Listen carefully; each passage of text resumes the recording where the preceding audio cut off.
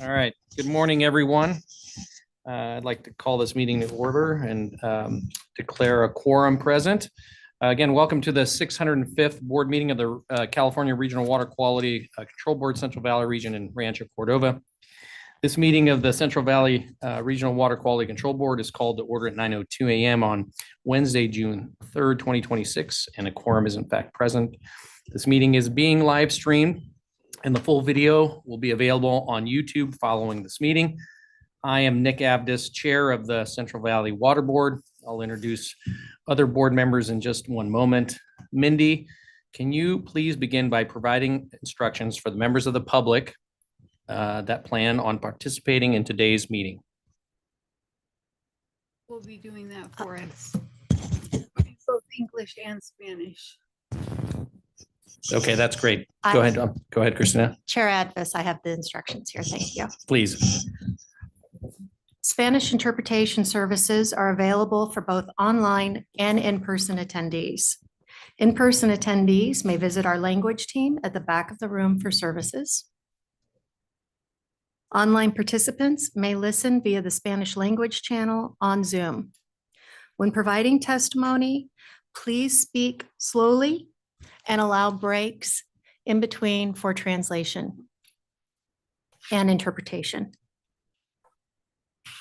Spanish language speakers will be allotted double time for testimony to allow for translation. Thank you. Thank you. I will now introduce the other board members. To my left, Elena Lee Reeder of Sacramento. Next to her is Denise Kadar of Allensworth. Next to her is Sean Yang of Sacramento. Next to is Art Baggett of El Portal. To my right is Mark Bradford. Again, I'm Nick Abdus of Sacramento. I will now introduce Executive Officer Patrick Palupa, who will introduce his staff. Good morning. Welcome back to Rancho Cordova. Across from me, we have Chris Moskal and Kennedy Knight from the Office of Chief Counsel. To my immediate right is Jessica Yar with the Office of Chief Counsel. And then in front of me is JJ Baum, the Assistant Executive Officer in the Rancho Cordova office. Next to him, Angela Cleaver and Bob Ditto, Program Managers with the CV Salts team. To my immediate left is Mindy Bunn, Executive Assistant, Clerk to the Board. And to her left is Christina Shoup, Assistant Executive Officer in the Fresno office. We have Clint Snyder, the Assistant Executive Officer in the Redding office. And this is our first meeting in a long time without Adam Lapitz, who was the former Assistant Executive Officer in this office and apparently is having a grand time with CAL FIRE these days. We'll still try and get back to him on that and bring him back in August, see if we can make him wear the blue uniform that he so coveted to get him over there. With that, I will turn it back to you, Chair Abdus. Yeah, thank you. I look forward to that proper send-off of Mr. Lapitz. Before we begin today, I'd like to ask everybody to join me in the Pledge of Allegiance. If you can rise if you are able. Salute and pledge. I pledge allegiance to the flag of the United States of America and to the republic for which it stands, one nation, under God, indivisible, with liberty and justice for all.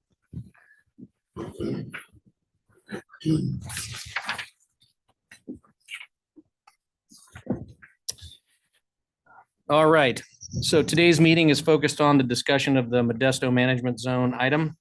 To make sure we provide this item with the time and consideration it deserves, we'll be addressing board communications and the adoption of the minutes, executive officers report, and the uncontested items on day 2, which is tomorrow. As a minor correction to the agenda, we will be hearing from the State Water Board liaison as well tomorrow and not today.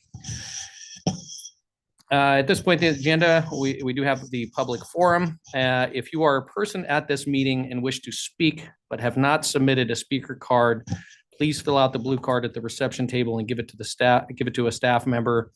If you are on the Zoom platform and wish to speak but have not registered, please raise your hand now. Again, this is for items not on the agenda today. So, Mindy, has anyone requested to speak?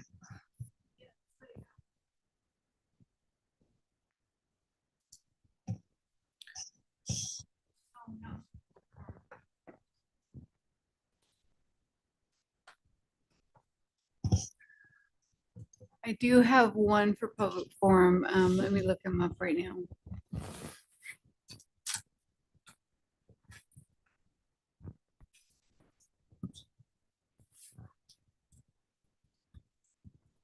And I apologize, that's for tomorrow. Okay, so then we have no speakers for items not on the agenda. Okay, on to item number 5, the Modesto Management Zone, Stanislaus County, consideration of an order to approve the Modesto Management Zone Implementation Plan and amend waste discharge requirement orders to incorporate the nitrate control program. All right, I got some lengthy instructions here. Bear with me. Yes. One second. We do have somebody raising their hand on the Zoom, Joanne Kipps. Yes. Ms. Kipps, go ahead.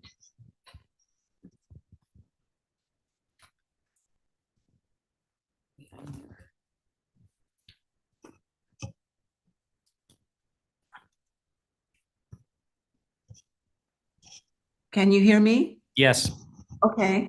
please proceed. You see me? I do not. Okay, well, I'll talk. Good morning. My name is Joanne Kipps. I'm a Fresno County resident and civil engineer. My topic today is the carbon cycle in the land treatment of food processing waste. Compared with domestic wastewater, food processing wastewater contains far more organic carbon as measured by biochemical oxygen demand, or BOD. When applied to soil, aerobic microorganisms, or microbes, consume the BOD and, like humans, use oxygen to break down food molecules and release carbon dioxide through respiration. Oxygen and carbon dioxide diffuse more slowly through soil and water than through air, about 60% slower in unsaturated soil and 10,000 times slower in water. Applying BOD to soil creates an all-you-can-eat buffet for microbes, causing them to multiply rapidly. Microbes, like humans, are more than 50% water by weight. As they die, they become food for other microbes. Both living and dead microbes can clog soil pores, slowing oxygen diffusion to the rate it travels through water and increasing carbon dioxide levels in the soil. Carbon dioxide gas is readily soluble in water to become carbonic acid, which dissolves soil minerals, calcium and magnesium carbonates, and forms bicarbonate. Over time, BOD land treatment can cause calcium, magnesium, and bicarbonate in groundwater up to 3 to 5 times greater than natural background.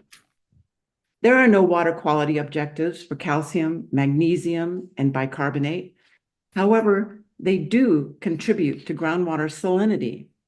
And too much calcium and magnesium can cause scale buildup around plumbing fixtures, reduce soap lathering, and may require water softeners for domestic and industrial use.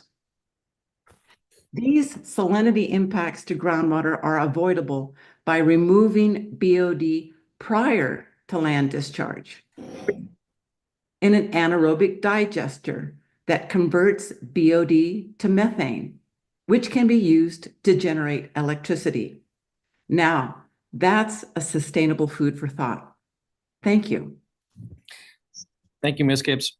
All right, moving back to item number 5, I do have some lengthy instructions. Again, the board will be considering an order approving the Modesto Management Zone and setting requirements for the dischargers named in that order. If you are a person at the meeting and wish to speak but have not submitted a speaker card, please fill it out at the blue card at the reception table and give it to the board clerk seated to my right. If you are on the Zoom platform and wish to speak but have not yet registered, please raise your hand now. This hearing will be conducted in accordance with the notice of public hearing and the meeting procedures published with the meeting agenda. At this time, evidence should be introduced on whether the proposed action should be taken. Participants in the hearing will be considered designated parties or interested persons. Designated parties may present written evidence offer witness testimony, cross-examine witnesses, and provide closing statements. Interested persons are people and organizations that are interested in the outcome of the hearing, but who have not been designated as a party. Interested persons may present written or oral policy or legal statements, but may not present evidence, cross-examine witnesses, or be subject to cross-examination. Both parties and interested persons may be asked to respond to questions from the board or its staff. As stated in the hearing notice, requests for designated party status were required to have been submitted by April 22nd. The following is a list of designated parties. For the Valley Water Collaborative, which is implementing the Modesto Management Zone. The other Priority 1 management zones, which include Chowchilla Management Zone, Kings Water Allowance, Cahuilla Water Foundation, and Tule Basin Management Zone. And Dairy Cares and the Central Valley Dairy Representative Monitoring Program. The designated parties have requested additional time and have requested to present as panels. Prior to the hearing, the board granted time requests and a request to present as panels. Panel number 1 consists of the parties to the proceeding, including Management Zone and Dairy Cares. The following speakers will be included in this panel: Teresa Dunham of Consors and Conway on behalf of Priority 1 Management Zones, Maureen Thompson of the Valley Water Collaborative, Deborah Dunn of Kings Water Allowance, Charlotte Schul, Cahuilla Water Foundation, and Tule Basin Water Foundation, David Corey, Irrigated Lands, JP Caviella, Dairy Cares, Ken Miller, Formation Environmental. The panel was granted 60 minutes for a presentation and has reserved an additional 15 minutes for rebuttal and a closing statement. Interested persons are generally allowed up to 3 minutes each to provide their comments. In accordance with section 11125.7, members of the public utilizing a translator shall limit their comments to 6 minutes, and a timer will be used.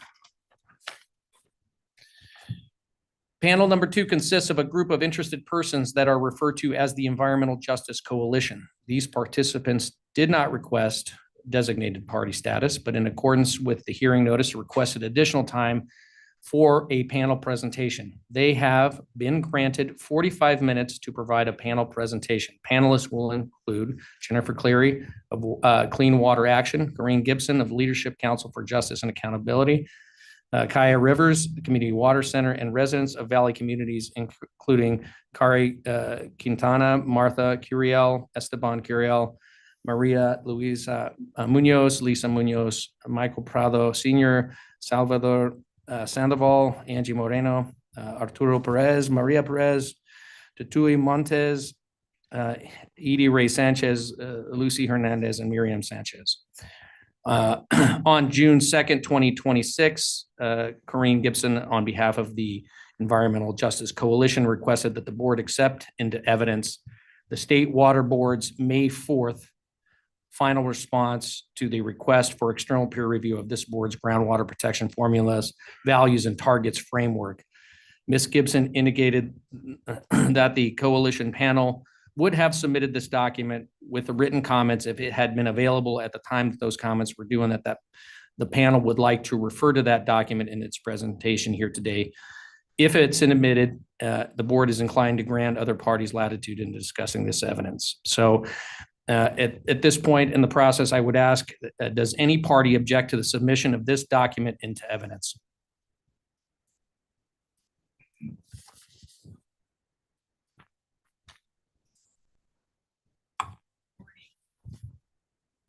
Good morning, Tess Denham with the Priority 1 Management Zones. We have just a general objection that it would have been nice had the parties requested its inclusion soon after it came out and on May 4th. We are familiar with the document and we'll be able to respond to it. But I do think that, it would have been helpful had it been requested 3 or 4 weeks ago when the document was first available. I'm not certain. We'll talk about if you decide to let it in, we'll have some other responses to it, and just would request that we are provided some additional time to respond as we are prepared to do that. Thank you. Thank you, Ms. Dunham. Any other parties wish to speak on this to object to this document being admitted into evidence? May I ask Mr. Palupa, at this point, do we have to take a vote to do this, or is it? I think the cleanest way would be to take a vote. So Okay, motion and second. all right. Well, I'll make the motion as a chair's prerogative. I will say, certainly, for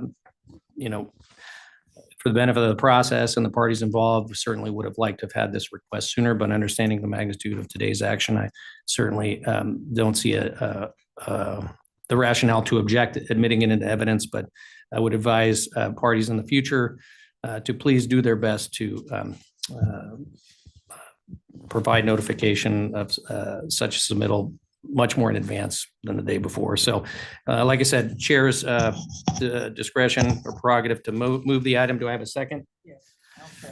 So I have a motion and a second. Please take the roll.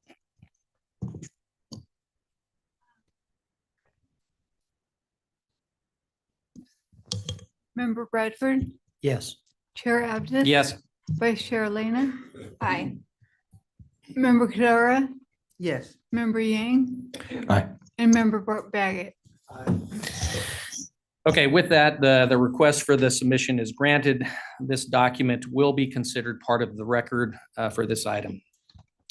All right, for all persons expecting to testify or provide evidence, I see that we might have a group of folks coming in, so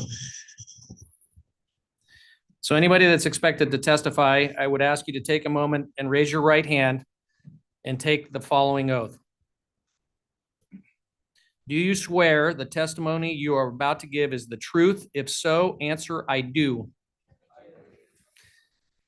All right, so please state your name, address, affiliation, and whether you have taken the oath before testifying. If any participant is having technical difficulties online, please notify us immediately by raising your hand.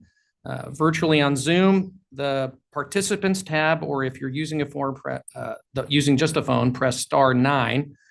You may also send an email to agenda and then the number 5, agenda number 5 at waterboards.ca.gov. If there are technical difficulties, we will stop the hearing to address those issues and will not resume until all designated parties can participate. All right, we will now begin with the staff presentation. So.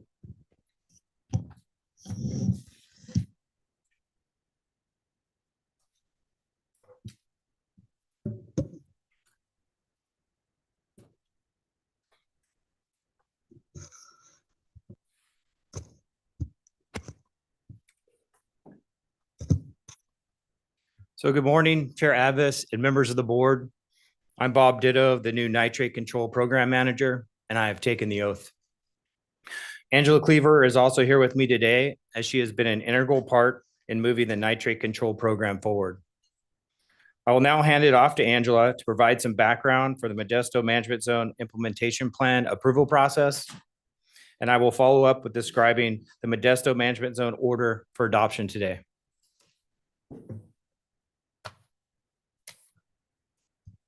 Thank you, Bob. Good morning, Chair Abdis and members of the board. I'm Angela Cleaver, Senior Environmental Scientist and Program Manager for the CV Salt Salt Control Program, and I've taken the oath.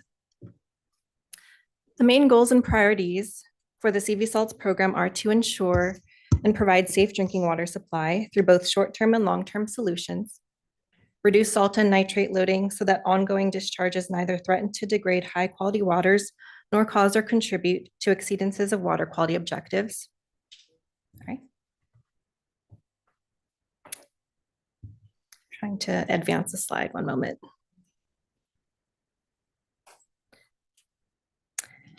And implement long-term managed restoration of impaired water bodies to the extent it is reasonable, feasible, and practicable to do so.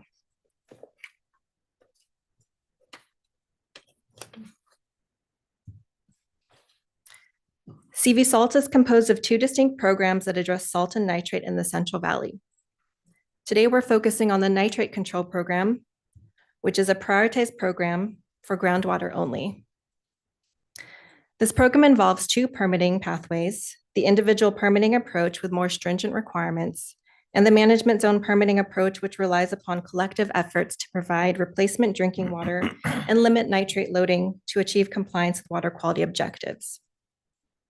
For the purpose of today's discussion, we're focusing on the management zone approach.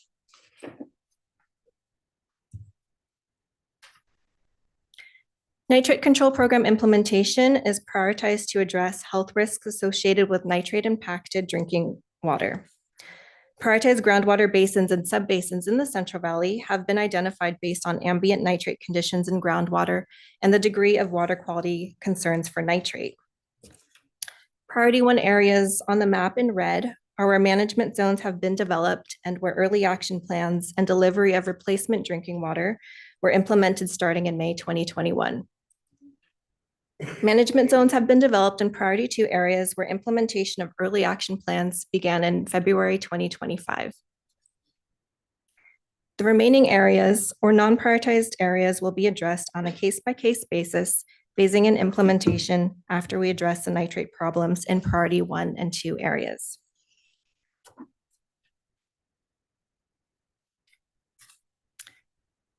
This map shows priority 1 management zones, which include the Modesto Management Zone, the focus of today's conversation, and the Turlock Management Zone, both with Valley Water Collaborative as the administrator. Moving south, we have the Chowchilla Management Zone, Kings Water Alliance, Cahuilla Water Foundation, and the Tule Basin Management Zone. The management zone permitting approach, or Path B, involves a shared and collective responsibility amongst dischargers for implementation of nitrate reduction solutions and short-term and long-term drinking water solutions. For dischargers that are above the nitrate standard, Path B allows for an exception from meeting the nitrate water quality objective, provided they take action towards meeting the nitrate water quality objective. An exception also requires that the management zone provide safe drinking water to affected communities and residents within the management zone. Compliance with the nitrate control program requirements will be enforced through a management zone order.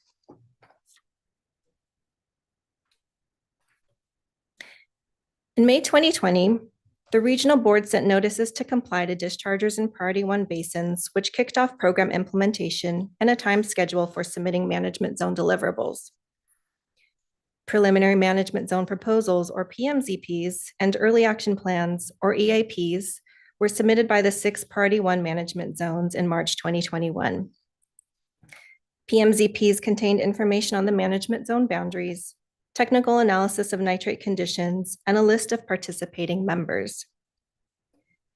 EAPs describe how management zones would conduct well testing and provide safe drinking water to impacted residents. These documents had a 30-day public comment period, and after review, the board sent conditional approval letters for these plans. In May 2021, implementation of early action plans began. Final management zone proposals, or FMZPs, were submitted to the board in August 2022.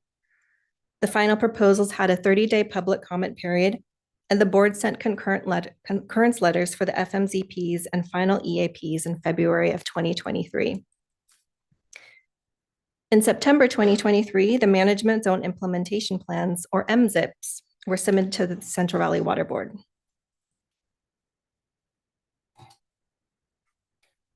After receiving the MZIPs, board staff reviewed them to determine if the required elements identified in the basin plan were included and addressed. The MZIPs were made available for public comment in November and December 2023, and a virtual public workshop on the MZIPs was held to provide an opportunity for interested parties to learn about the MZIPs and provide feedback. After board staff review, it was determined that all 6 of the priority 1 MZIPs were complete. Determination of completeness meant that the MZIPs provided information, actions, and timelines that address the key elements identified in the basin plan. At the April 2024 Central Valley Water Board meeting, an informational item on the MZIPs was presented to include a staff presentation, management zone panel, environmental justice panel, and public comments. I'll now hand it over to Bob to talk about the management zone order.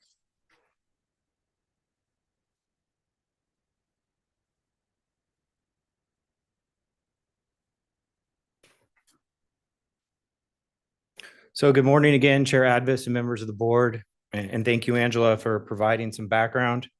I'd now like to talk about the proposed adoption of the Modesto Management Zone Order.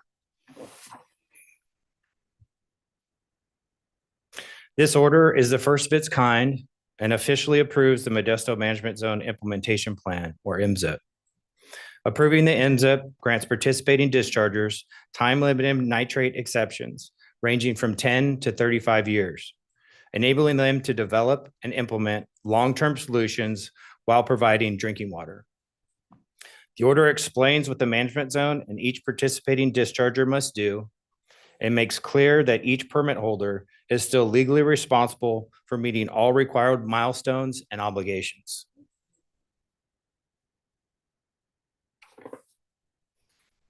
The MZIP is a central program document guiding how the Modesto Management Zone will meet the nitrate control program's goals, which include providing safe drinking water, reducing nitrate impacts, and restoring groundwater quality.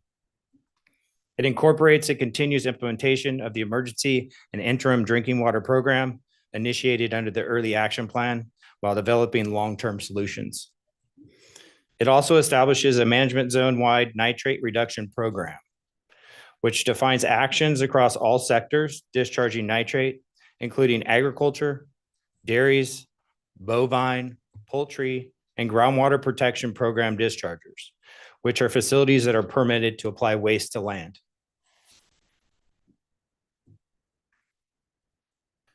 The Modesto order is organized around 6 core functional sections and reporting requirements with enforceability. The Modesto MZIP serves as the management zone's formal application for an exception to nitrate water quality objectives. The emergency and interim drinking water program ensures that residents impacted by nitrate contaminated groundwater receive immediate interim replacement water. Outreach is required and is an essential part of all program elements. The long-term drinking water program outlines a roadmap for permanent drinking water solutions. The nitrate reduction program describes actions required of agriculture, municipal, dairy, bovine, poultry, and other dischargers. The management zone commits to long-term groundwater nitrate restoration, supported by extensive monitoring, trend analysis, load reduction strategies, and adaptive management. Participants and the management zone must meet strict reporting duties, including submittal of nitrate reduction plans, data reports, milestone status updates, and documentation of outreach and drinking water provisions. Failure to submit required materials triggers a formal notification process and may result in removal from the management zone and loss of exception eligibility.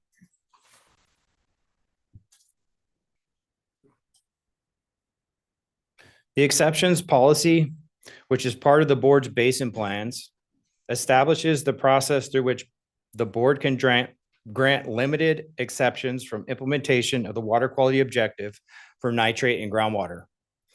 Dischargers that have received a nitrate exception cannot be subject to penalties for violating permit requirements that are based on the nitrate objective. Exception terms are generally from 10 years, but may extend to 35 years when needed to meet program goals, supported by a justified milestone-based plan. MZIPs are applications for a group of dischargers that all discharge nitrate to the same groundwater basin to obtain nitrate exceptions. Applications must demonstrate compliance challenges, include monitoring reporting plans, and commit to providing safe, reliable, and affordable drinking water to nitrate-impacted management zone residents. Only dischargers that are fully engaged in the nitrate control program may qualify for a nitrate exception. The management zone, on behalf of the dischargers it represents, must submit 5 and 10-year reports documenting MZIP implementation, including progress made, challenges encountered, and next steps. The board will periodically review management zones and dischargers' progress and the appropriateness of exception terms and can enforce, revise, or revoke exceptions based on performance and public input. Specifically, this order authorizes exceptions for 10 years for low threat or low population bovine operations, 15 years for low threat poultry operations, 25 years for full coverage poultry facilities, 35 years for full coverage bovine operations, dairies, and irrigated lands operations, and 10 to 35 years for groundwater quality protection program dischargers.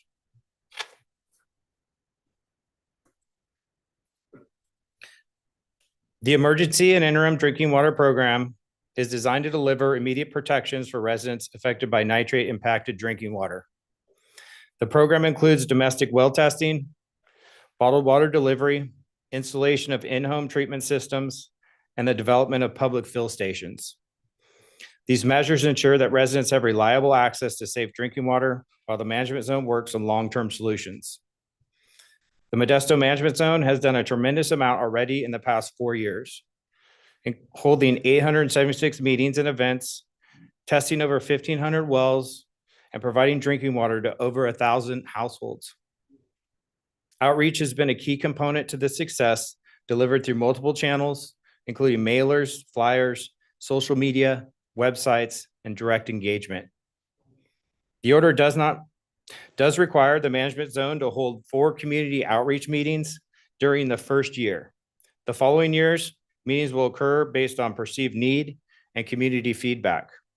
These meetings provide opportunities to share information, receive feedback, understand community needs, and adjust program services as needed.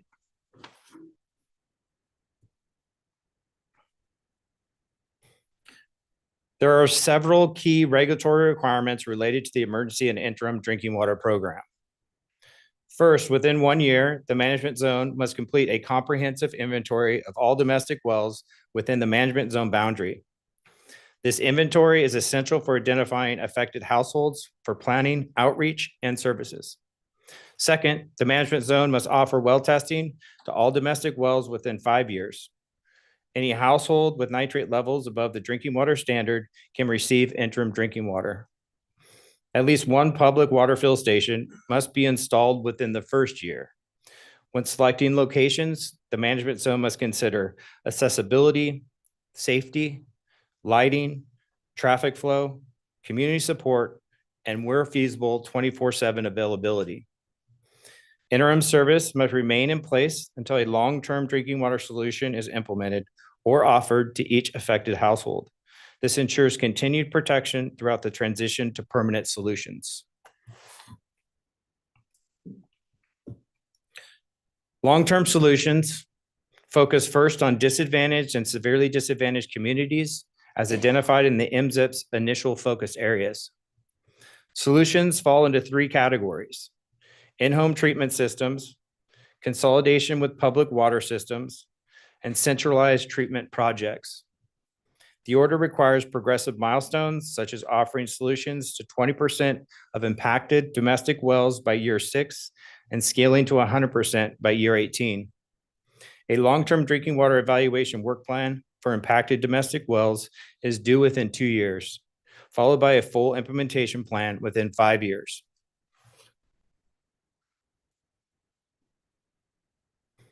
The nitrate reduction program coordinates data collection and management actions across all nitrate discharging sectors to support long-term nitrate load reductions.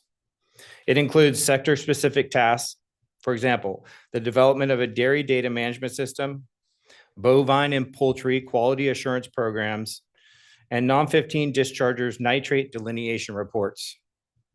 The management zone must develop updated township scale groundwater protection values and groundwater protection target methodologies, enabling data-driven nitrate reduction targets for each sector.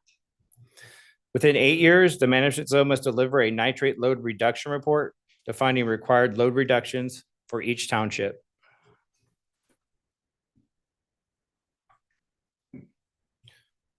Aquifer restoration is approached through multiple strategies such as recharge projects, source control, extraction for beneficial uses, and piloting new technologies.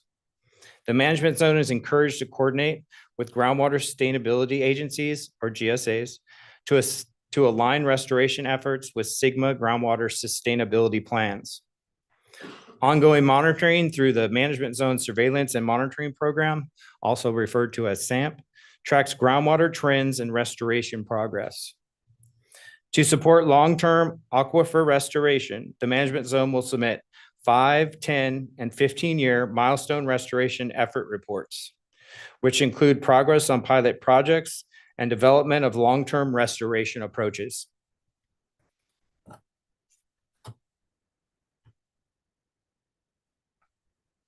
The order establishes robust oversight through required annual progress reports beginning in 2026, summarizing implementation status for all program elements.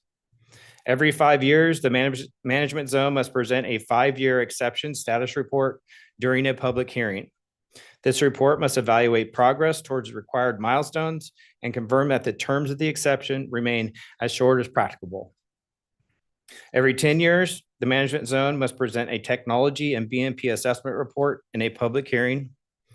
This assessment must reevaluate available treatment technologies and confirm whether updated technologies or BMPs should modify the Management Zone's long-term approach. The board retains the authority to modify or revoke any exception if the Management Zone does not meet required milestones or otherwise fails to comply with the terms of the exception.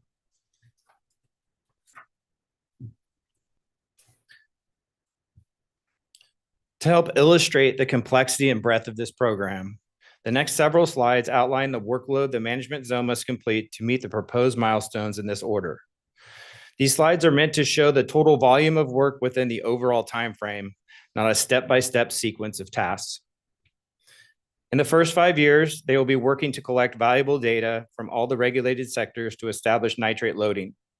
They will be holding community meetings, identifying all nitrate impacted wells within the management area, installing a fill station, and providing replacement water as needed. They will be developing long-term drinking water work plans and coordinating with other agencies on restoration of groundwater resources.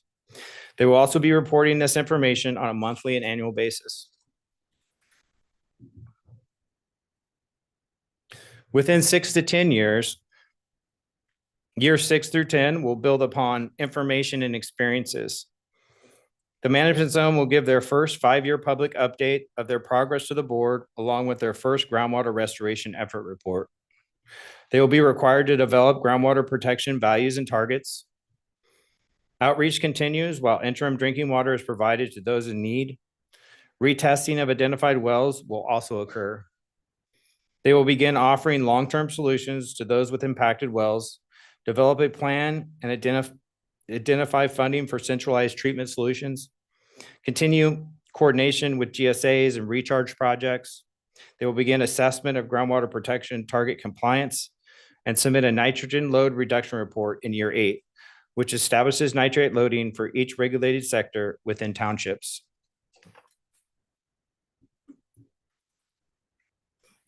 In years 11 through 20, the Management Zone will present the first 10-year BMP and treatment technology report to the board and submit their 10 and 15-year groundwater restoration effort report.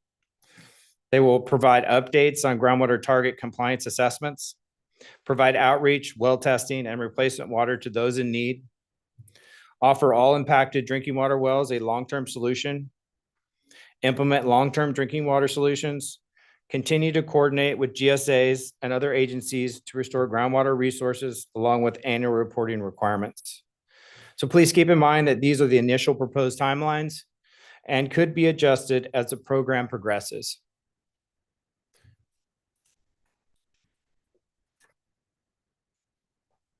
In years 21 through 35, the Management Zone will provide updates with 5 and 10-year public hearing presentations. They will continue with groundwater compliance assessments, outreach and interim and long-term solutions where needed, and work on groundwater restoration efforts as reporting continues on an annual basis.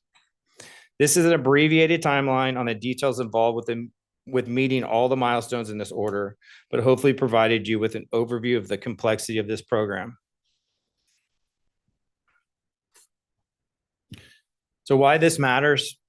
The order ensures residents, especially those in disadvantaged areas, receive safe, reliable drinking water while long-term solutions are developed. It establishes accountability and transparency through structured reporting, community outreach, and regulatory oversight. The program is designed to achieve sustained groundwater improvement, providing both immediate public health benefits and long-term environmental gains. Most importantly, this action starts the timeline for the nitrate exception.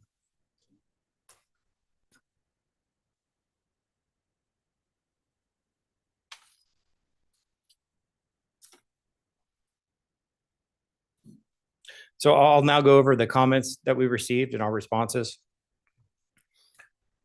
So the comments submitted reflect a broad and engaged cross-section of our region, from environmental justice advocates and community members to technical organizations, industry groups, and tribal governments. 6 comment letters were received. One from the Pakinyani Medu of Strawberry Valley Rancheria. Other letters received from the Priority 1 and 2 management zones, Sustainable Conservation, Central Valley Dairy Representative Monitoring Program, and Dairy Cares.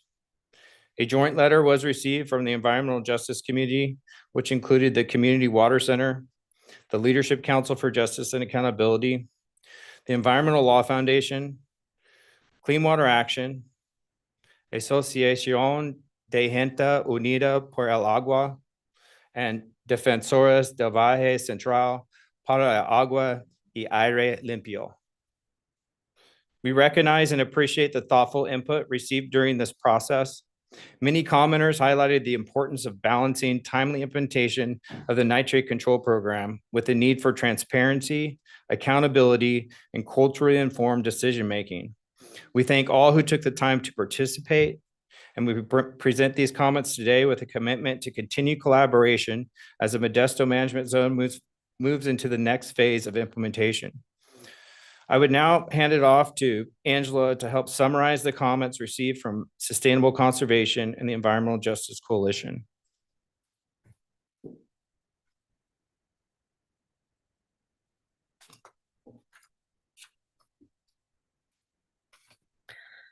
I'll now go over comments received from Sustainable Conservation. The commenter suggests that the board should evaluate whether timelines for MZIP implementation can be shortened. Response. Staff considered all available information as well as the capacities of the management zone, dischargers, and board staff, and established timelines that are as short as practicable. The board will reevaluate and refine the timelines and processes over time based on data generated in the early phases of implementation.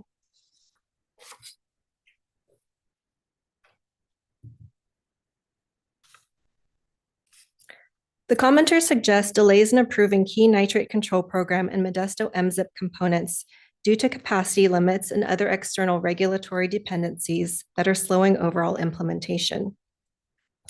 Response.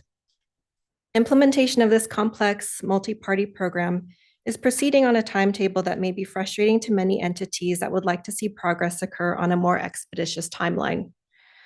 The board endeavors to continue to maintain progress on a timetable that is as short as practicable.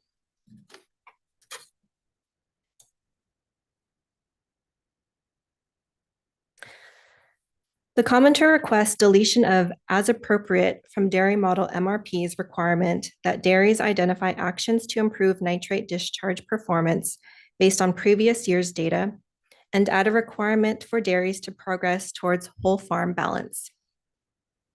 Response. The as appropriate qualifier reflects the possibility that certain dairies will reduce their nitrate discharges to a level that they are no longer causing or contributing to exceedance of the water quality objective.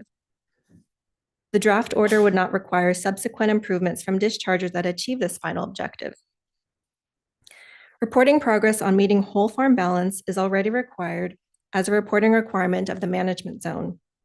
Again, we're a long way from these objectives, but that is why the language was included in this order.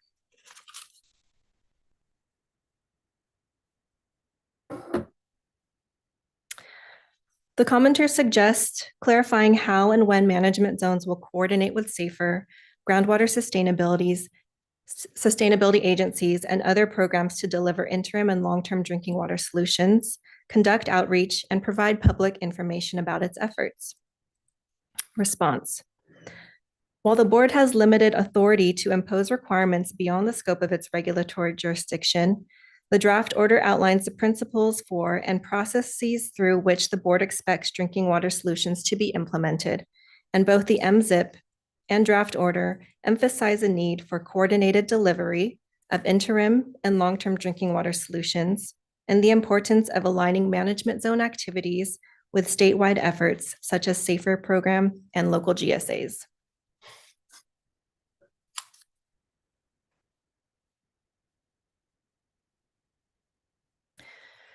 The commenter suggests that the board should evaluate ILRP growers' nutrient management based on what is realistically achievable using known practices, rather than comparing growers to one another.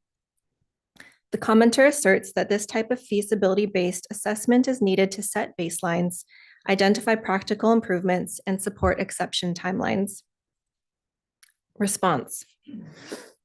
We acknowledge the distinction raised between the current outlier-based approach and the type of feasibility-based performance assessment described that compares actual A-R and A/R values to agronomically achievable performance benchmarks rather than to statistical distributions alone. Changes to the outlier approach are beyond the scope of the draft order, but the second statewide agricultural expert panel is reviewing the current knowledge regarding nitrate application, and the board will follow progress that may mandate changes in regulatory approaches to reach desired milestones in a more efficient manner. Back to Bob.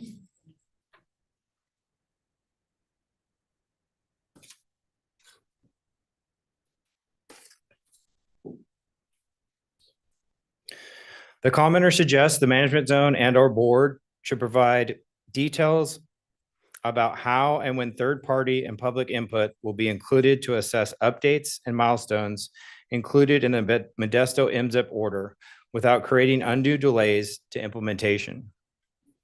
A response. The board will accept public feedback on draft order implementation at any time.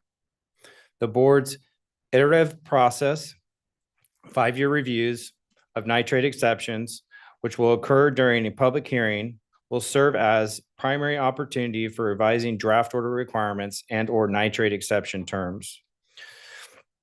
During the hearings, the board will receive public input, assess progress towards interim milestones, and will make other considerations as necessary to implement the program.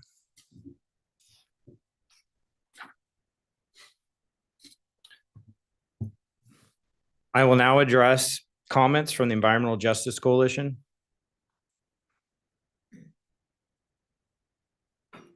The commenter suggests that the regional board must require the management zone to fund long-term drinking water solutions regardless of the availability of public funding, and cannot permit management zones to either decline to provide solutions or delay implementation if public funding is unavailable.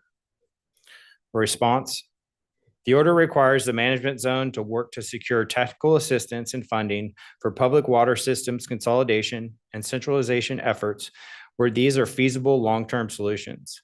However, neither the board nor the management zone can require a public water system to consolidate with other public water systems or integrate new households into their service areas. Instead, we anticipate that these long-term solutions would be negotiated by the management zone in collaboration with the community.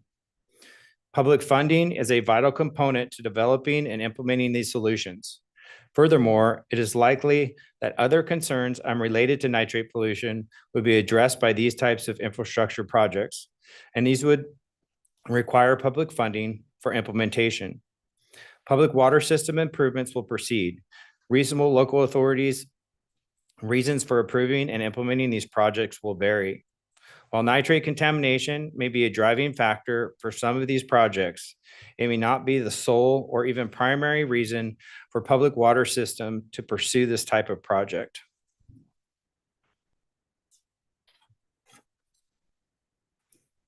The commenter suggests the board should impose shorter schedules for well testing, drinking water solutions, and long-term projects. A response. The proposed timelines represent years of negotiation, and as a package, they reflect the shortest practicable means of implementing the ambitious scope of the nitrate control program within the Modesto Management Zone. If future information shows progress can happen faster, the board can shorten timelines during the required periodic reviews mandated by the order.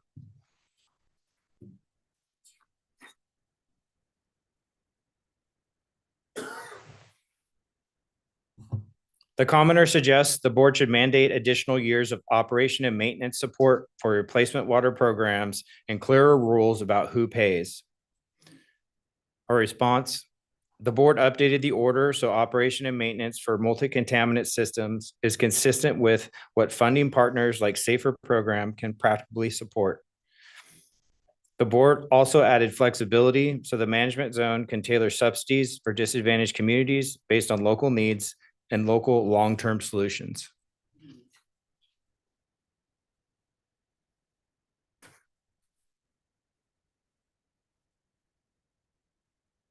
The commenter suggests that the board should require the management zone to conduct quarterly community meetings indefinitely to ensure that there is sufficient public engagement and participation throughout MZIP implementation. Our response, the order requires 4 meetings in the first year and then additional meetings based on community need. Community outreach happens in many ways, not only through meetings. The order provides flexibility for the management zone to determine how to best obtain and incorporate public feedback over the course of the MZIP implementation. The order also requires detailed reporting so the board can make changes if it sees a need for additional public engagement. I'll now hand it back to Angela.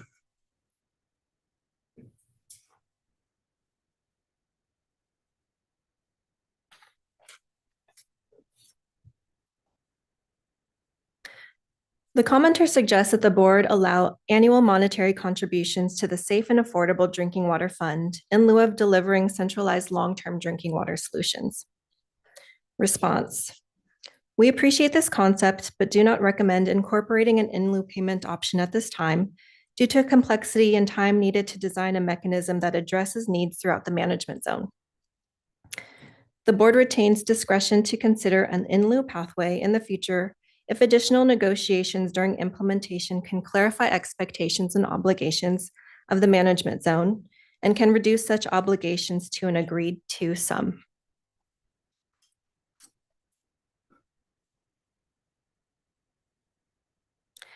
Commenters argue that compliance must be individual on a field-by-field or facility-by-facility basis to prevent obscuring localized problems. They object to township-scale groundwater protection targets and any collective evaluation of nitrate impacts to determine compliance during the term of the exception. Response. Oops. The township-level approach is consistent with the State Water Board precedent established in orders WQ 2018-0002, WQ 2023-0081, and with the 5th District Court of Appeals Environmental Law Foundation decision, which recognizes the appropriateness of aggregated representative methods for non-point source regulation. Individual metrics are impractical given hydrogeology, diffuse discharges, and scientific limitations. The order requires iterative nitrate reduction and monitoring at scale, while enforcement remains available against individual dischargers causing local impairments. When exceptions end, dischargers permits will both individually and collectively result in compliance with water quality standards protective of drinking water.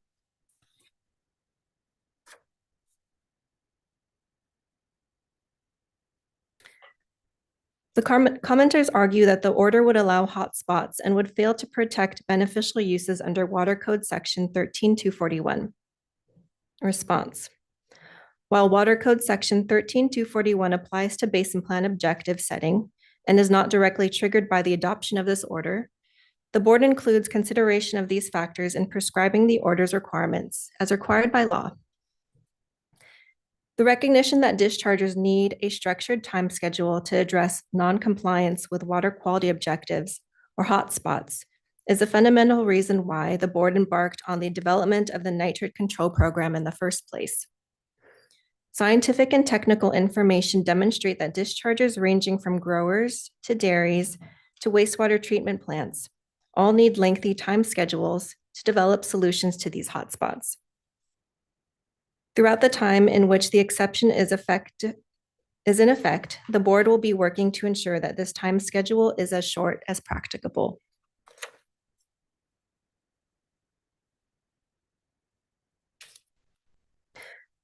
Commenters request that the order should require dairies to achieve whole farm balance within 10 years, requirements for lining waste lagoons, and other near-term milestones to reduce most dairy discharges of nitrate. Response. This board's waste discharge requirements general order for dairies was challenged upon adoption in 2013 and has been under review by the state board since then. The state board has indicated that it intends to issue a final decision on this matter in September 2026. We anticipate that the final decision will direct significant revisions to this board's regulatory program for dairies. The MZIP approval order takes this impending decision into account, prescribing additional monitoring and reporting and data management improvements in order to enable swift implementation of the state board's final decision. We anticipate that revisions to the dairy general order will include requirements for whole farm nitrogen balance, pond lining as directed by state board, and other nitrate control program related milestones. In the interim, dairies will continue to fund replacement drinking water programs within the management zone.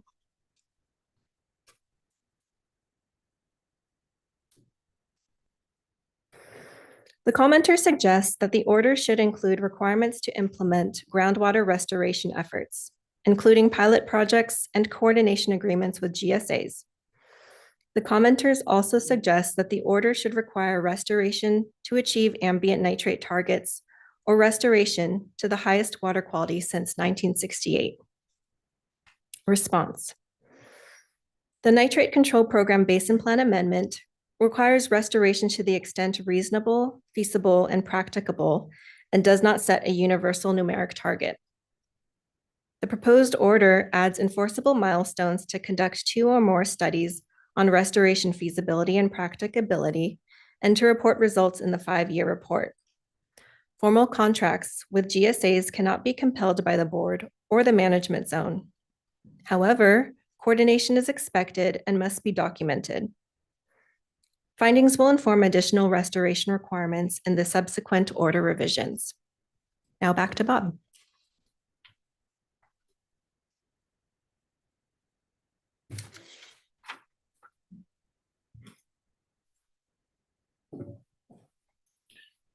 The commenters argue that the order fails to obtain the highest reasonable quality per Water Code Section 13,000 and does not meet program of implementation requirements of Water Code 13,242.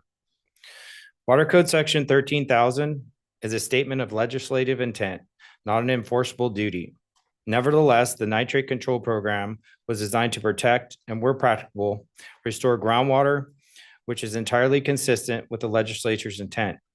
Water Code Section 13,242 applies to the Basin Plan Program of Implementation, which already exists and was approved by the board in 2018 and 2020. This order carries out that program and thus does not itself need to satisfy Section 13,242 independently.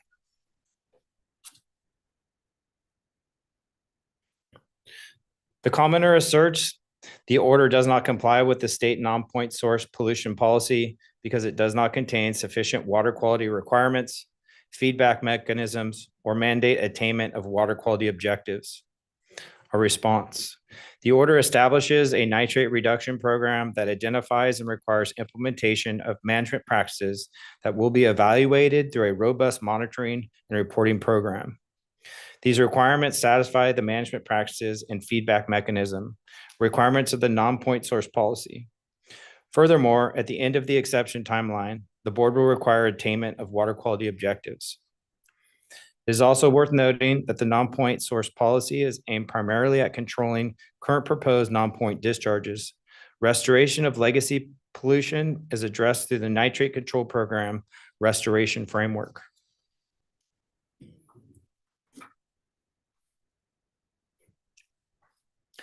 The commenter asserts that the order prioritizes agriculture over domestic water uses in violation of Water Code Section 106. The regional boards protect all beneficial uses. They do not allocate water, which is what is addressed under section 106. The nitrate control program and the proposed order are expressly designed to protect municipal and domestic drinking water supplies through short-term replacement water, medium-term load reduction, and long-term solutions.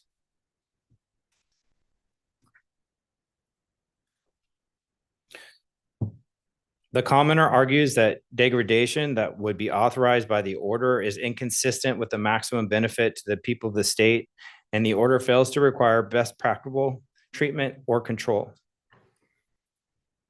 Our response. Extensive findings in the order and the responses to comments document the board's consideration of the degradation that would be authorized by the order. The proposed findings state that the degradation will occur while dischargers are diligently working to reduce nitrate loading and adheres to the maximum benefit of the people of the state, especially because of the key condition of allowing the protracted time schedule is for dischargers to implement a replacement drinking water program. Further, the requirements imposed by the order, many of which require technological innovations, are the best practicable means of addressing pollution caused by the dischargers regulated under the order.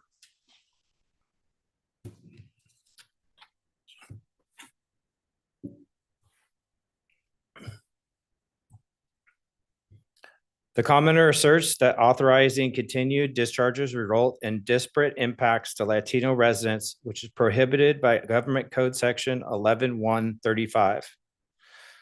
Our response. The order applies uniformly across communities, requires replacement water and long-term solutions for all impacted residents, and includes substantial documented outreach. None of the proposed actions would be considered a violation of Government Code Section 11-135. The board remains focused on the protection of disadvantaged and severely disadvantaged communities and will refine requirements as necessary during the implementation of the order in the management zone.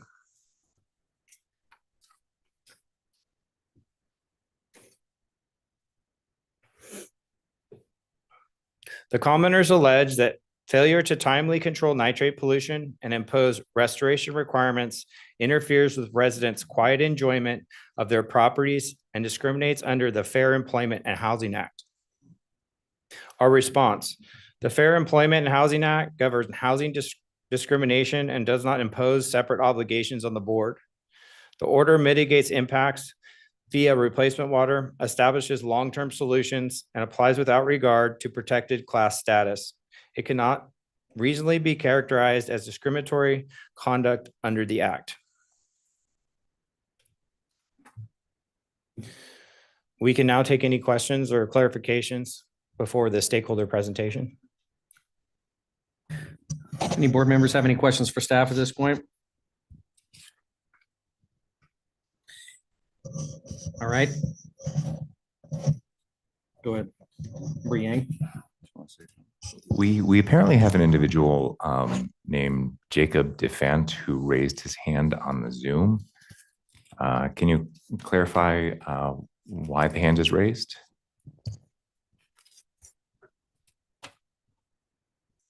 Hands down. Okay. Go ahead. Yeah, good morning. Thank you for the presentation. There's a lot of good information in there. And certainly there's a lot of information. Just wanted to clarify a couple things. So obviously it's a very long restoration process. So I see in here that we will have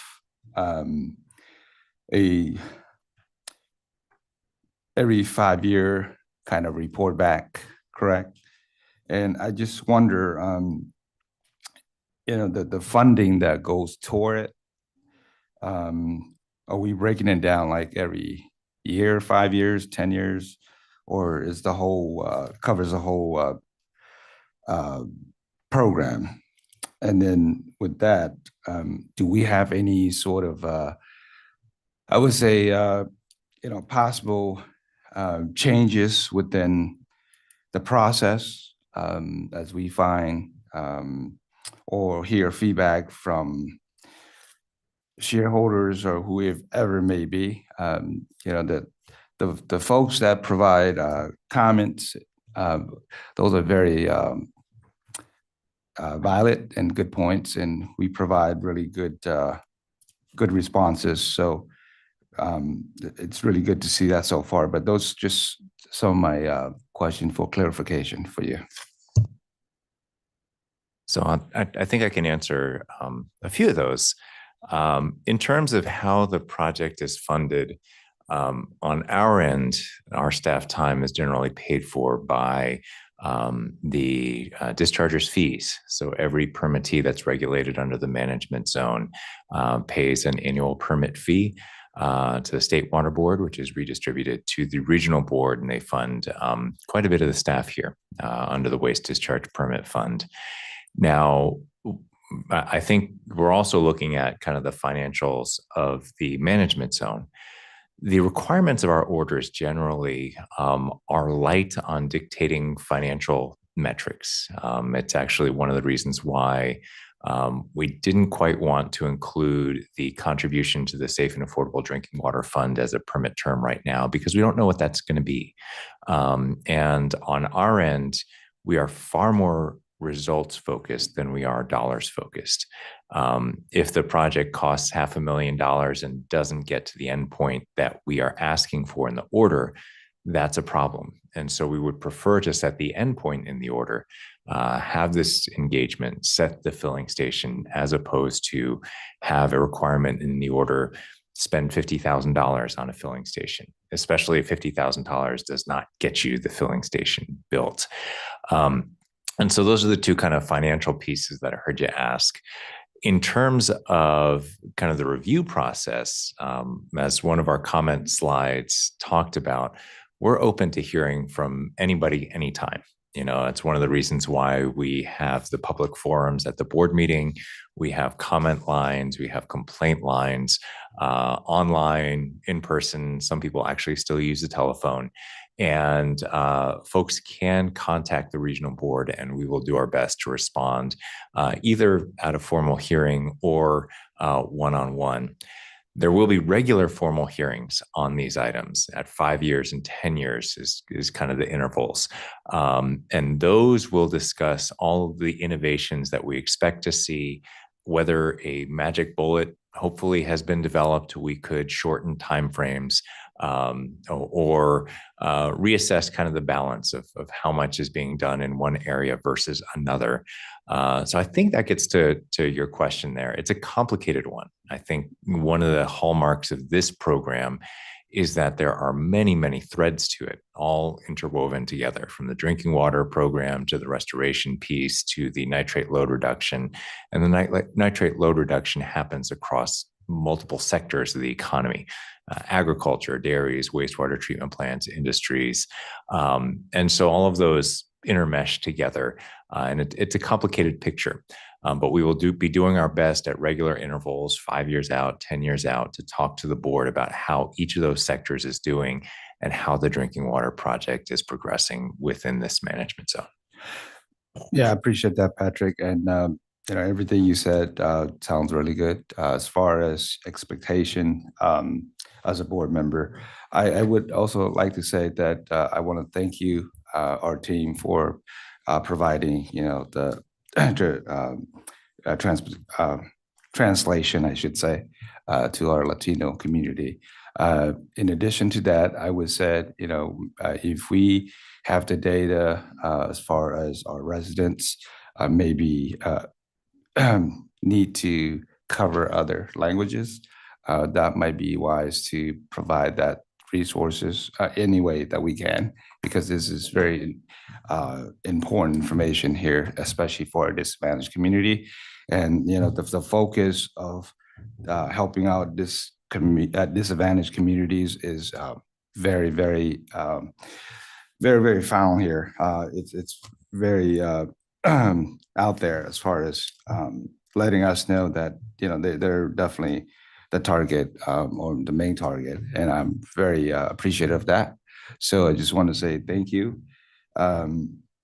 With that said, so I would assume we do have the sufficient resources as far as manpower at this point moving forward? So just to clarify, a lot of the on-the-ground outreach is going to be done by the management zones themselves. You'll hear from a number of their representatives and their engagement specialists in just a couple minutes. In terms of what we do, we will be reviewing their reports as they come in, evaluating them for sufficiency, and if need be, prodding them to do more. In terms of the linguistic tools at our disposal, you'll note that our board agendas, the amount of languages that are in the introduction have ballooned. When I started here, maybe we ventured a Spanish translation. The requirements have changed radically, and I think in response to community needs, really do our best to get out there. The Office of Public Engagement and Tribal Affairs has a number of tools that they work with us on, from linguistic isolation tools to availability of other translation services for a wide variety of languages. I forget what the number is, but it's at least a few dozen at this point of languages that they've provided services for throughout the state of California. And again, our management zones know that as well. They have public engagement specialists on staff that are doing that work to make sure that if they're knocking on a door in a community, that they can have somebody there who knows the language, who knows how to interact with that person and can understand their needs. No, thank you for that. I see the growth as well as far as our continued improvement of translation to our community. The last thing I would say is that, when folks, including myself, see the interval of 0 year to 5 year, 10 year, and so forth, people get a little bit nervous. So do all that we can to really make sure that we communicate effectively so that they know our progress and so forth, so that they understood and understanding where we going, where we at, and where we going. So thank you. I appreciate you all. Certainly. And I will note, and again, I think the management zones will probably speak to this as well, that their engagement is virtually nonstop. So they will be having, we are mandating them to have multiple community meetings. The first year, they are working very hard. We kind of mentioned the final domestic well survey. There's a lot of groundwork that needs to be done, that has been done for the past few years. But to close that out, there are going to be more flyers out there, more people knocking on doors, more community meetings over the first few years. So the community will be heard from. We will work with the management zones to engage as fully as possible. We don't want to wind up with a solution that the community hasn't participated in developing. Thank you so much. That's all I have for now. Oh, go ahead. Thanks, Member Yang. Yeah. Member Godara? Sorry. Good morning. I just had a couple of comments. I'm kind of following up on what Sean had made mention to the annual progress reports and when problems are identified. How does that process work? And what I want to suggest is that we move from outreach to community engagement of the residents. Create a hotline, 24-hour hotline. We don't want to make it where we have the management zones that quote unquote the adversary working with the community. We want to blend that as we go through this process over the next 35 years. That annual report to me is the most important thing. If there are adjustments that needs to be made there at the time, the residents should not have to wait till the end of that year or 5 years.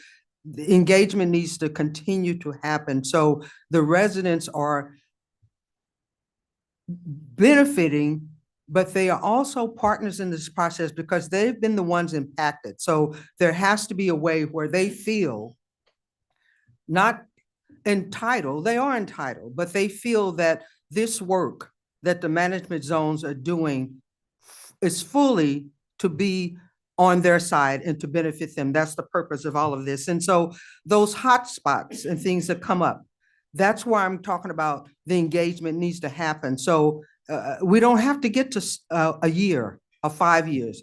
It could be 6 months. It can, when it's identified, the residents bring it forth. someone needs to be able to respond to make sure it goes forth, because I think all the work we're doing here is for naught if the residents do not fully understand, do not fully participate, do not fully realize that the work that's being done, they are actually benefiting. So when it's said clearly, you have the residents supporting the program that's going forth. Thank Absolutely. I would add, there are many reporting requirements, and I don't know if we said it quite as explicitly this go around, but there's actually 14 management zones, right?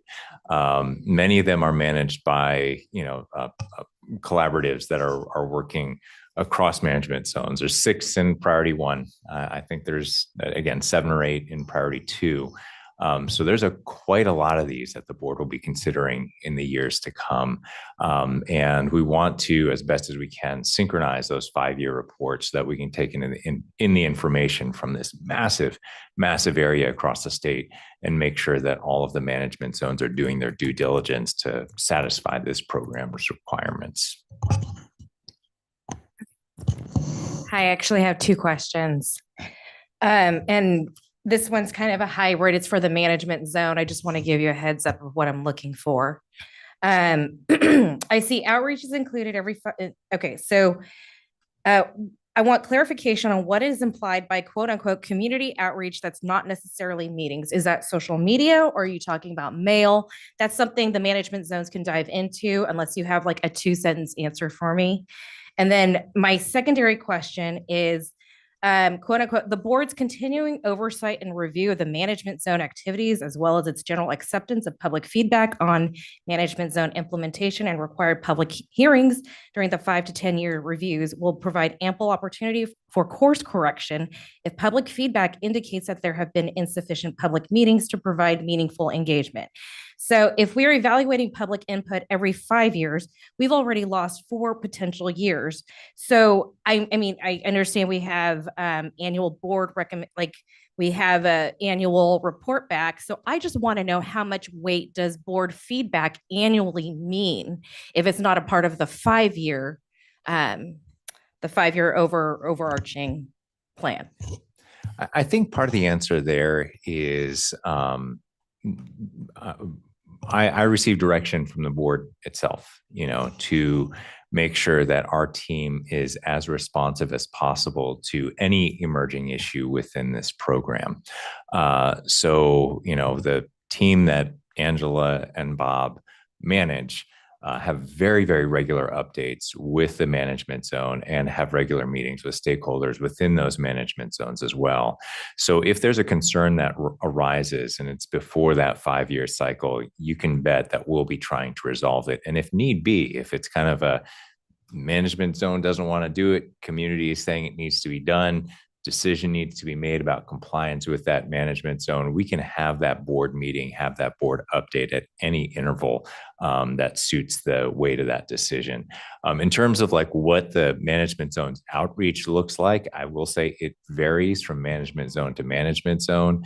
The Modesto management zone team here, I have seen their presentation, so I think they've got a few slides on it with a lot of numbers, a lot of kind of effort documenting all the engagement that they've been doing to get this program off the ground.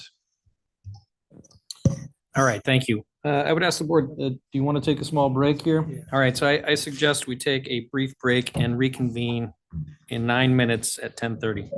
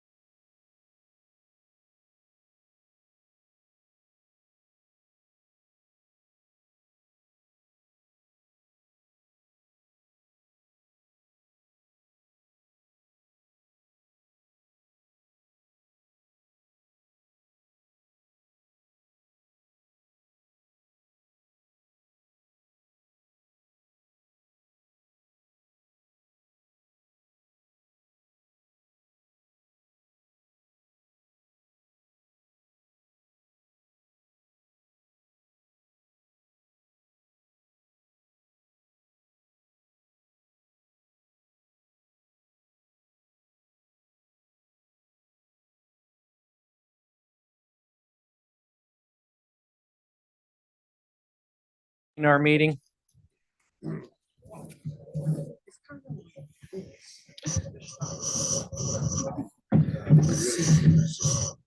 Okay, having heard from staff, we'll now proceed to testimony by panel number one. I would ask that panel number one, please come forward to the podium. Are there any panel members, do we know, Ms. Shoup, or anyone else that are going to appear virtually? We do, okay. Not for us, I think we're, Okay. we are all here. Oh, you are all there. You're hiding behind the monitor there, I'm okay. short, Chair. on this. I'm All right. short. All right, I guess maybe I will need to stand up so you can see me. all right. Ms. Dunham, I'm handing the controls over to you. All right, so I think we do have a presentation, if we can bring that up. And I'll, oh my gosh, is everybody in here tall? I mean, what's the deal? Come on, folks. Thank you. I'm going to go ahead and play conductor here. We do have a number of panel members with us to represent the priority one management zones as well as others.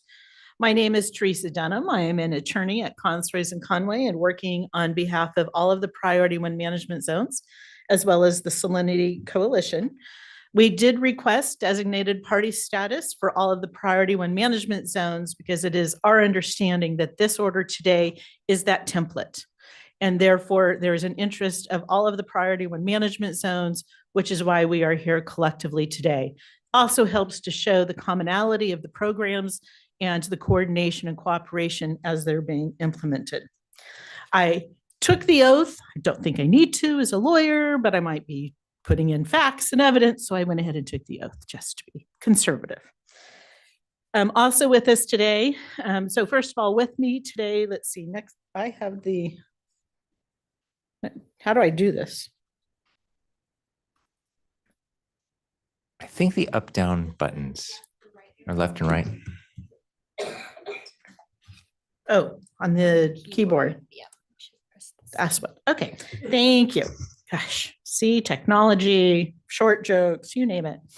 With me today, I have Maureen Thompson, the Executive Director for the Valley Water Collaborative, Charlotte Scholl with Kauai Water Foundation and the Tule Basin Water Foundation, Deborah Dunn with the Kings Water Alliance. We also have David Corey, who will be speaking on behalf of the Irrigated Lands Coalitions, Ken Miller with Formation Environmental, and JP Catavia with Dairy Cares. Also with us today is Sarah Wolf with the Chowchilla Management Zone, should there be any questions specific to the Chowchilla Management Zone. What I want to talk about today is our program. You know, first of all, thank you to your board staff. They really have been amazing to work with.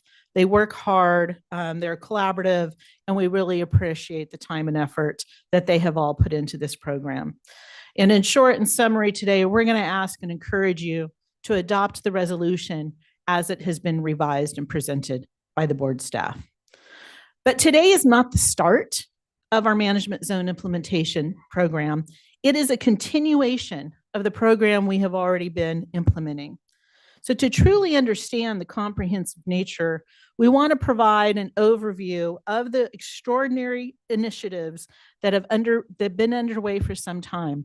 You're going to find I use that word extraordinary multiple times in this presentation because in my mind, it truly is in so many different ways.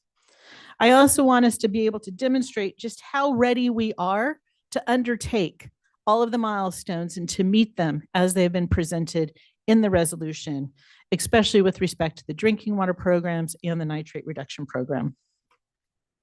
So we're going to start our presentation outline. I'm going to talk a little bit about the initiatives that we as the Salinity Coalition have been doing collectively with all of the management zones. We're then going to turn it over to our extraordinary leaders of our management zones to talk about their initiatives, answer some of those questions that Member Yang had. I'm going to talk a little bit then of why we find that the order as presented and revised strikes the balance as it currently exists. We're going to finish up with having our Irrigated Lands Program representatives and dairy representatives talk about why we need 35 years in order to implement this program. I'll have a few concluding remarks and then have some rebuttal as necessary. So first of all, we as the Salinity Coalition have been working absolutely collectively with all of the management zones. We meet on an ongoing, coordinated monthly basis. We collectively maintain a comprehensive, coordinated, and interactive website that provides easy access to all of the management zone documents and reports. It has a dashboard, a data management system, and also provides members of the public the ability to use our GIS mapping system to put in their address and find their management zone. We have quarterly newsletters to provide key updates. We have ongoing and host informational webinars. I'm sure we will be having a series of them if this order gets adopted today. And we actually also have state and federal advocacy efforts that the coalition has engaged with some of the best lobbyists at the federal level and the state level to work on these advocacy efforts and to find drinking water funding. I'm going to just page through the next couple of slides, which are just screenshots from our fabulous website that just gives you an idea of the information that is there and available, from, again, being able to find your management zone by putting in your address. We are the dashboard, which tracks our implementation and outreach activities. We track our outreach and engagement. It tracks how much bottled water is being delivered on a total basis throughout all of the priority 1 and priority 2 management zones, as well as on a management zone basis through a drop-down menu. We also have provide our interim solution metrics and how much water is being provided from fill stations. We are constantly updating and making our dashboard and our metrics and our data better. And so it is an ongoing process where the management zones have collectively invested in data management systems to ensure that we have great data management, and also working with the Central Valley Water Board. Boy, I keep hitting buttons over here, in order to also bring in irrigated lands domestic well testing. Just a real quick update on our Salinity Coalition advocacy initiatives. We have been actively in Washington, D.C. Representatives from the coalition have been already back there twice in the last 8 months, looking for appropriations and getting us into the WRDA bills for both salinity and for drinking water. We have been meeting with federal representatives at all levels, at all agencies, to make sure that we can help promote the need for drinking water funding in the Central Valley of California.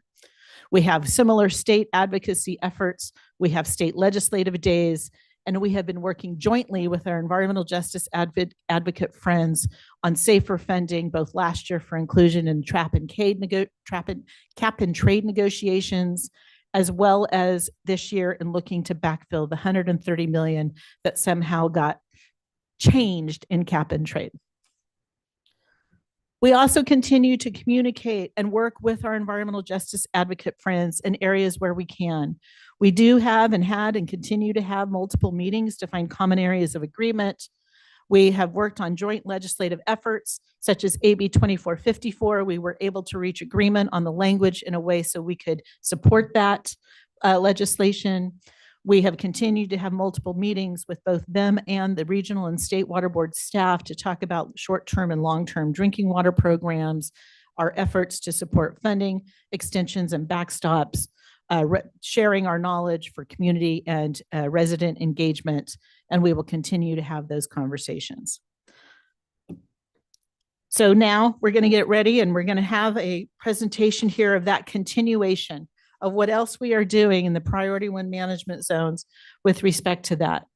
So with this, we have been undergoing many initiatives in the development and in the implementation of this program. We're going to talk about all of our initiatives in outreach and our initiatives in education, which are different than the initiatives in outreach. We have our initiatives with the SAFER program and the partnership that we have with the state, our initiatives in interim drinking water, long-term solutions, and our initiatives with the public water systems. And with that, I'm going to turn it over to Maureen Thompson with the Valley Water Collaborative, who's going to kick us off and talk about the different initiatives and outreach that all of the priority 1 management zones are currently implementing.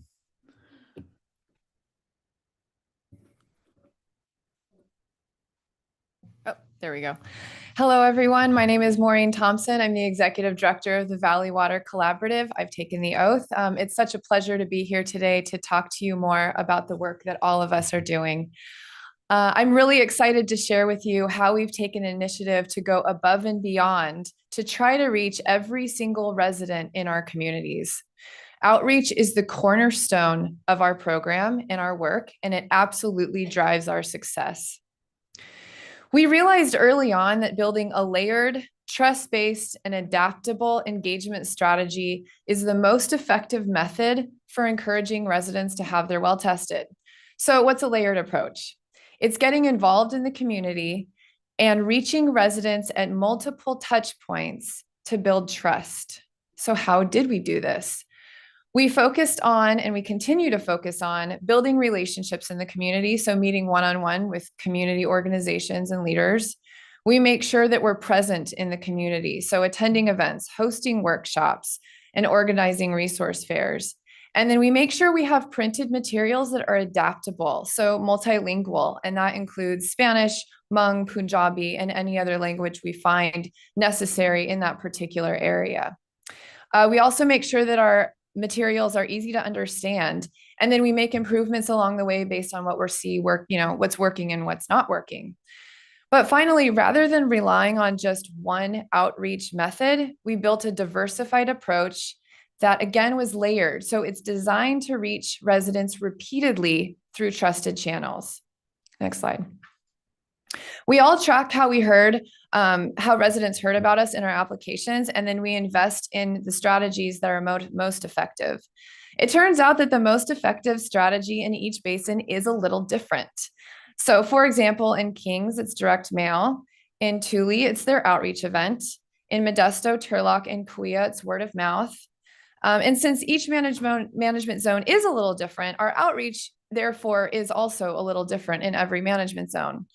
But we know that building relationships and engaging with our community in multiple ways is critical and underlies every part of our outreach. Next slide, please. So how do we engage with the community and work to build trusted relationships? So this is not easy, and it definitely takes time. Building relationships takes time. Each one of these items on the spokes could be its own slide, and some of these we'll talk about in future slide, but I'll mention just a few right now. So our staff are from the community and Spanish speaking. We host dinner and discussion groups. We collaborate with churches and medical centers. We work with libraries to deliver bookmarks about free well testing. We offer a resident referral program. We've canvassed homes. We've been in newspapers, on TV, and on Spanish radio. And we're also part of a 211 resource directory. We've worked really hard to build meaningful connections, and some residents have given us some feedback that they're grateful for the program, saying, all I want to say is thank you so much. Your service has helped our family with clean drinking water. God bless. The communication process has been fantastic. I'm grateful to be receiving the water, especially after finding my well was tested too high in nitrates. I'm so glad a family friend shared VWC's contact and information. And finally, great job. I wish I'd have done this earlier. Again, this emphasizes the importance of building relationships in the community and reaching residents at multiple touch points. Next slide. Meeting with community organizations, agencies, and trusted leaders is another way, and it's critical in building relationships with the community. We've met with hundreds of community organizations between all of us. In some of these meetings, we're giving presentations, and in other meetings, they're one-on-one with leaders to find ways to partner. All of our meetings are key, again, in building relationships. It's an opportunity for us to let folks know what we're doing with the hope that they then share the information with their community, and then the reach is just that much greater. The picture you see on this slide, it actually looks a little like AI. It's not. That's actually from Kings and their meeting with Fresno State and the Water Institute. And then in the center image, you can see organizations that Valley Water Collaborative has presented to, built partnerships with, or met with one-on-one. And then you can also see on this slide that Kings has built strong partnerships with the County Department of Public Health and Aqua to spread the word. Next slide. Next in our layered approach to outreach is presence. How have we been present in the community? We've participated heavily in food distributions and had a really wonderful opportunity to meet local community members. As a side note, this is something board member Kadara has been a proponent of, and it's been very, very successful. Thank you. Okay, next slide, please. We've also been present in the community by partnering with schools. We've all collaborated with schools in varying ways. We've held art contests for elementary school and middle school students. We've held educational display contests for high school students. That made it into the newspaper. And so that, again, you know, it's reaching multiple people in different ways from maybe one event. By working with the schools, we've also been able to share information with over 30,000 families using the school district communication channel. So this allows management zones to build, again, trusted relationships with families and increase program awareness. Next slide. We've also been present in the community by hosting resource fairs. A few of us have hosted fairs, and Tule Basin has hosted 5. They are a cornerstone of their outreach efforts with hundreds of attendees. They advertise to thousands of families. They have 20 agency partners at the event. They have dancers, face painting, taco trucks, and more. And resource fairs give residents access to valuable local resources and local services. And again, they continue to build trust in our communities. It's fun to look at these photos of dancers and face painting. And at the bottom, you can see a photo of the Tulare County Sheriff's Department teaching people about car seats. So it's a great event for lots of different reasons. A few of the quotes from some of the event, next slide, please. So we also attend hundreds of events in the community and focus on connecting directly with residents where they live, work, and gather. On this slide, there's both a list of some of the events we've attended, as well as images showing others. A few quotes from some of the events show that people are always really grateful for the information and either intend on applying or sharing the information with someone they know on a well. So things we hear are, it's very neat someone is helping in this way. I will let my friend who is on a well know about this, and I would like to sign up. I have a well, I would like to be tested. And folks can sign up there in person with a printed application. They can go to our website and also apply, and they can also call us on the phone and apply. So there's every way that folks can apply for well testing. The application is also in multiple languages. So there's many, it should not be a barrier at all. Next slide, please. Finally, how do we continue to reach residents that actually aren't going to events? And this is where postcards and flyers at local businesses play a critical role in our outreach. So going back to tracking effective strategies, in all of our basins, it's interesting to note, postcards continue to be one of the top reasons people apply. So of course, we're going to continue to do that. The information is showing us that that's working. But so even if people are at events, let's say they're at an event, they see us, they walk by, then they see us in their mailbox. And then they see us at a flyer at the gas station. And then they talk to their neighbor who also received a postcard.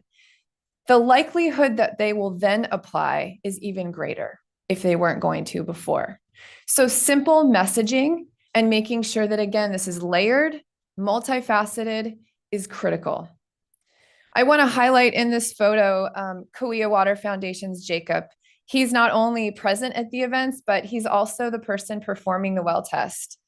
It's a unique situation and pretty lucky. As an aside, he also does the well sampling for the Groundwater Sustainability Agency for Kauai Foundation.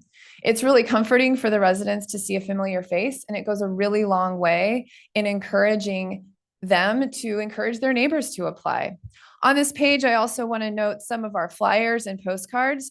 There's different languages. Hmong is on here, as well as Spanish on this particular slide. Next slide, please. So where else might you see us? Online, of course. We're on all the social media and social media channels, and we post testimonials. We have blogs and many other online initiatives. Next slide. So educating people about our nitrates is critical, in addition to just spreading the word about well testing. Educating our community is very important, and it's part of all of our outreach activities. So we work really hard to make sure that our outreach materials contain information not just about getting their well tested and how, but also why they should test their well. We deliver information about nitrate at every point in our outreach. It's at all of our tabling events. It's part of our outreach, is also educating the community about nitrate in their groundwater. So some examples of the printed educational materials you can see on the slide: three reasons to test your well. Why is nitrate important? Did you know that boiling water makes nitrate contamination worse? And then finally, what to do when your water is high in nitrate. Next slide, please.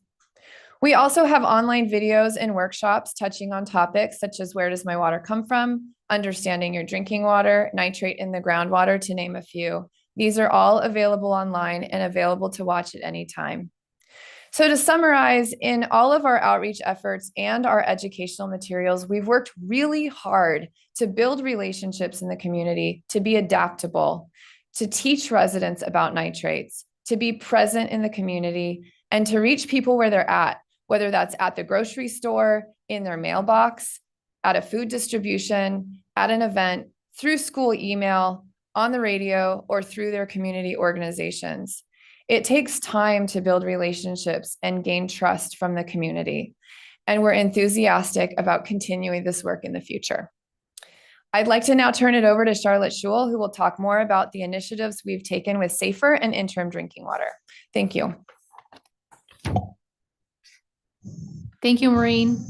Good morning. My name is Charlotte Scholl, Program Manager for the Tule Basin Water Foundation and Kauai Water Foundation, and I have taken the oath.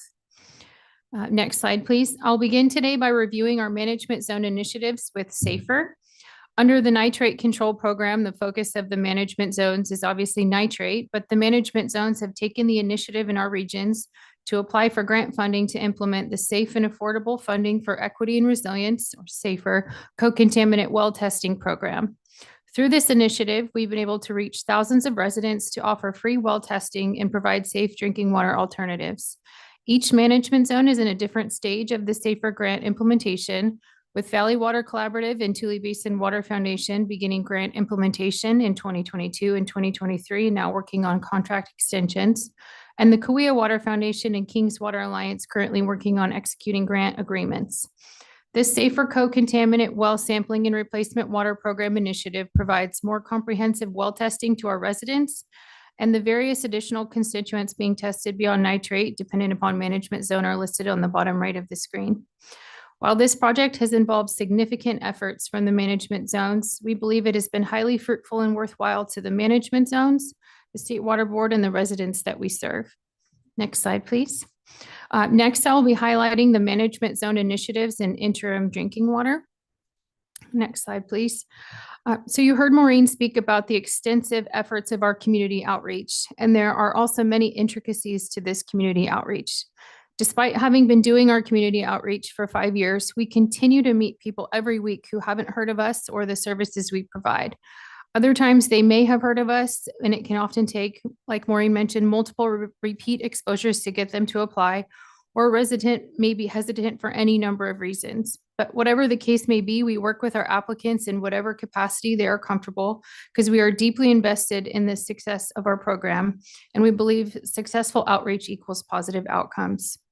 Our management zones have connected thousands of residents with safe drinking water, and we are using performance data and community feedback to continuously improve effectiveness and expand our reach. Collectively, we are proud to have received over 7,000 applications, tested over 3,000 wells, and delivered bottled water to over 2,000 households. On the screen are maps of these bottled water deliveries for the Modesto, Kings, Kauai, and Tule management zones.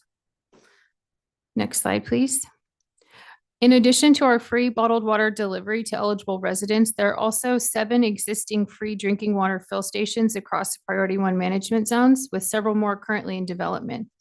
Residents can visit their local fill station 24/7, day or night, completely anonymously, and fill up with an unlimited amount of free, clean drinking water. You can see from these photos that these fill stations are easy to access, easy to use, and a great resource for their communities and nearby communities. Next slide, please. Lastly, I'll be sharing management zone initiatives towards long-term solutions. Next slide, please. We believe long-term solutions start with community input. The management zones have identified preliminary areas to focus long-term solutions efforts, and we've used a science-based approach that prioritized low-income communities, targeted areas with high density of domestic wells, and focused on areas with elevated nitrate concentrations. In Valley Water Collaborative, they've hosted what they've called dinner and discussion, where the management zone mailed postcards to every participant and met with them in their neighborhood to understand their needs, concerns, and preferences. Valley Water Collaborative collected surveys to document this feedback, and you can see those results on the graph on the right. Through this effort, Valley Water Collaborative found that residents most value solutions that are affordable, easy to use, and convenient for their household and communities. Next slide, please. Community engagement is a critical piece of our long-term solutions work, and an initiative taken by Cahuilla Water Foundation and Tule Basin Water Foundation has been implementing a long-term solutions survey. We have administered the survey to the general public, focusing efforts at outreach events, fill station locations, to existing bottled water recipients, and at drinking water solutions discussions. Tule Basin Water Foundation has been able to solicit 95 survey responses to date, spanning across 12 local communities, and key response themes have been alternative water solutions, education and outreach, and home filtration systems. Cahuilla Water Foundation has been able to solicit 229 survey responses to date, spanning across 16 local communities, and key response themes have been drinking water solutions, additional program information, and water quality education. We are also using ArcGIS Survey 123 for a deeper data analysis, and we believe this type of community feedback will lead to engaging community discussions and better long-term solutions results. Next slide, please. Successful consolidation projects require coordination across agencies and communities, facilitation to build partnerships and trust, and strategic planning to guide long-term investments. To aid in this difficult task, the Valley Water Collaborative is developing a comprehensive mapping tool, and this map will visually represent key information, including spheres of influence, public water system boundaries, domestic wells, water recipients, and other key information.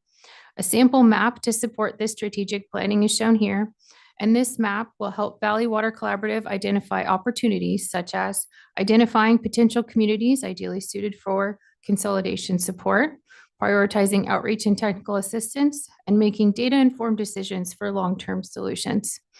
This data-driven mapping tool will strengthen collaboration, improve planning, and support sustainable long-term solutions for our communities. Thank you for your time, and now I'll pass it off to Deborah Dunn with the Kings Water Alliance. Thank you so much, Charlotte. Deborah Dunn with the Kings Water Alliance, the executive officer, and I have taken the oath. And thank you very much for having me today. I'm going to be speaking on the management zone efforts related to initiatives with public water systems, specifically on working to build relationships with those public water systems. Next slide, please. I'm going to start with Cutler Public Utility District. For those of you who are not familiar with Cutler Public Utility District, I'm going to give you a brief community profile. It's located in Tulare County, 5 miles east of Dinuba, about 15 miles north of Visalia, with approximately 6,200 residents, about 1,200 service connections for their water system, and it is considered a disadvantaged community. Cutler PUD currently has 2 compliance orders for 123 TCP as well as nitrates, and a long-term solution of a well and blending tank is anticipated for this community, anticipated to be completed in Q4 of 2026. And in the interim, the Kings Water Alliance is providing short-term, earn-term solutions for this community, including a bottled water program, as well as a fill station that was put in compliant water system of Arosi, something that we will go into a little bit deeper right now. Next slide. So just a brief overview of the work that the Kings Water Alliance has been doing in the Cutler-Orosi area. We've been working on understanding the current, past, and future issues and concerns of the region, and coordinating and participating in various joint and stakeholder meetings in Northern Tulare County. We've met with the regional board, community water center, environmental justice groups, Cutler Public Utility District, Division of Drinking Water, Division of Financial Assistance, as well as key stakeholders in the area, including joint meetings on the Orosi and Cutler consolidation, Tulare County Regionalization Surface Water Project, individual stakeholders of Cutler PUD, Orosi PUD, County of Tulare, Cutler-Orosi Joint Unified School District, Alta Irrigation District, district engineers for both Cutler and Orosi, as well as local consultant groups and environmental justice groups, just to mention a few. So we've been pretty active in the area. Next slide, please. So internally, we've been providing interim solutions for drinking water for residents within Cutler PUD, including bottled water to the most vulnerable populations of Cutler. Those are pregnant women and infants under 6 months of age. To date, with outreach activities for this bottled water program, KWA has provided 700 flyers to the Cutler PUD for distribution, and we've mailed over 1,200 USPS postcards to the community about the bottled water program. Not only have we introduced this bottled water program for the most vulnerable population, we have also been completing some fill station efforts in the area. Working directly with Cutler PUD and Orosi Public Utility District, which is the compliant water system immediately adjacent to Cutler to the north. The KWA was able to identify a location in December of 2025 for a potential fill station at a gas station convenience store with an owner that is very community minded. That fill station was actually ordered in December of 2025 after an agreement was reached, and it was implemented and made available to the public in middle of February 2026. That fill station is available 24/7 to members of the public that can fill up to a 5-gallon container. And I will go into more details on this fill station in the next slide. We've also been pursuing safer funding for Cutler PUD residents as well. And actually in May of 2026, we reached agreement with the state to co-fund the bottled water program for the most vulnerable population and the fill station efforts as well. So a little bit about the Northern Tulare County fill station in Orosi. It was installed at Jack's Gas in the middle of February. If you look at the monthly usage, you will see that we averaged approximately 26 gallons per day when we installed it in February. In March, we jumped to 36 gallons per day. April, we jumped up to 41. And in May, we have actually, it's showing just the partial numbers for May.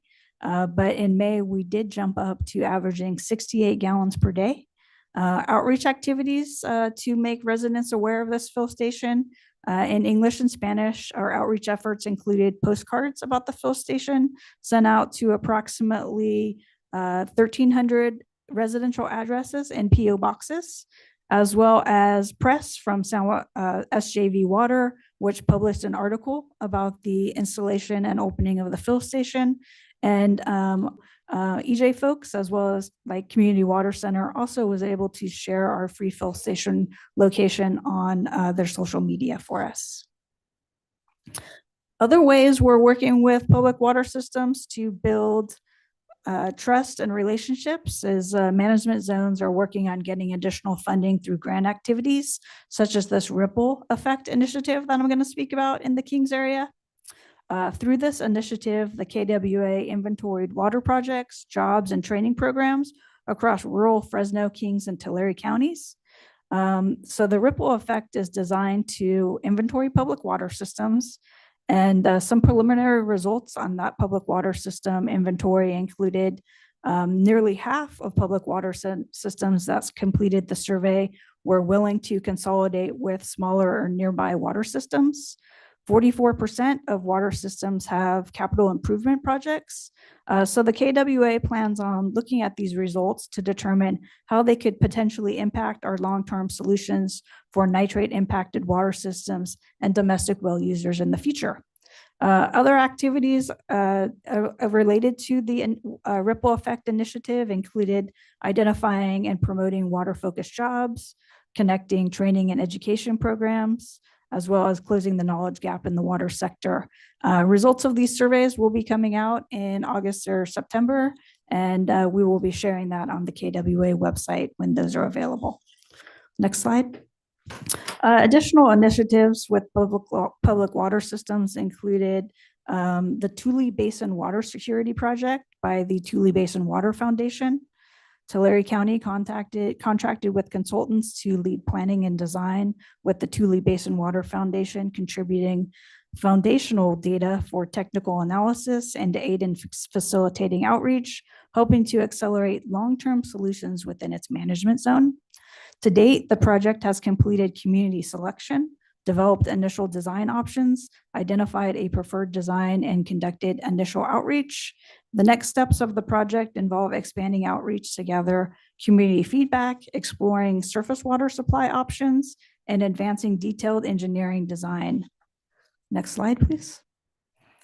Additionally, the Kauai Water Foundation has been working with the community of Lemon Cove.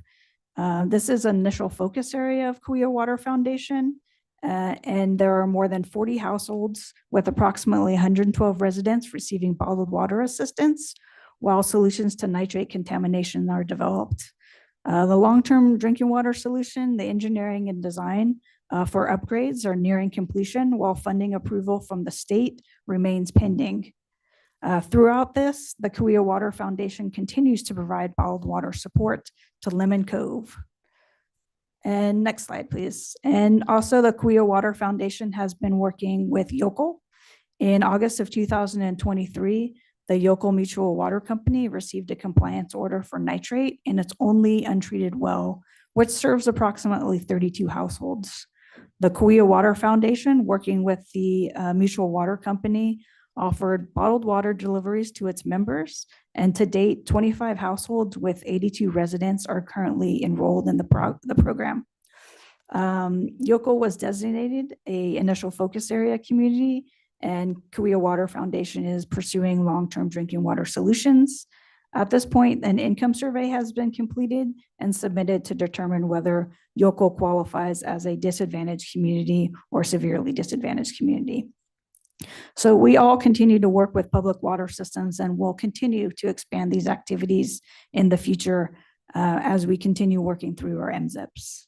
And at this point, I'd like to pass it back to Tess. Thank you. Christina, can you give us a quick time check, just so I can know if I need to speed talk? You have approximately 20 minutes remaining. Okay, so I will make it very quick then, because I want to make sure our others, they'll go ahead and do a transition while I make just a couple of statements. And so I just think, I mean, obviously, I think you can see that it doesn't matter the minimum number of community engagement requirements you put in our order, we're going to exceed it extraordinarily beyond what is expected, as you can tell by the efforts that have already been underway and continue to move forward with. I just want to give us a quick reminder, what is our vision? Why are we even all here?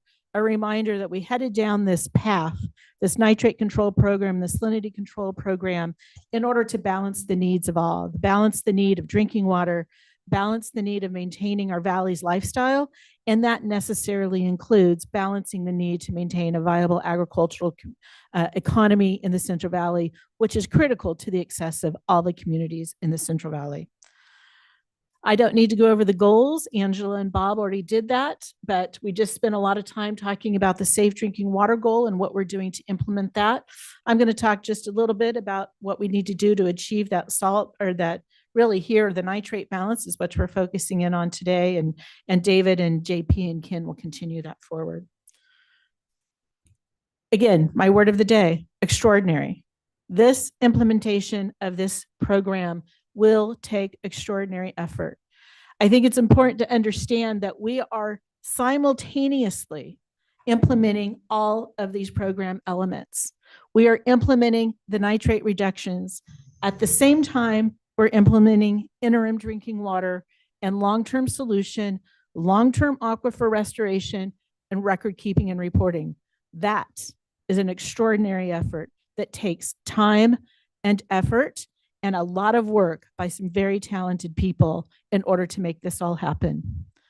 Just to illustrate how much of a lift this is when we're talking about the nitrate reduction program, we are talking about coordinating with hundreds of dischargers that are participating in the management zones. Just to give you an idea, the smallest management zone, Chowchilla, has 231 participating dischargers as of the most recent, close of the year, going up to the Kings Water Alliance with over 3,000. Now, this does include irrigated ag with individual growers that are then helped along with the irrigated lands coalitions. But that doesn't dispute the fact that that means touching and dealing with and communicating with thousands upon thousands of dischargers about this program. And just to give you an idea by the sector, we've summarized them across the priority one management zones. There are almost 7,000 irrigated land grower participants within the priority one management zones, 700 dairies, 175 bovine facilities, 156 individual non-chapter 15 permit holders, which includes very small POTWs, wastewater treatment plants, as well as 136 poultry facilities. This program is extraordinary. And, we've all heard the phrase herding cats before. Have you heard the phrase herding feral cats before? Because of that, it is absolutely necessary that this program have milestones that are reasonably paced in order to ensure the program's success. We believe the revised Tenet order achieves that balance. And you always have the ability to reassess those every 5 years. Or as Patrick said earlier, if there's a problem, they're not going to wait 5 years. Trust me, I've been hauled to the principal's office before, people. It's not fun. But I also think it's important that you're going to hear from people today and be asked to truncate those timelines. And we're asking you not to do so. We think that trying to truncate these timelines that are already going to be extraordinarily difficult to meet actually puts the program in jeopardy because it just is such a heavy lift. The more that's done up front, the harder it is to move the program and make sure that it is a successful program. I'm going to flip through these. We provided in your packet. These are just examples of what goes on in the first 5 years, all that we will be doing in the first 5 years. By the way, the first 5 years is on 2 slides. It didn't fit onto one. And then you go into year 10, and that's the next 5 years. And it too is on 2 slides. And that just the program keeps building upon building on each thing. Again, you can look at these later, but this is not an easy program. It is, I don't know of any other in the nation that is going to be asking so much of so many people to implement at one point in time. And then years 11 through 20, 21 through 35. I mean, it just keeps going. It is a huge program. And last thing before we transition to the others, I just want to say, the success of this program ultimately comes down to those participating dischargers within the management zone. If there are no participating dischargers, there is no management zone program. If there is no management zone program, there is no drinking water program because the two are tied together. What ties those together are the exceptions that are being granted. Once a discharger meets the exception, they no longer have that obligation. If we all meet it in 10 years, woohoo! But you know what? There's no drinking water program. That goes away. So we just want to make sure you understand the nexus between the need to have reasonable timeframes, being able to have a program that is reasonable and implementable while still being aggressive and pushing us totally outside our comfort zone, but understanding why the time frame, the length of time, and the 35 years is instrumental and necessary. And with that, I'm going to turn it over to my colleague, Mr. Corey. All right, let's see, is this on? Excellent. David Corey, on behalf of Irrigated Agriculture, I have taken the oath. I'll try and be brief on this and try and make up a little bit of time, but I agree with Tess on the importance of having achievable timelines in this process. It's an enormous effort that we're undertaking. I do want to highlight, you can switch sides, highlight a little bit some of the goals that we have, and specifically the goal of maintaining viable agriculture in the valley. I think, as all of you know, agriculture is the backbone of the economy of the Central Valley, and especially for the disadvantaged communities that we're really striving to protect and work for. So I think the importance of maintaining that viable agriculture is essential to maintain this program. Also, you need to keep in mind, as Tess just pointed out, agriculture is the principal funder of all these drinking water programs. If we can't maintain viable agriculture, we can't fund those programs that are providing all of the drinking water needs in the communities. The last issue I think that's important to keep in mind is that if we don't maintain viable agriculture in the valley and we continue to consume all of the commodities that are grown in the valley, whether it's citrus or lettuce or cotton for that matter, or dairy products, we haven't achieved true environmental justice. We've just exported those challenges outside of the borders of California. So we owe it to really try and figure out how to get this right in a way that we can produce the crops and meet those water quality goals. One thing you guys all have seen me on CV Salts. I spend a lot of time in CV Salts, but I have another hat that I wear. I'm also a farmer. You can switch slides. I'm also a farmer. We've farmed in the Central Valley. My grandfather started there in the early 1940s. My son is out there working tractor right now, trying to make up for the wet spring. He's probably mad I'm not there with him right now. But I want to talk to you a little bit about from a farmer's perspective. We can't control all the factors that impact our yields. We look at this from the preseason. We figure out what do we expect our average yields might be. We make nitrogen application decisions, and then the world happens, right? We apply that nitrogen, and things happen that are beyond our control, whether it's weather or pests, those sorts of things. And by weather, we could have drought, we could have floods, we could have winds, we could have hail. All of those things impact our yields, ultimately impacting the removal of nitrate from the aquifer and ultimately impacting our profitability. You can switch slides. I want to give you an example of this, which is really near and dear to my heart. This is actually 10 years of data from my farm.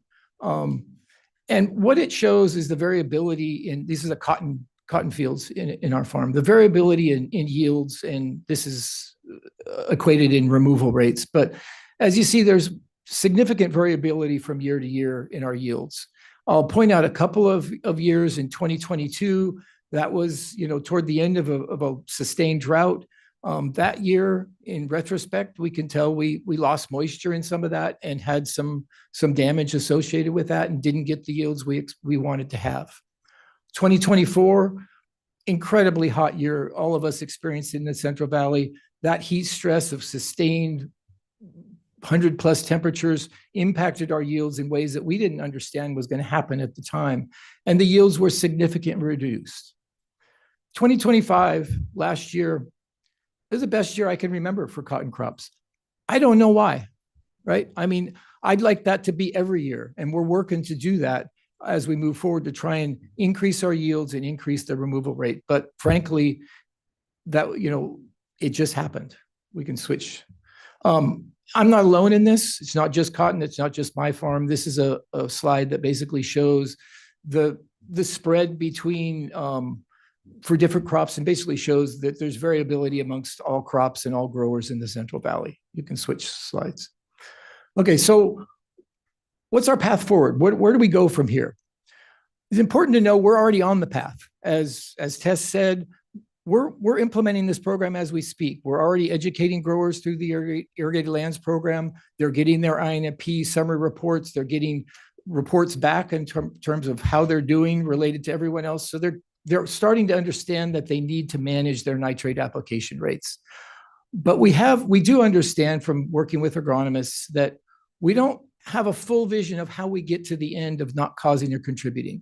We know the path forward. We know we need to work on nitrogen use efficiency at the grower level, but we also need to develop the long-term solutions to figure out how we can achieve that ultimate goal of not causing or contributing. That is a little bit of elusive.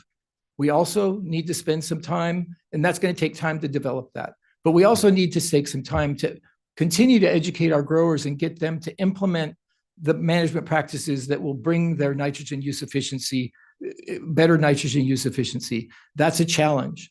especially given the fact that we farm on annual crop years, right? So we only really have 1 year to take a shot at this and see how it works. We can try things 1 year, the next year we have to try it again. If it doesn't work, the magnitude of the harm to the grower is enormous, right? I mean, if you make you could lose the farm literally by making poor decisions in 1 year. So we're going to cautiously implement this to maintain that viability of our individual farms and ultimately the viability of agriculture in general. So with that, I think I can pass it on to Ken for a more global view. Okay. Good morning. My name is Ken Miller. I'm a soil scientist and agronomist with Formation Environmental, and I have taken the oath. I just briefly want to present some of the agronomic and hydrologic constraints that are sort of making it difficult for irrigated agriculture to achieve groundwater protection, and really just sort of building on what David had just described. So I'm going to talk about two things. One is nitrogen and the other is water, the two key ingredients we're talking about here. So when we talk about nitrogen, there are constraints on efficiency. Every grower in the world struggles to achieve high efficiencies, and 100% efficiency is not possible. And so there is currently a pretty wide gap between what we see on the ground in the Central Valley and what sort of our existing theoretical goals, what we understand to be sort of the best of the best with today's practices and technology and crops. And so for a statistic, there's about a third of parcels that are able to achieve these theoretical ideals on a routine basis. And that goes down to about a quarter of growers if you exclude almonds. So a relatively small fraction, and certainly a focus of our efforts now is to close that gap. But more importantly, there likely still is a gap between what is theoretically possible and what is actually protective of water quality. And that's something that we want to stress with these slides. The other factor is an evolving regional hydrology. And so water is key to all of this, of course. And so we understand that we have a variable and changing climate here in the Central Valley. We have the implementation of the Sustainable Groundwater Management Act, which is having an involvement of an evolving water management regime within our area. And we do our best to incorporate these changes as they're happening in real time into our assessment frameworks and our models.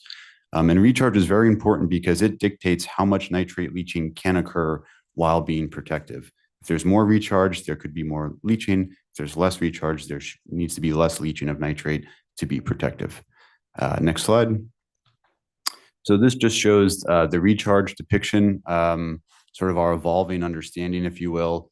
This is presenting modeling output from the Department of Water Resources groundwater model. We use this in our assessment frameworks. There's two maps there. On the left-hand side, we're showing the first version of the model that we use to set initial groundwater protection targets. And on the right side, we're showing the updated model that was released back in 2025. And the point we're trying to show here is how much less recharge is currently being understood to be occurring on the landscape as we sharpen focus and incorporate sigma and other factors. So all the yellow areas are more recharge, all the blue areas are less recharge. So when you look from before to after, there's much less, right? And so this information is summarized in the table there. You can see across all the priority 1 subbasins, considerably less recharge is modeled to be occurring. And so as that recharge volume goes down, with the same amount of mass, the concentration would increase. So that's the fundamental challenge and a constraint that growers are trying to operate within. If you go to the next slide. So this is just trying to show how far would improving nitrogen use efficiency get irrigated agriculture. And so this is sort of comparing, or this is looking at updated preliminary groundwater protection targets, which include those revised recharge numbers. They are preliminary. We're still finalizing these numbers, but we can still make the point that if you look at the graph on the left-hand side, about 17% of townships across the P1 management zones are achieving these targets, whereas 83% are not. If we were to assume that all acres were routinely achieving these theoretical best of the best ideal efficiencies, that only moves us up to about a quarter of those townships. And so the point here is that there is a gap, and certainly we can work to close this gap, but we need time. And the path forward, as David already described, is the way to get there, but we need the time to do it. So 5 minutes. Can we just subtract from our rebuttal time for JP? It's pretty important that he's able to have, I know his timed at 10 minutes, so if we could just subtract from our rebuttal time. Yeah. We'll, Great. Hi, good morning, Mr. Chair and members of the board. I'm JP Cataviella and I've taken the oath. I'm the Regulatory Affairs Director for Dairy Cares, a statewide coalition of dairy producer and processor organizations representing California's dairy industry. I've been in my current position for 25 years and hope to briefly walk you through some of the things we've learned about water quality protection in dairies and what we need to do to meet the objectives of this program. Next slide, please. Meeting water quality objectives on dairies that is not causing or contributing to exceedances of the nitrate standard will require significantly reducing losses of nitrogen below the root zone in our dairy forage fields. On dairies, about 94% of the current loading of nitrogen to groundwater occurs on our croplands. Improving our nitrogen use efficiency faces some of the same general challenges you just heard about from the Irrigated Lands Program representatives. However, improving dairy nitrogen use efficiency faces additional challenges related to the characteristics of the specific crops we grow, heavier reliance on manure compared to synthetic fertilizers, differences in the way we irrigate, and the fact that many dairies have manure that is surplus to the needs of their crop growing. I will discuss each of these a little bit more. Next slide.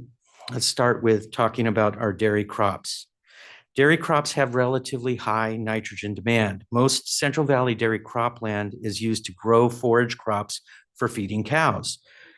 These crops are typically harvested with high moisture and then ensiled. This type of high moisture feed is heavy and cannot be economically transported long distances, so it must be grown near the dairies. Silage is an important dairy feedstuff, making up approximately 25 to 30% of the cow's diet. Most Central Valley dairies double crop. That's typically corn in summer and wheat or triticale in the winter. That can vary. And though yields vary, a typical corn triticale rotation can yield about 50 tons per acre over the course of a year, removing about 440 pounds of nitrogen. So the applied end needs to be higher than that to cover the root and lower stem biomass and natural inefficiencies. So if we're targeting the current 70% efficiency that's in the current regulatory standard, one would need to apply about 629 pounds of per acre of nitrogen, losing about 189 pounds per acre. Now, not all of that N is lost immediately. Some is stored as residual nitrate in the soil or reserved as organic N. Some denitrification occurs, meaning it changes to harmless nitrogen gas. Some of it ends up residing in root tissue. However, the losses below the root zone are likely enough to exceed water quality objectives for nitrogen or contribute significantly to exceedances. And that doesn't take into account previous accumulation in the aquifer from the dairy or other sources, and the likelihood that many dairies are not meeting the 70% efficiency target that's set in regulation. In fact, a 2017 report from Thomas Harder suggested that our efficiency ratio is probably closer to 59%, or about a 1.7 A over R ratio. Next slide. So how much improvement do we need to make? Well, to know that, we need significantly more data than we have today to model the actual levels of reductions in nitrate leaching needed to cease causing or contributing to exceedances. Some of the needed data is already collected in the current Water Board annual reporting system. However, improvements are needed. We need additional, more specific data to better evaluate the cropping and irrigation that's going on the dairies. We need to collect that data in a way that facilitates large-scale spatial and temporal analysis and modeling. And we need to calibrate existing models used by the ILRPs to optimize them for use and analysis of dairies. Under the oversight and in cooperation with your water board, CVDRMP, the Dairy Monitoring Coalition, is building a data management system that will help evaluate the baseline of the industry's performance, monitor trends, and ultimately help us in setting performance milestones and targets. The ultimate outcome of this, which will likely take several years, is a better understanding of where we need to go and the rate of progress we need to get there, at which time we can further evaluate the 35-year timeline. Next slide, please. Now, while we don't know yet exactly how much improvement will be needed to set the goal, we have a pretty good picture of what some of the improvements will look like. First, we must address the high variability in different types of liquid and solid manure in terms of its nutrient content. There is high variability, we know that, but we do not have effective testing protocols in the field to understand what we're applying. So we need more precise real-time measurement of manure applications, including tools to evaluate how much nitrogen is plant available and how much is going to be released in the organic form. And then that has to be combined with rapid water quality assessments that are immediately translatable to irrigation and nutrient application recommendations. Many dairies have manure surplus to their needs. Addressing surplus manure can be done through tools like denitrification, expanded exports of manure or compost or other manure-based products. However, we are very early in understanding the markets and incentives that will be needed to achieve large-scale exports. Export of manure to other farms may be challenging because those farms are also facing nitrogen controls.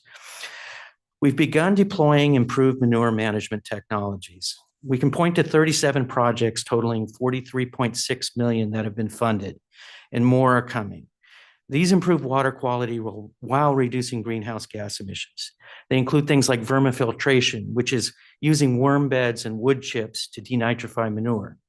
And then there's other technologies like advanced manure, liquid solid separation, and weeping walls, which capture surplus manure nitrogen to facilitate its export to other farms. However, these are early in development, and the deployment to 37 projects compared to the 950 dairies we have in the Central Valley. At a cost of millions of dollars per dairy and incentive funds limited, it will take time for wider deployment. It's also too early to say which of these innovative technologies will truly stand the test of time. There are other innovations and interventions we can pursue, such as tighter management of the cow diet to reduce the total N that's excreted in manure as much as possible.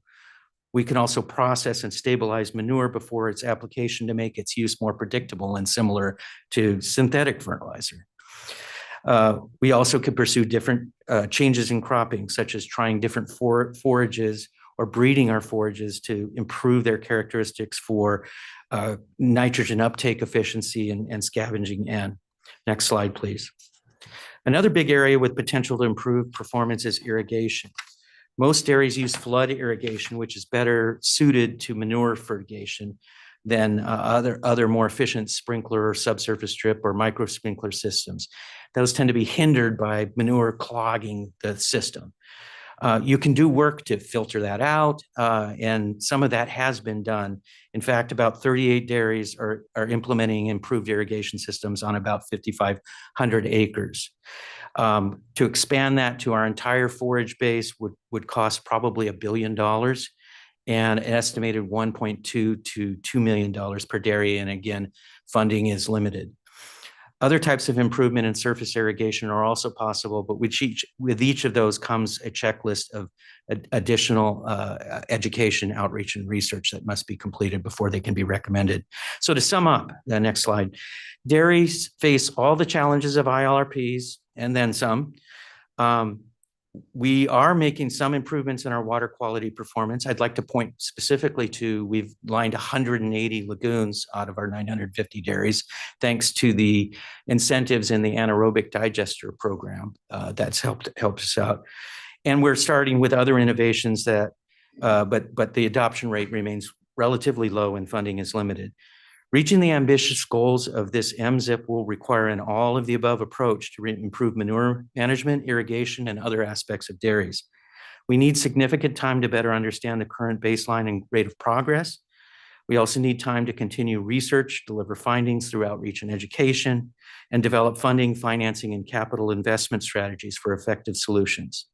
The evidence we see today suggests we need the 35 years to get all of the way to the goal of not causing or contributing exceedances.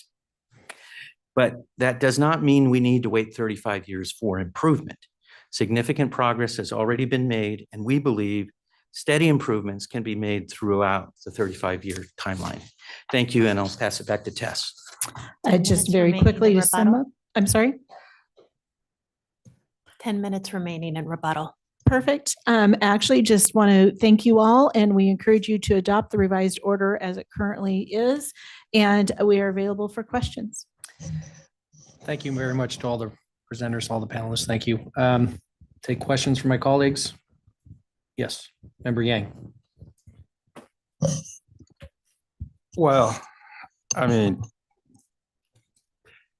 I'm really happy to hear all the things that I heard of this presentation. It's very thorough. Just very pleased with all the information, and just want to say thank you first and foremost for all the things that has been done from the whole vision of restoring and the outreach program that I have heard earlier. That was very phenomenal.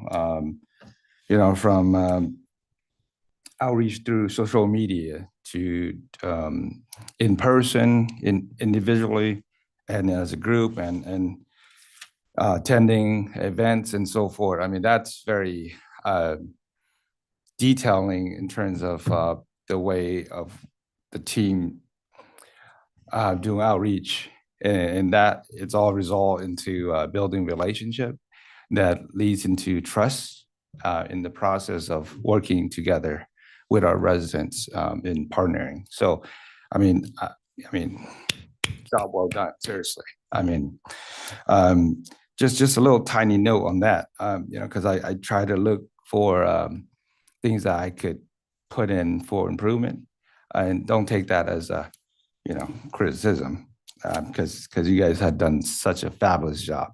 The one thing I wanted to know is that, the residents that we survey are giving us feedback, and we approach as well. I want to know their ethnicities, right? Because we are providing different languages, and that as mentioned it earlier, but I just want to know who are actually live in those areas, right? So for example, let's identify what are those groups of people, right? Are you asking us if we do ask for ethnicity when we do our surveys? Yeah. I don't know that we do. We do not. And that purpose is just to make sure that, because there's other ethnic groups out there, let's just say specifically in the Asian community, right? I know that I heard Hmong, which is great, thank you. But there's also other ones like, Vietnamese, Chinese, Laos, Mien, and so forth, Cambodian. I just wanted to see if we get that survey so that we can identify, hey, how many other languages it is needed for us to translate to, or we could, let's just say in this area, maybe we don't have, Hmong people live here. We don't have to put that effort into it going in the future, so forth, right? So just kind of deep dive in a little bit in that communication. I do believe they consider demographics when they are preparing materials, right? Okay. Understanding their individual management Right. zone areas and the demographics within it, but great suggestion. And Yeah. I'm sure they will keep that in mind. Yeah, and again, there's so many things that was present and just really phenomenal work. The one thing that I want to highlight that I heard that to me above all, it's the highlight of it, meaning that this whole thing is 35 years, which is a very long time, but knowing that we're going to make improvement, every step of the way, and we don't have to wait till 35 years to make that improvement or the improvement, and that is music to my ears, and it warms my heart. So I cannot wait to continue getting feedback as far as what we improve on in this process annually, the interval of 5 years, 10 years, and so forth, right? So just want to say thank you. I appreciate you very much so. Thank you. Thank you, Member Yang. Any other board member comments or questions for this panel? Yeah, I'd just like to weigh in quickly here. I mean, I think recognizing what David said, how important the Central Valley is an ag economy and it has to remain an ag economy. Going through some of the math that Ken presented is a little daunting, how far we are away from achieving kind of these mass balance equations that we'd like to achieve. So that's a little daunting, but seems to support the need for an extended timeline with opportunities for gradual improvement, obviously. I'm not going to go into a lot of detailed questions, but some of the challenges you guys threw out related to funding. You didn't bring up, JP, the general order that's on the horizon that could impact the dairies in particular. So it's a very complicated order, obviously, and appreciate the management zone's attempts to comply.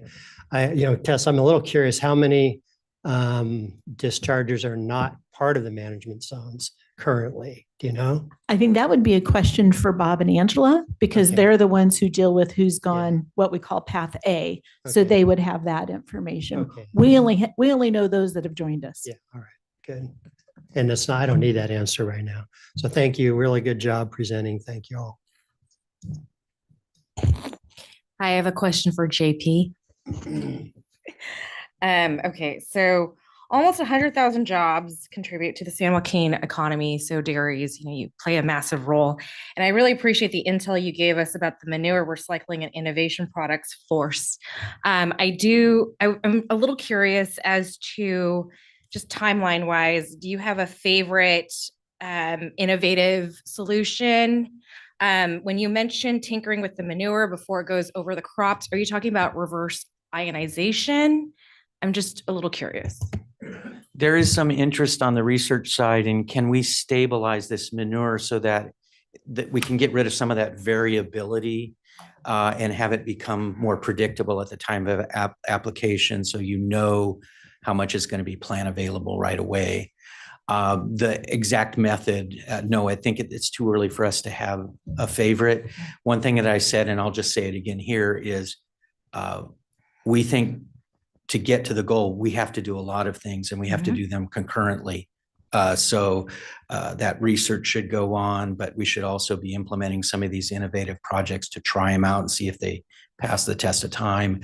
And we think there's improvements in irrigation that can be made, and all of those things will have to be done. And not one of them is going to be a silver bullet. It's going to be, oh, it's all fixed. It'll be stacked together. We should see some improvement. Thank you. All right. Thank you very much. Yes, Member Yeah, Gadar. I just wanted to mention that I appreciate the comprehensive well testing beyond the nitrates, arsenic, 1, 2, 3, TCP, and the others, because contamination is contamination wherever it might be. So using this opportunity to test the wells for the other contaminants, I think is good. And I heard mention of the costs associated with all of this, and the fact that over time, we're still dealing with removing nitrates. We haven't gotten to the levels that we want. But I think the program that has been presented is an opportunity for the discharges to do due diligence to help in improving the situation and create a balance for the residents. So, I mean, we're here today to get to this point, and I think it's an appropriate place to be. But the timelines and all of that, I think, are still critically important, and wherever we can make the adjustments along the way, our residents need to know that the work that's being done is going to help increase and improve the water quality. So thank you for your presentations today. All right, thank you all. Seeing that we're nearing the 12 o'clock hour, I think I'd like to call a recess for lunch. Is everybody amenable to maybe 30 minutes, 40 It minutes? would probably have to be until 1. The lunch will be picked up right around noon. And so it'll come back here at around 12:10. It's 11:46. Well, I think the Environmental Justice Coalition, I'm sure, has their presentation to make. I'd hate to dive into it. You want to, okay, let's do a 5-minute break and reconvene at 11:55. That's 7 minutes.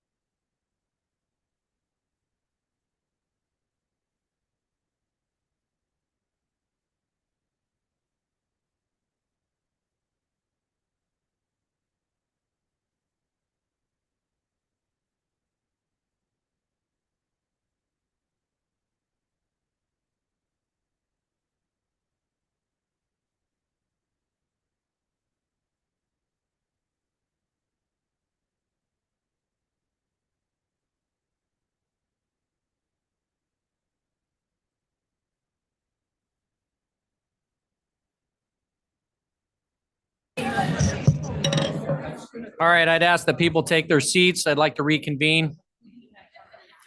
Please. Did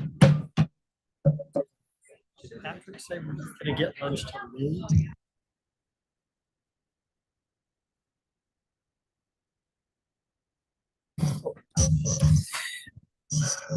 All right, I'd like to make the most of our time, so I'd like to continue now on to the testimony to be provided by panel number 2. I'd ask the Environmental Justice Coalition come forward. Are there any panel members that are online? Yes, okay. IT, can we unmute?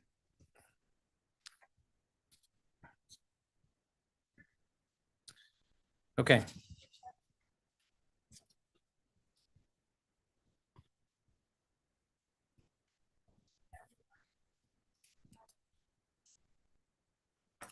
Do we have Mr. Prado and Maricela? Okay, please unmute them. Okay.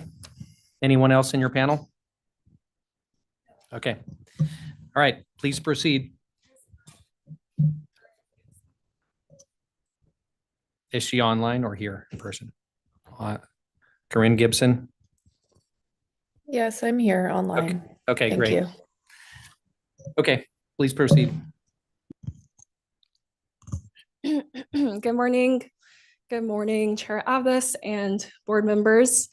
My name is Kaya Rivers, and I'm a senior policy advocate at Community Water Center.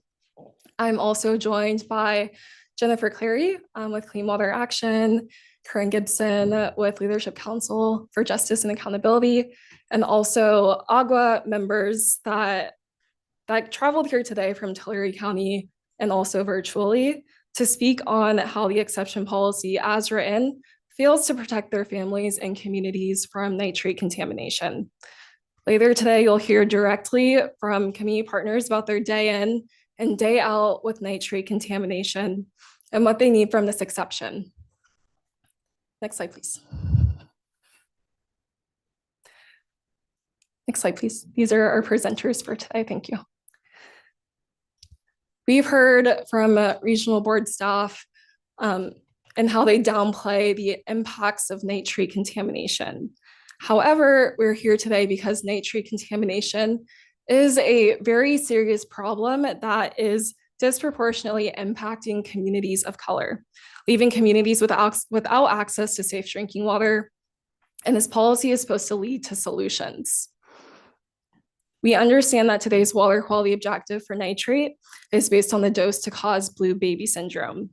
However, Alex Roca and Sierra Lay have written a literature review which highlights recent studies that show that exposure to nitrate in drinking water is related to chronic impacts even for adults, such as thyroid disease, cancers, and birth complications. We're here today to solve the problem and ensure the regional board has our feedback to make the necessary revisions to the exception policy to protect drinking water. Next slide, please. So today we'll begin our presentation discussing the board's commitments to human right to water and racial equity. And then we'll discuss our proposed revisions to the long-term drinking water solution provisions, compliance, restoration, and then we'll hear directly from impacted community partners themselves. Next slide, please. The board has committed their work to prioritize safe drinking water for communities of color, and the board bears this responsibility to prevent continuation of further harm to these impacted communities. These commitments were made because for decades we've ignored communities of color drinking water, and now is the time to do something about this. As it stands, the exception policy won't uphold these commitments, and the board must ensure that these commitments show up in your decision-making today. Next slide, please. Many of our comments are similar to the feedback that we shared previously at the MZIP workshop 2 years ago, and also last year at the State Water Board CV salts item. And it seems like we're at the same place in this process. We focus on some of these main revisions that you see on the slide today. However, we have many critical revisions that aren't discussed today, but are discussed in great detail in our submitted comment letter. But as a whole, the exception policy needs a lot more work. Next slide, please. Next slide, please. So we would like to start with our main proposed revisions for the long-term drinking water solutions, starting with funding. The exception policy states that the management zone shall provide status updates on the identification and development of potential TA and funding for consolidation and centralized treatment projects, to the extent that such funding and assistance is available. Nowhere in the exception states that the management zone must bear the cost if public funding isn't available to fund solutions.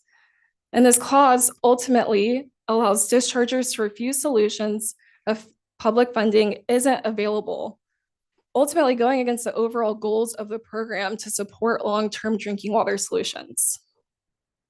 Furthermore, the regional board requires the management zone to support operations and maintenance support for just 5 years, while greenlighting some dischargers to continue to pollute for another 35.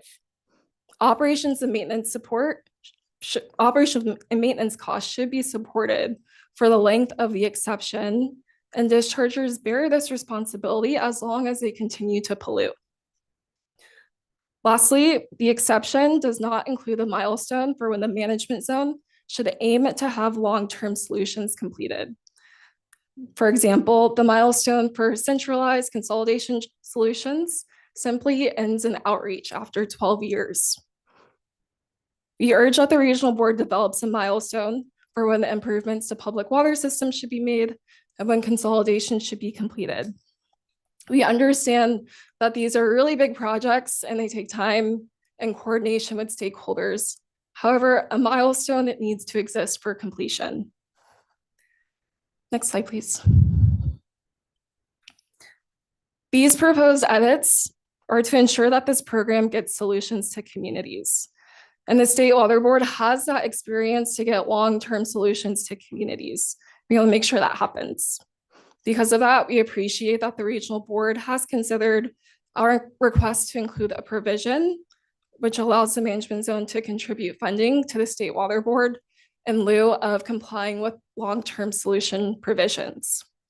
However, we urge the regional board to include this in the current version of the exception due to the State Water Board's great expertise in completing this work. Let's not delay solutions for communities any further. I'll pass it over to my colleague, Corinne. Good afternoon, everyone. First, I would like to thank you all for your flexibility in allowing remote attendance and for the opportunity to present today. If we could go to the next slide, please. Okay, I'm going to be presenting on compliance revisions for the nitrogen reduction program. First, I'll start by saying that we believe all of our goals are similar. We want an effective nitrate management program that ensures all residents have access to safe drinking water in as short a time as practicable, while avoiding the need for additional administrative or judicial processes and corresponding lengthy delays. The role of the management zone is to accelerate solutions. Although the management zone is providing alternative drinking water, as we have seen, not every resident can or will take advantage of these interim supplies, which is where restoration and compliance come in. We need to stop causing the problem, and then we need to fix the problem. As Board Member Firestone identified at last October's State Water Board meeting, we cannot bottled water our way out of this. So, management zones must establish quantifiable milestones and schedules for compliance and include enforceable and quantifiable interim deadlines. Our recommendations are largely consistent with those we provided at last October's State Board meeting, wherein Board Chair Esquivel and Board Member Firestone noted that our recommendations are reasonable. And this is certainly what we are aiming for. We recognize that immediate compliance may not be possible for all discharges and categories of discharges, but time schedules must be justified with evidence in the record and as short as practicable. At the end of the time schedules, the board must ensure compliance with water quality objectives. The draft exception falls short of these basic requirements. Next slide, please. So to correct these problems, we are asking for final compliance that is individualized and as short as practicable. Township compliance is an appropriate interim goal, but it should not be the final compliance goal of the nitrate reduction program. Township level compliance allows for continued exceedances. It does not ensure or equal individual compliance, and it creates a collective action problem where bad actors are rewarded for the actions of dischargers who are actively trying and succeeding at reducing their discharges. The recently released Groundwater Protection Formula, Values, and Targets Framework peer review report supports these concerns. For example, Dr. Kaseka noted that achieving targets does not ensure compliance with water quality objectives, even if it improves the probability of compliance.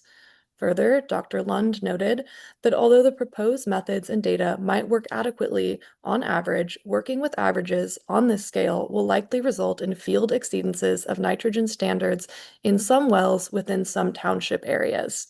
He then noted, would all cars be considered to comply with the speed limit if the average car complies? Accordingly, an individual metric in the form of a nitrate discharge or application limit is required in order to ensure that discharges are no longer causing or contributing to pollution or nuisance at the end of the exception. This individual compliance metric is required to eliminate the possibility of hotspots that may occur as a result of one high discharge operation within a township, You're also asking for township compliance milestones to be accelerated, with 95 to 98% of townships meeting groundwater protection targets within 10 years, recognizing that 100% may not be possible, as a few high discharge operations may result in continued exceedances at the township level. Thank you again for your time and consideration. I will now pass it to my colleague, Jennifer. Thank you. Next slide, please. Gosh, this is so crazy. I cannot see any of you. I'm used to being short, but between your monitor and mine, I just can't. Okay, I'll do this. Yeah, feel free to move it around. Yeah. Or go. I'd like to, got it. That's one way to do it. Okay. I don't think I broke anything. So I'm sorry. So I'm so used to being short and having to look over these tall counters that I've gotten pretty belligerent about it. So my apologies. So I have really easy. I only have one slide. Next slide, please. And I want to apologize at the start. Patrick, I should have provided you with language, but I only got the red line version on Friday, right before this was due. And I've been a little under the weather, so trying to catch up with work, I'm behind. But I'm going to ask you to make some specific changes. First of all, thank you very much for including restoration language in the revised order. It's really important to us because one reason why we did this is because the problem kept getting worse and we couldn't keep up with it. And we needed to figure out a way to stop the bleeding. So looking at, I think it's 47 or 48. I think it's 48. Item E, in the first 5 years, when they're asking for pilot projects, just thinking about what the peer reviewer said. I love that report. I don't know if you've read it, but basically they were talking about the need for practical studies to confirm models. And so when you're asking for 2 pilot projects, so your language says at least 2 in-field pilot projects or desktop modeling studies. I'm suggesting that you change the language to say at least 2 pilot projects, at least one of which is in-field and one of which may be a desktop or modeling study. That way we can be sure we're not doing everything on a computer. Not that I have anything against computers. F would be the 10-year report. And I'm suggesting, and great language, I appreciate it. I'm suggesting that at least one new pilot or demonstration project be proposed as part of this report. And I'm suggesting a sentence before the final sentence. So that says at least one new pilot or demonstration project must be proposed as part of the second restoration efforts report. Within 15 years is probably the most problematic for me because the suggestion is that we need to present a preliminary plan for implementation of long-term restoration or a plan to submit a proposal for de-designation. First of all, with all due respect for the great efforts that the management zones are doing, they've reached what, between 25 and 30% of potentially impacted wells within the first 6 years of this program. So the idea that we're going to be able to legally de-designate some of these aquifers is kind of wishful thinking. So we should actually be thinking about long-term restoration, and also remember that under the BPA, long-term restoration is 50 years, not 35. So why we would make decisions at year 15, it doesn't make a lot of sense to me. So I'm suggesting that we have a preliminary plan for restoration efforts, but we just delete bullet 2, the last sentence of this section, and then that we add 2 more bullets. One would be a G, which would be something like every 5 years or until nitrogen balance is achieved, submit updated restoration efforts report. So my suggestion is that you tie restoration to achieving nitrogen balance, because achieving nitrogen balance is going to give us a lot of information about how long and how tough restoration is going to be. And making decisions in advance of that seems premature. And then the next bullet would be, H would be at 35 years or when nitrogen balance is achieved, whichever comes first, submit a final plan for long-term managed groundwater restoration or de-designation. So those would be specific changes I'm proposing. And I will turn it over to our community partners now. Thank you. Thanks, Jennifer. Now I would like to pass it over to Robert Porter to speak to the board. Thank you. Hello, my name is Robert Porter.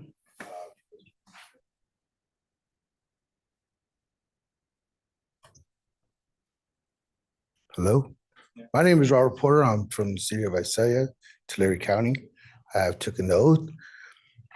Growing up in the 70s and 80s, I would go visit family members. They were my grandmother's brothers and sisters, and they live in the outskirts of Seville, Sultana, Dinuba, Orosi. And I remember in summertime, we could play out the water hose, we'd get wet, have fun, but we could never drink the water. Still to this day, we still can't drink the water there because of the nitrates. Back then, it was just something they lived with. They couldn't drink the water. They couldn't boil it. They had already known that. And for these, there needs to be a solution. There is a solution. And I've heard the other panels that were talking, they have some stuff that they got in their mind that they could get figured out. As somebody who knows of other people that, they live on a ranch and their well is not even in service. Prior to it, when it was in service, it was tested and it was contaminated. So even if it was in service now, they still couldn't use it. And I just hope that this is a problem that needs to be seriously considered, and that's why we're here. And let's just all take account of that. Thank you. Thank you, Robert. I'd like to introduce Maria Luisa Munoz.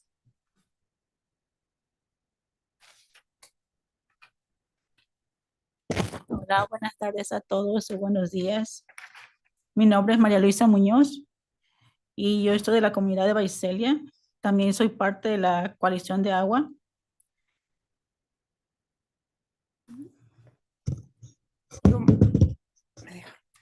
Good morning. My name is Maria Luisa Munoz. I am from the Visalia community and I am also part of the Water Coalition. Y me preocupa la calidad del agua porque mi salud, la de mi hija aquí presente y la comunidad en general de Visalia y de todos sus alrededores, la salud se está deteriorando día a día a causa de los nitratos. And I am concerned about the quality of our water for myself, for my daughter, as well as for all the members of our community. We can see that day after day, our health are becoming poorer due to the quantity of nitrates. El vivir con agua potable y segura me ha impactado porque tengo que pagar doble, ya que tengo que pagar un servicio de agua y también comprar botellas de agua, porque yo no tomo agua de pozo, lo tanto tengo que comprarlas. No se me proveen. Por lo tanto, pido que el plazo que se está poniendo sea implementado en poco tiempo.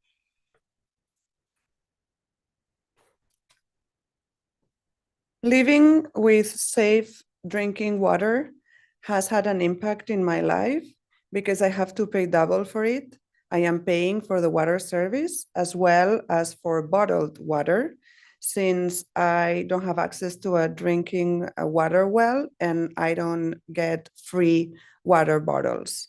So I am requesting for the program to be implemented in a timely manner. Muchas gracias a todos.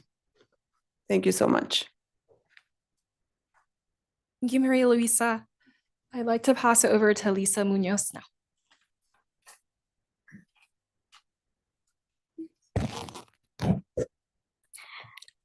Hello, my name is Lisa Munoz Guzman, and I live in the community of Visalia.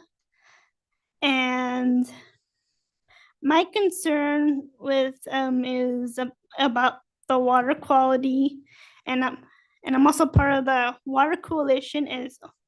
About the water quality is of my health, especially my medical condition, and living with unsafe drinking water. And how has it impacted me is that I'm worried that it may impact my medical condition. And I'm hoping that we may have safe drinking water, not just for me, but for my colleagues and for those who have the same medical condition as me. Thank you. Thank you, Lisa. I'd like to pass it to Esteban Curiel.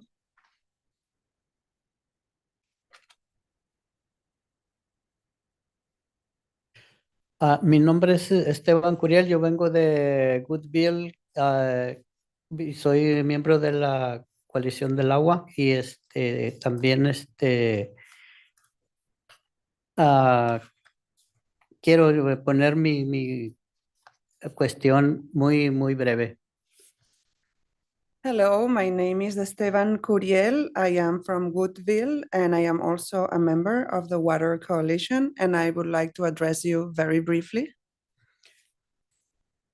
Lo que he estado oyendo de todo esto es de que había un tiempo para que nos resolvieran lo del agua y a hoy lo quieren alargar más.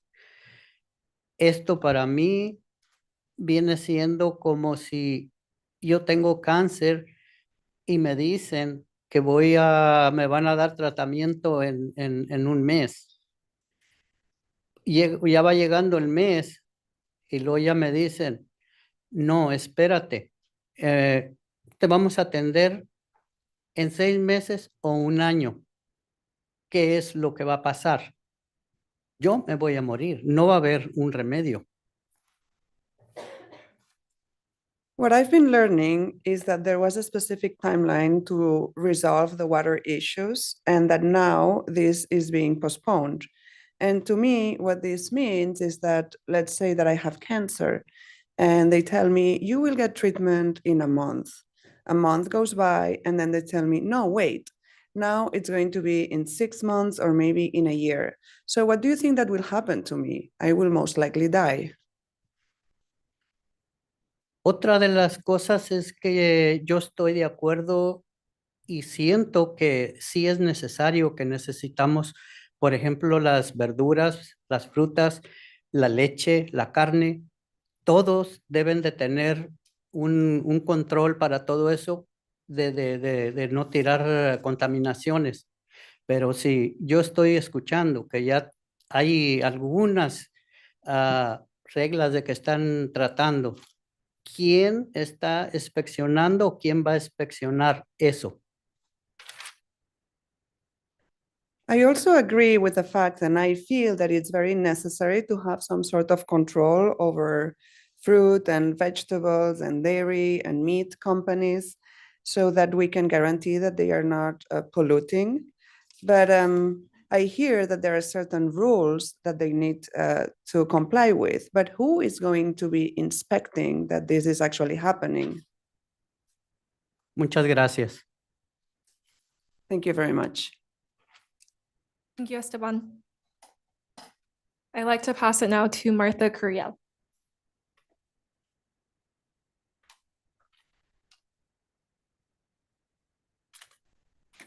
Buenas tardes, mi nombre es Marta Curiel y yo vengo también de Woodville, de la comunidad de Tulare. Mi testimonio también va a ser breve, pero yo quisiera que reconsideraran también el tiempo tan largo que nos están dando. My name is Martha Curiel, and I am also from Woodville, from the Tulare community. My comment is going to be very brief. I am wondering, why are we having to wait for so long? Imagínense ustedes, 30 años, 35 años, yo creo que ni sus nietos de ustedes van a alcanzar esa cuestión de que arreglen esa tanto veneno que nos están poniendo. Toda nuestra salud se está deteriorando. Yo tengo que usar esto porque ya no puedo. Mi piel está, se lava uno los dientes, el agua huele muy feo. La piel se está deteriorando por tanto nitrato que tiene esta agua.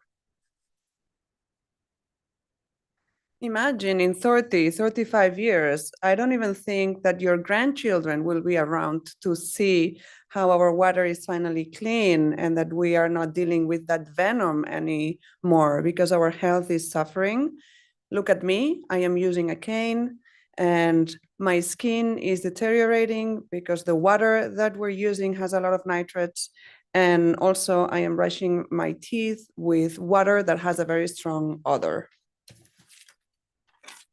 Yo quisiera que por favor consideraran el tiempo para que sea más corto y poder gozar un poquito más de vida porque esto nos la está quitando poco a poco. Muchas gracias. I would like for you to consider shortening the timelines so that we can enjoy our lives, because I feel that this is slowly depriving us from a healthy life. Thank you. Thank you, Martha. Next, I'd like to pass it to Edie Ray Sanchez.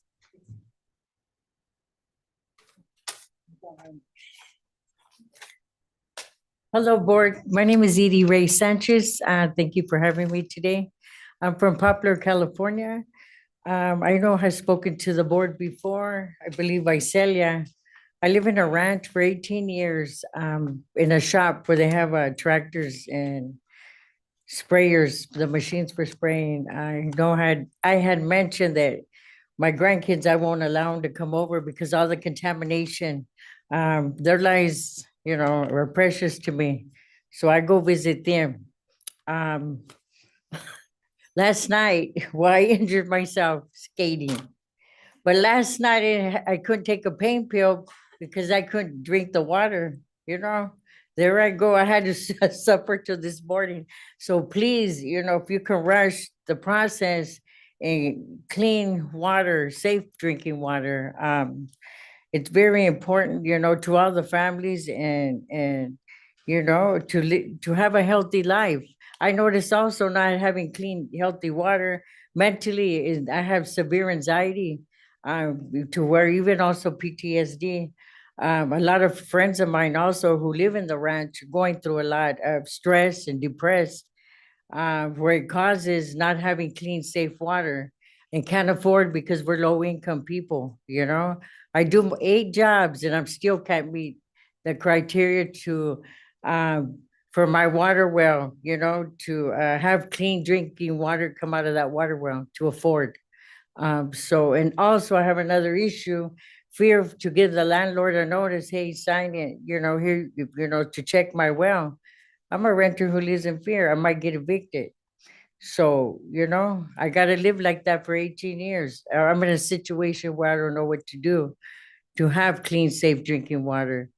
But spend a lot of money who's low income to be buying water bottle and paying a company to be bringing me water for my water tank. I mean, please, I ask that you guys shorten the process to help us out here in living in the ranch. Thank you. Thank you, Edie. Next, I'd like to pass it to Tutui Montes. Aho. I'm Tutui and I live in Tulare County right now in Visalia, California. I just want to first, with permission, and also ask forgiveness, but permission to the people, original people of this land. And if I offend anybody in any way, audience, board members, my word is all that I really have to give. I've seen the reports, the presentations, all looks good on paper. All looks great. Like this tragedy is. But I want to mention something of the spirit. 7 years, 7 generations, of suffering for people. And should I consider the future of 7 more generations? I'm 72 years old. I lived across from a dairy, young age. I've seen what's happened to the river that was 3 blocks from my house. I lived in East Strathmore, Porterville, out towards Terabella. I've lived in some of these areas that they showed maps of and zonings, familiar with Tule and Cahuilla and Kings. And I've been in the San Joaquin Valley all my life. And when I think back and feel how I felt back then, fighting for some type of justice, some way of equality in a certain way, for just respect, just to be respected as a human being, that I walk this same earth just like you. And to think that in these next generations, my son, my grandkids, my great-grandkids, that in 50 years or 35, they're going to be asking the same thing we're asking right now. I love what one of my colleagues said, and one of the women that was here. Extraordinary times, something like that. Extraordinary, I'm like, wow, that's amazing. Sounds really good. And we continue to suffer. We continue to suffer. Who? And I don't want to take all of your time. I'll sit up here and start preaching to you, and that's not my intention. My intention is just to speak to you from a humanity point of view, from our humanness, that connection that connects us. So we should be able to at least love one another in a good way and understand that our water means a lot to us. You were in your mother's womb. You started in water. We're made up biologically of a bunch of water. So water quality and affordability shouldn't be in another 20 years. That should have happened years ago if we only had the will to be able to do and keep us from continuing 25 years ago, 30 years ago, the destruction that we were bringing to our Mother Earth. I just want to say that much because I'm hungry and I want to have some lunch. Thank you very much. Thank you, Tutui. I like to pass it online to Mr. Prado Sr.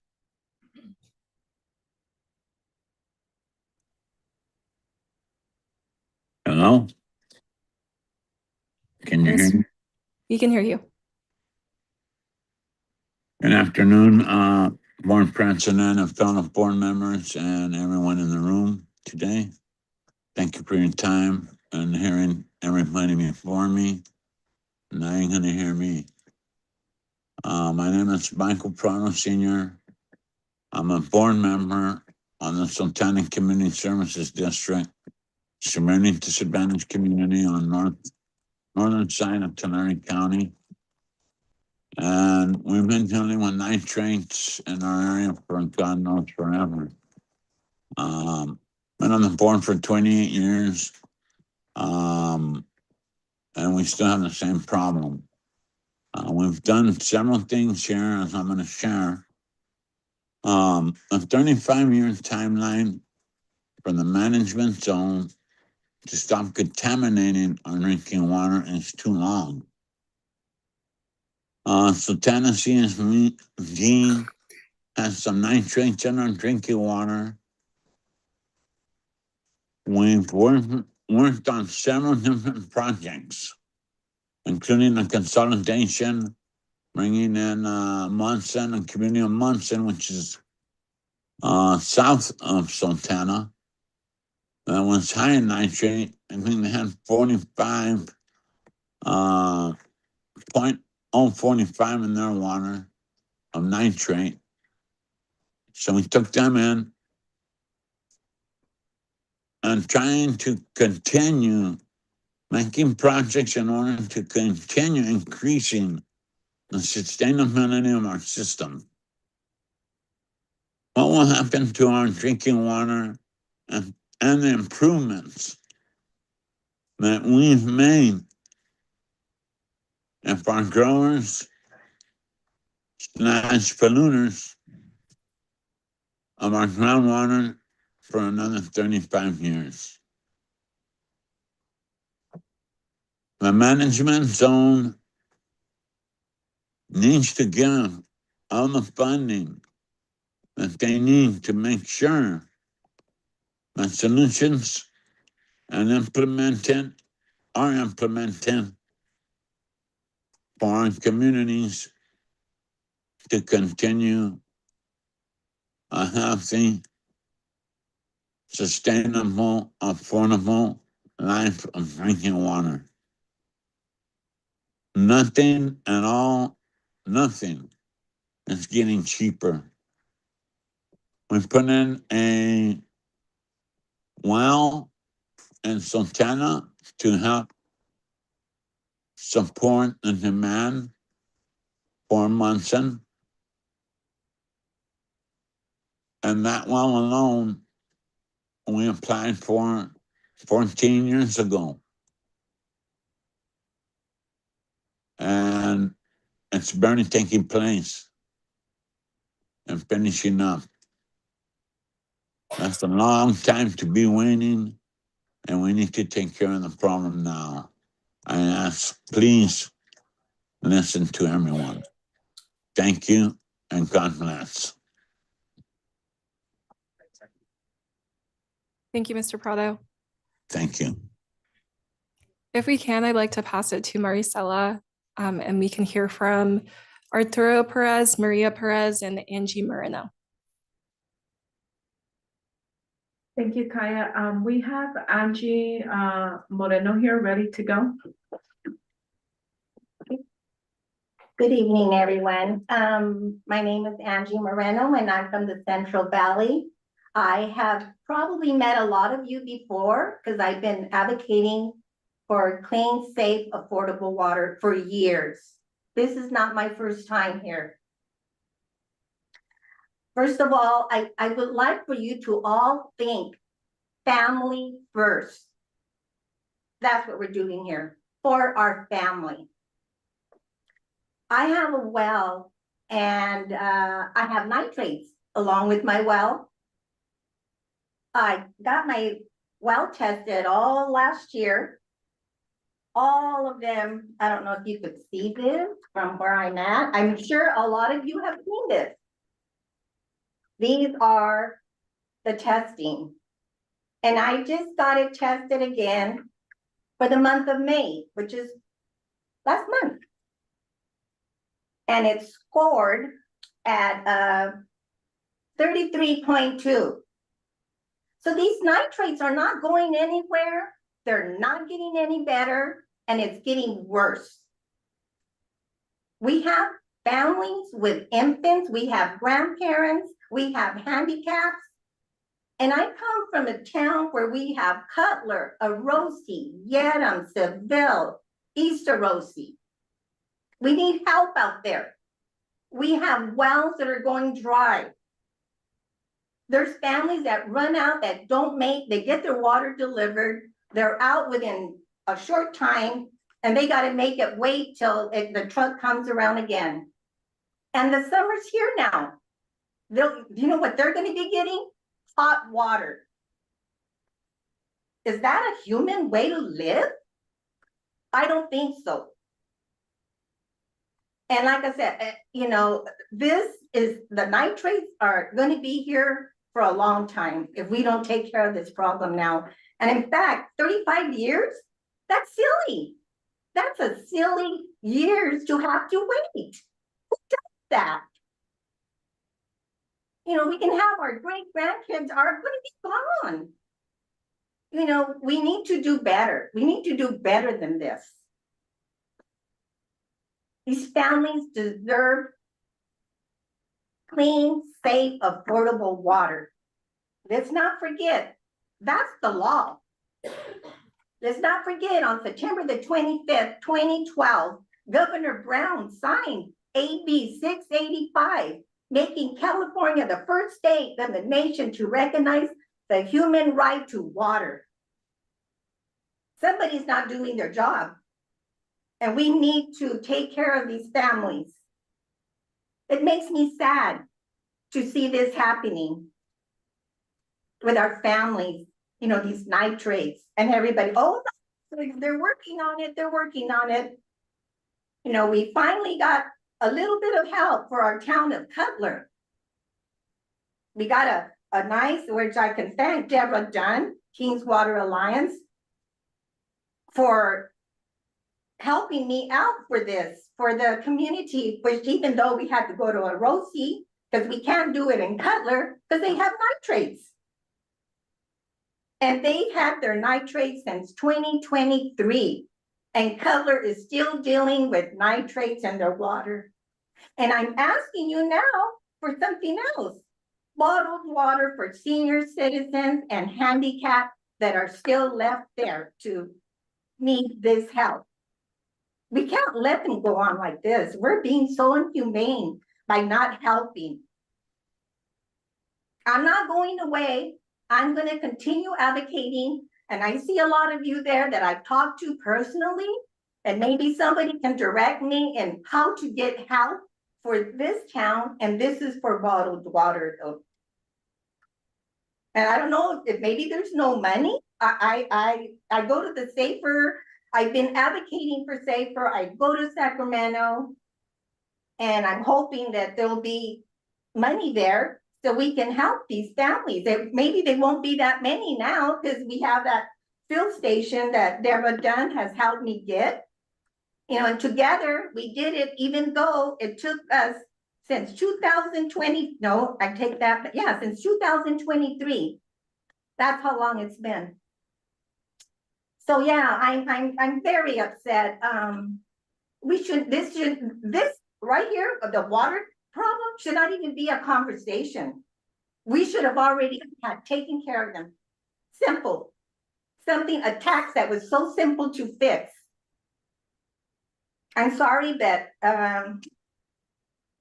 anybody, that's, like I said, with the nitrates, the wells that are going dry, families there need help. 5 minutes. Thank you.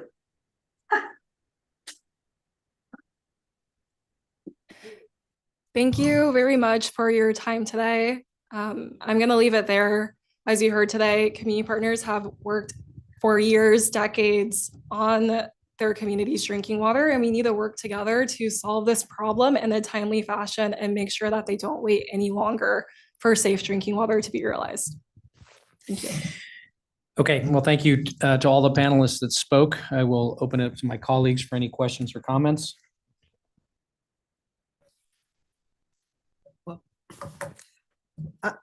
Just listening to the discussion and being a resident from a disadvantaged community that has water quality issues, it's concerning. You cannot ignore the human element for the problem that people are facing with water. And more importantly than that, as I heard one of the women speak, testing the water and the levels are higher. So I just want to thank the environmental justice community and the public that spoke. Their concerns are real, and the solutions to address them should not be labored. They should be something that we should be addressing, and we should be addressing it now. Had we not had all of the contamination with the water from ag, we wouldn't be sitting here, but that's the problem we're facing. And I just want to thank the residents that expressed their human interest concerns regarding this matter that we should all take to heart. Thank you.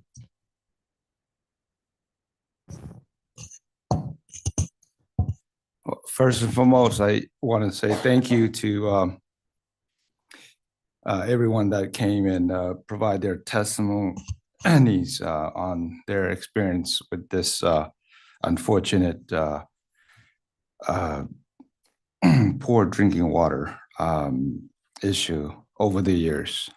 I just want to share that I was born in Thailand in the refugee camp, and it was tough to get clean, quality drinking water as well for 13 years when I was there. So I know just a little bit about the value of getting clean drinking water. So thank you for your testimony. You know, it's not quite like anything that that we hear, like the dairies and you know, just hearing other I guess proposal and so forth, versus when you hear the raw experience from people who experience the tragedy or whatever that they are facing over the years, and if they provide it to you in person, that was really raw, and that's really real.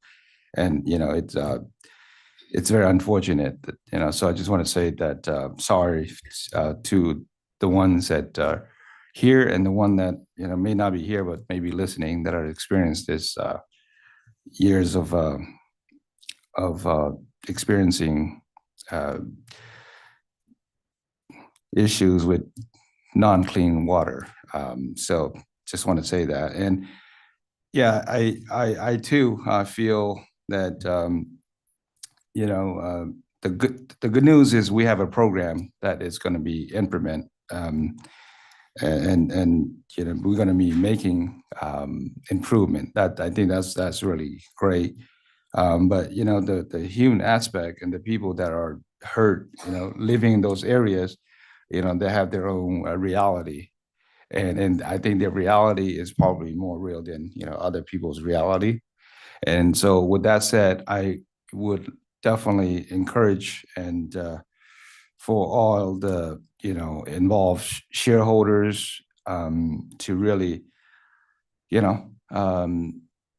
do all they can to expedite the process of, one, for sure, providing, clean drinking water bottles for especially the seniors and disabled community members, immediately, whoever that don't have that accessibility or resources, for us to make sure that we provide that right away, and I hope that we could do that.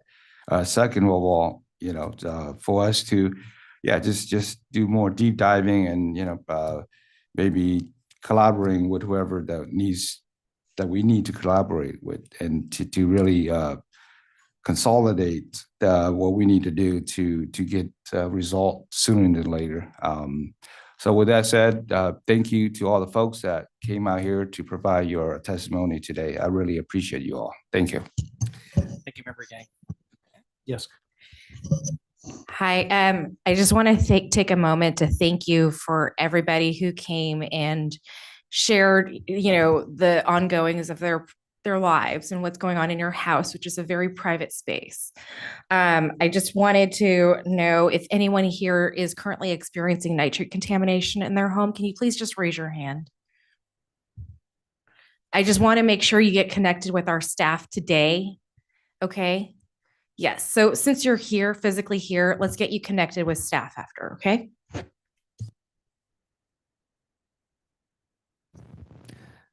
Yes, Ms. Moreno, I saw you raising your hand as well. Okay, any more comments, questions otherwise? Okay, I'd like to take certainly a lunch break at this point, but just to be clear on next steps, when we return, we'll have other members of the public that weren't interested parties that wish to comment. So, and then we'll hear closing statements from panel number one, and then any clarifications from staff, and then we'll deliberate as a board. So with that, I'd like to take a recess and reconvene. What do we think? 40 minutes, 12:30? Oh, excuse me, 1:30? Yeah, we'll reconvene at 1:30.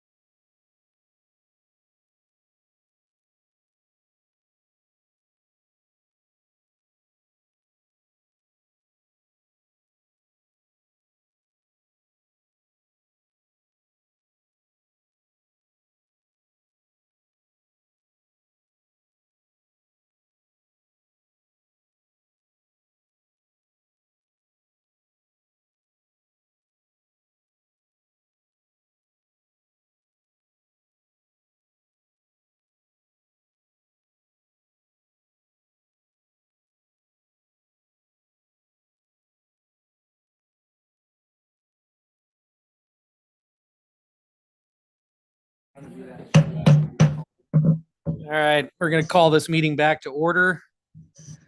All right, thank you. As I mentioned before the break, we will now hear from any interested person who is not a party to this proceeding but wishes to comment. So I would ask staff, do we have any persons wishing to comment on this item, either in person or virtually? We have a whole handful of folks. Let me go down by the list that the blue cards were received, and we will go one by one. I've got Ben Kohler from the city of Modesto, and we will follow that up with Ryan Flaherty from Sustainable Conservation. Absolutely. Oh, interested person. Interested person. If I misstated that, I apologize. Inadvertent. Okay. Go on. Mr. Kohler here.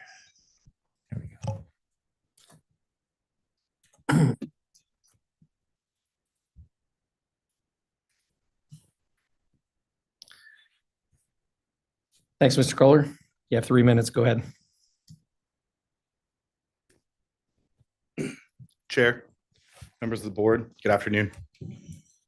My name is Ben Kohler, and I serve as the Chief Plant Operator for the City of Modesto's Regional Recycled Water Facility. I'm here today as both a municipal participant in the Modesto Management Zone and a director of the Valley Water Collaborative Board to offer comments in support of the Modesto Management Zone Implementation Plan and the adoption order before you. The Nitrate Control Program established clear priorities: protect drinking water users, manage nitrate loading, and work toward long-term improvement of groundwater quality.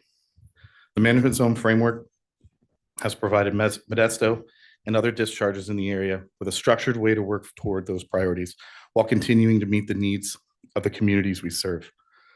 Since the Valley Water Collaborative was formed to implement the Modesto and Turlock management zones, the region has had a more coordinated approach to nitrate management than would otherwise be possible if every permittee acted entirely on its own. The management zone brings together municipalities, irrigated agriculture, dairies, and other dischargers under shared implementation structure. One of the more tangible outcomes of that framework has been the Emergency and Interim Drinking Water Program that grew out of the Early Action Plan. Since 2021, the management zone has offered free domestic well testing and replacement drinking water for households whose wells exceeded the nitrate standard, providing a practical response to immediate public health needs while long-term solutions are developed. From a municipal perspective, having that program in place has helped provide clarity and discussions with local decision makers, residents, and community partners regarding the nitrate control program implementation. It also helps identify areas and communities that may warrant priority attention for longer-term drinking water solutions. The implementation plan before the board builds on those early efforts and lays out a more comprehensive long-term framework. It compiles available information on nitrate conditions in the Modesto Basin, identifies areas where public water systems and domestic wells may face greater risk, and outlines how we plan to implement long-term drinking water solutions, nitrate reduction, and ongoing monitoring. For Modesto and other municipal participants, that structure provides useful regional context for facility planning and compliance strategy.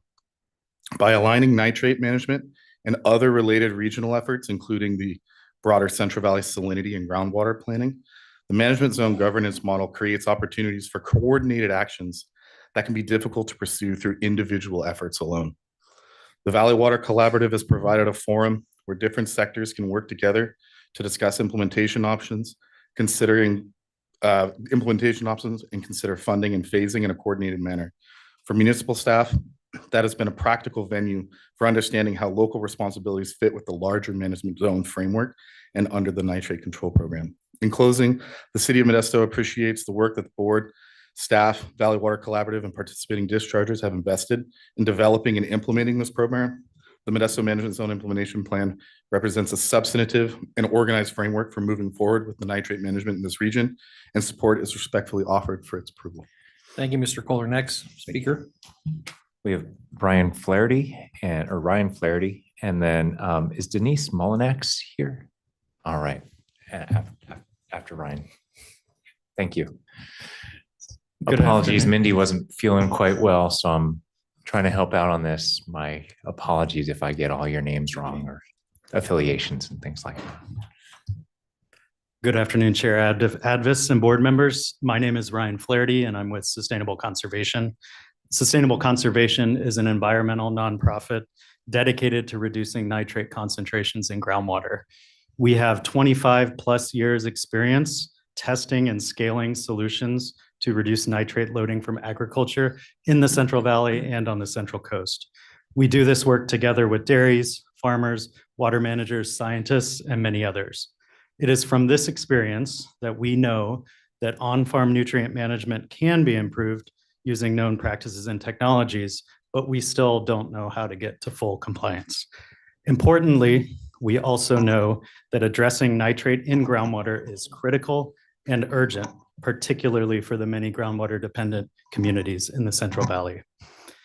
The Nitrate Control Program is a novel regulatory approach that addresses both of these, the need to improve nutrient management and the need to ensure access to clean drinking water. It has been 6 years since Nitrate Control Program was approved and about 2.5 years since the MZIPs were submitted. However, until the management zone orders are approved, expectations for nutrient management improvements are not clear and critical timelines do not start. That is why it is important and urgent for board to approve the Modesto Management Zone General Order. We need approval to start timelines. We need approval to give farmers and industry certainty about where to make investments and to give communities certainty about the path towards clean drinking water. We know the Nitrate Control Program is a complicated effort, and we really appreciate the regional board staff's response to our comment, especially the offer to work together to identify and address challenges that could delay progress and implementation of the Nitrate Control Program. I do want to clarify one of the comments that was mentioned earlier. We fully support the outlier approach. What we were commenting on is to suggest complementing this with a feasibility-based assessment as well. It's just to clarify that. So finally, just based on our decades of work to find and scale solutions on farms, we know that lack of clarity on regulatory requirements is a barrier for innovation and for adoption of practices. So we ask that the board adopt the Modesto Management Zone General Order as presented today to provide that clarity. If the board feels any additional changes need to be made, we ask the board approve the order and require those changes to be made within 1 year of adoption of the order, similar to what the state board did when it approved the Salt and Nitrate Control Program. This approval will start the timeline and will provide the certainty needed for all of us to move forward together. Sustainable Conservation looks forward to continuing to work on the ground with farmers, as well as our colleagues from industry, environmental justice, and the water boards to make good on our collective promise to ensure access to clean drinking water. Thank you. Thank you, Mr. Flaherty. Next. Next, we have Denise Molinax, and if we have Noel Kremers in the audience after, it'd be great. Good afternoon, Mr. Chair, members of the board.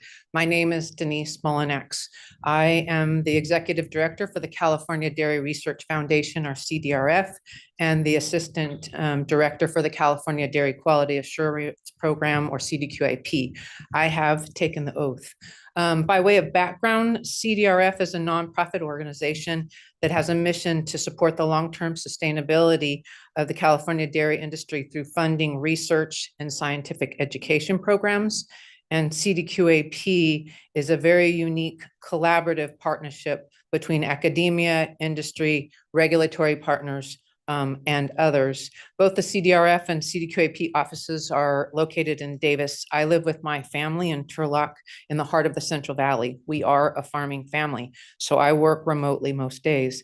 I've worked in the California dairy industry now for almost 30 years in a variety of positions, ranging from an extension advisor with UC Cooperative Extension in Stanislaus and Merced counties to a producer education coordinator with the milk processor to my current roles. My entire career has been spent providing research and educational support to the California dairy producers and associated allied industry. I was here in this very room when the original GO was passed for dairies in 2007. I was also part of the CDQAP team that led the outreach and education to support compliance with the multiple interim and annual report deadlines within the GO. It was the single largest outreach effort in the state and likely in the nation, included multiple rounds of outreach at multiple meetings within each county throughout the region.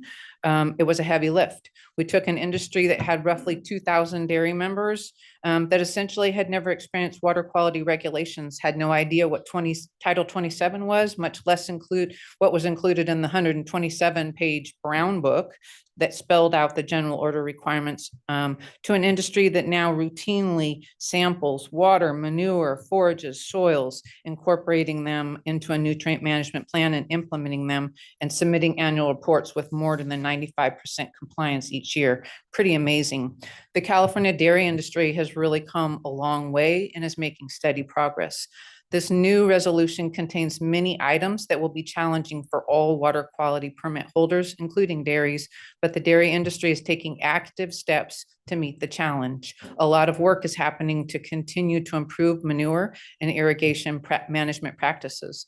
My organization, CDRF, is actively funding research projects on innovative practices like new methods using smart tools and automation for irrigation of manure water, alternative forages that mine nitrogen from the soil while providing cow feed, and even evaluating new manure treatment technologies like the ones already mentioned, permafiltration, advanced separation, and many others. These are being evaluated on dairies under California dairy systems, being evaluated for their ability to remove NP and K and utilize it best, how they best fit on dairy manure systems, and how effluents act when applied to forage fields. Some solutions are starting to show, but it will take time to fully validate these practices and technologies. It will take time to provide the education and outreach so producers understand their options and can determine which one will work best on their farm. It will take time for the farmers to line up funding and ultimately be able to implement these practices on farm, plus time to realize their benefits in the field and in the water quality. Please conclude your remarks. Sorry, you've already heard today that 35 years is too long. Based on my experience in research and education, I would say that we are going to need the full 35 years to be successful. I would just conclude by saying, the industry is taking active steps. They're willing to do their part, but it will take time in order to be able to do this. And both the programs, CDRF and CDQAP, stand ready to work with staff, academia, and industry to support the dairy industry in successfully meeting the ultimate goals that you've laid out. Thank you for your comments. Next.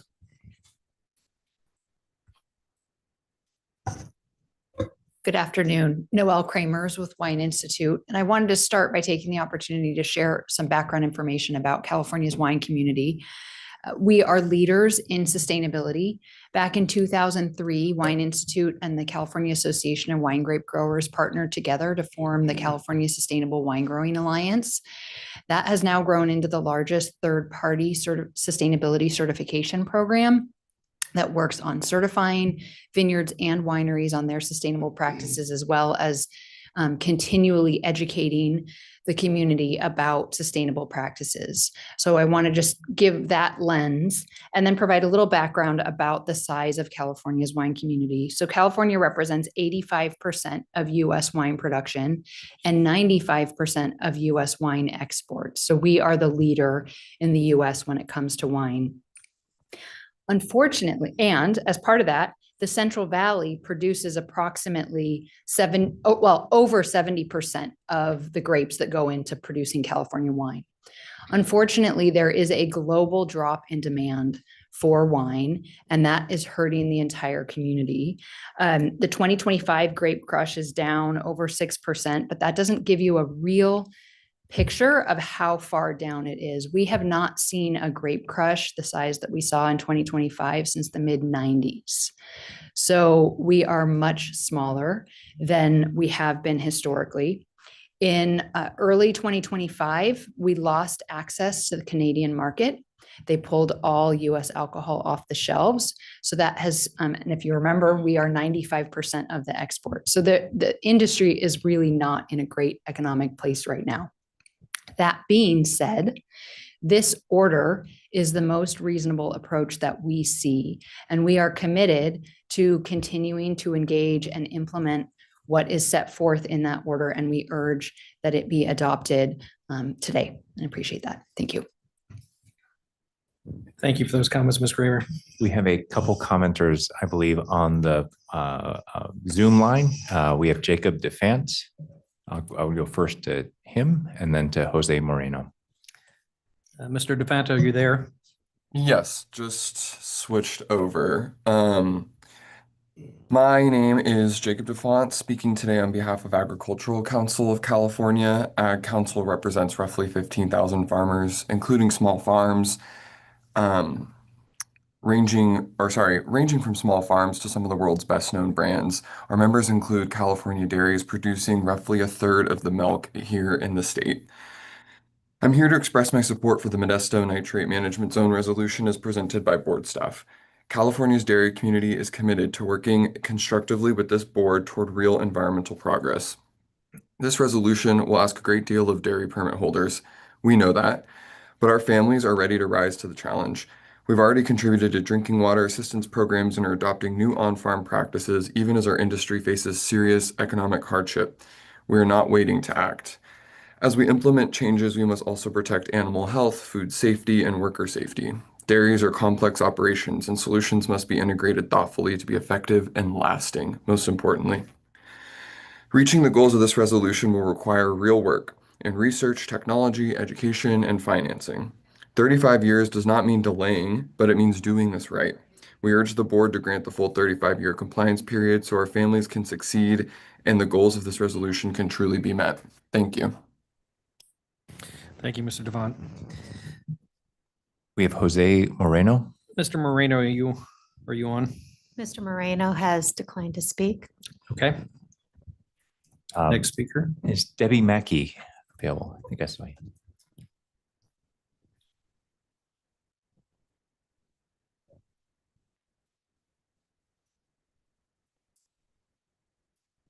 Good afternoon. I'm Debbie Mackey. I'm the Executive Officer of the Central Valley Clean Water Association. We are an association of publicly owned treatment works, those that take your wastewater, treat it, and return it to the environment in a way that protects human health and the environment itself. So today I want to first, as a big whole, really lend my support to the order as it deals with the management zones as a whole. It is such an important thing in a way that we can work collaboratively to address needs, to make sure that there is safe drinking water as long-term solutions are being developed. And so you've heard a lot of support that way. I'd like to lend my support on that. One thing I do want to talk to you a little bit about is it's one of the monitoring and reporting plans. It's attachment E. And it's for what they call the non-15 program. And I know Alex here, and they just renamed it. But in that, as the management zone implementation plans were developed, they were developed in collaboration with a lot of discussion and a lot of thought. And timeframes for certainly for POTWs, which have to deal a lot, they're serving the communities. They want to talk with that. They're dealing with the same kind of economics. It's not right there. It doesn't happen. They've got to figure things out.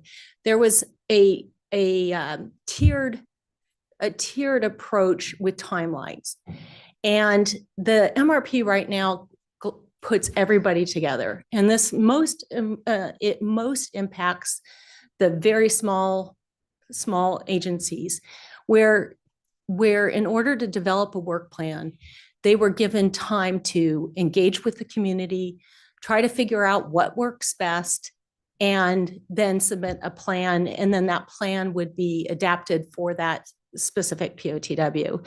This basically says, hey, it's 7 years. You've got to have it figured out and you've got to give us a detailed work plan.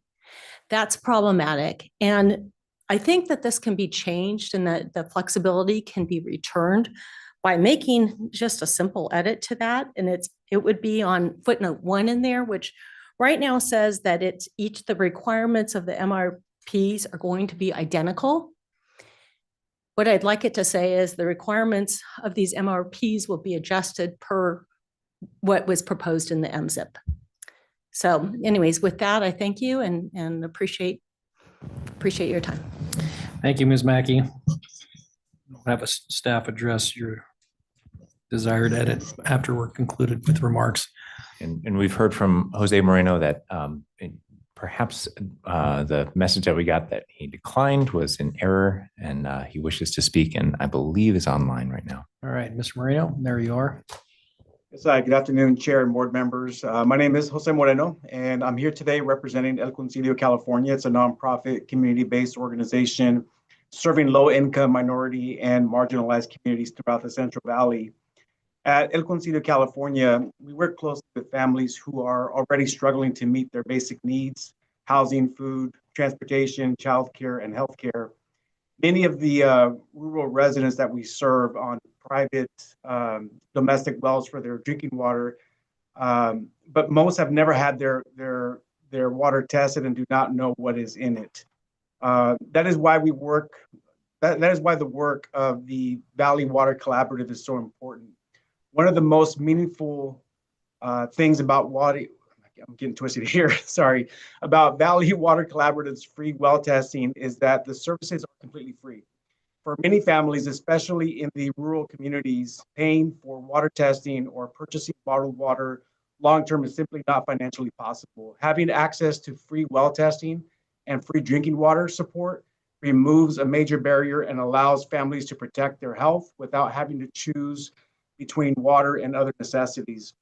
This is especially important for pregnant women, infants, and young children who are among the most vulnerable to nitrate contamination in drinking water.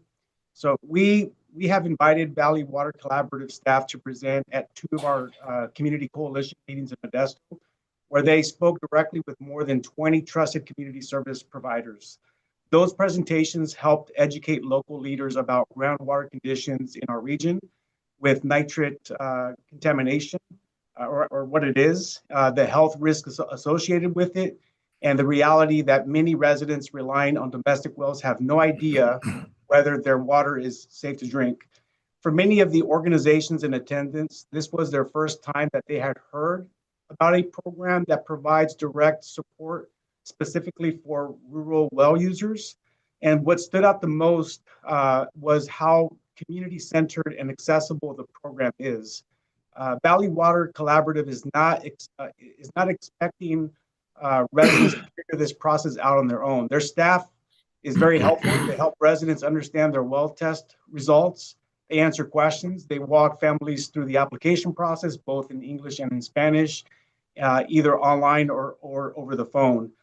That level of support matters deeply in the communities that we serve because many residents face language barriers, technology barriers, transportation challenges, or simply do not know where to turn for help. So the outreach approach taken by Valley Water Collaborative recognizes that trust is essential.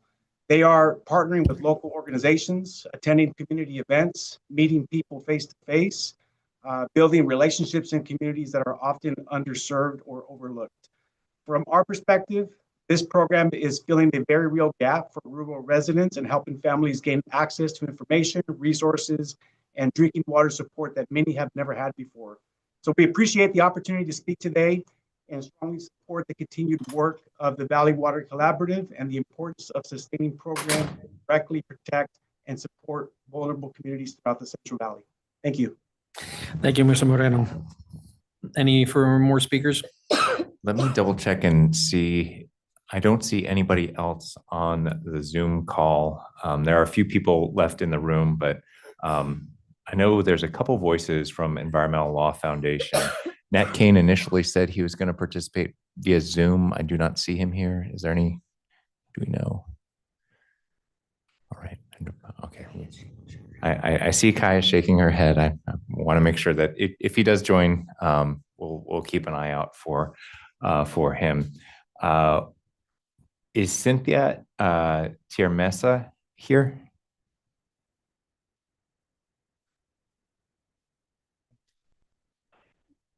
not in the room.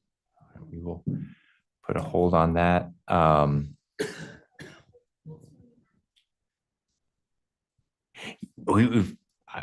If they would like to come up, then by all means.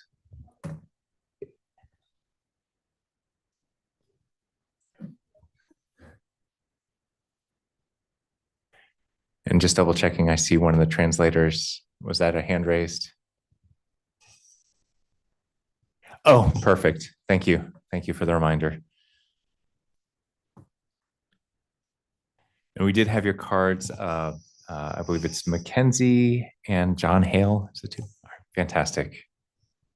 Good afternoon, Chair and board members. My name is Mackenzie Van Valkenburg, and I am a summer law clerk with Environmental Law Foundation.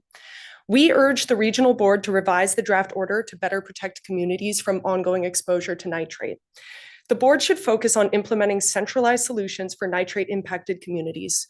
Without long-term drinking water solutions to accompany community interactions, outreach alone will not constitute positive change. Furthermore, as board member Yang stated earlier today, 35 years is a very long time.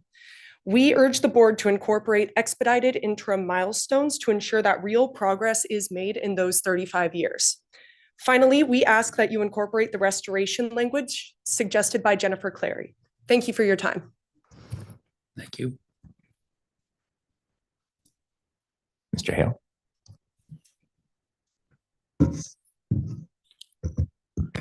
Afternoon, members of the board. My name is John. I'm another legal clerk with the Environmental Legal Foundation. And I just wanted to briefly point out an area of policy that's relevant here. I think highlights the question that's before this board, as so often is, the balance of economic costs with real social harms. And that is the anti-degradation policy that says where discharges are going to degrade water quality, that the degradation must be consistent with the maximum benefit of the people of the state. That's very broad language, but of course that considers in the law a consideration of the social and economic factors. Of course, here, whether stricter compliance might hurt the local agricultural economy is very relevant, and this is what the representatives of the management zones rely on in their defense of the approval of this order. But these limited, underfunded drinking water programs, their solutions, and the extremely long-term timelines that we're suggesting, no matter how they're rationalized, I believe they're a failure of that policy. I believe that economic viability is, of course, a valid priority, but where it comes at expense of the community it serves, it cannot be said to uphold the maximum benefit of the people of the state.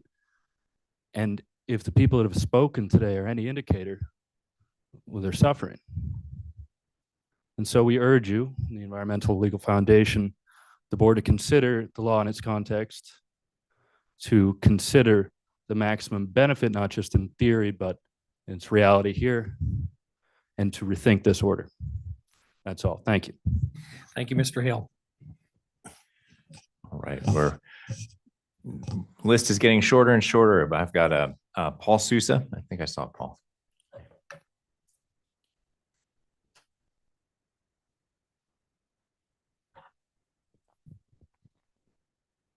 Good afternoon, Chair and members of the board. My name is Paul Sousa. I have experience with dairy from my entire life. I was brought home from the hospital to a dairy where I grew up. On my family's dairy, my father, 4 brothers and sisters still operate the dairy today. They live on the dairy along with my nieces and nephew. Now I work with Western United Dairies, a dairy producer trade association representing dairy farmers from throughout the state. We are based in Turlock and I live in Turlock, and I have taken the oath. I support adoption of the resolution as presented by staff this morning. This resolution requires dairies to make many improvements that will benefit water quality. Put together, the improvements are a monumental task, and dairies will need to take time to make all of the necessary changes. The dairy community and dairy families are up to this challenge and will work together to continue the progress.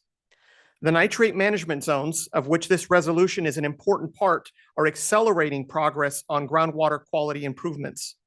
The local collective approach of the nutrient management zones is effectively driving solutions faster, not slower. The 35 years is not a slowdown in any way. It is actually this whole process combined with that is speeding things up. Our dairy families have already started the work by contributing to drinking water programs and adopting innovative practices on our farms.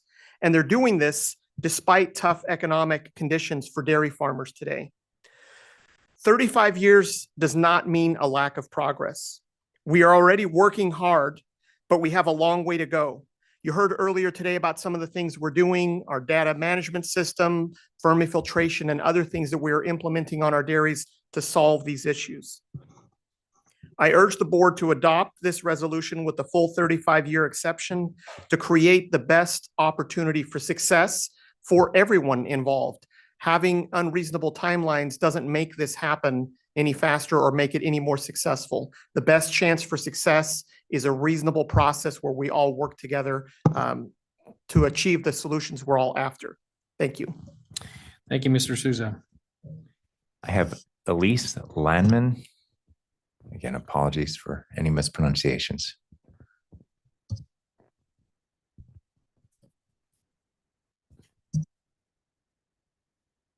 You got it right, don't worry.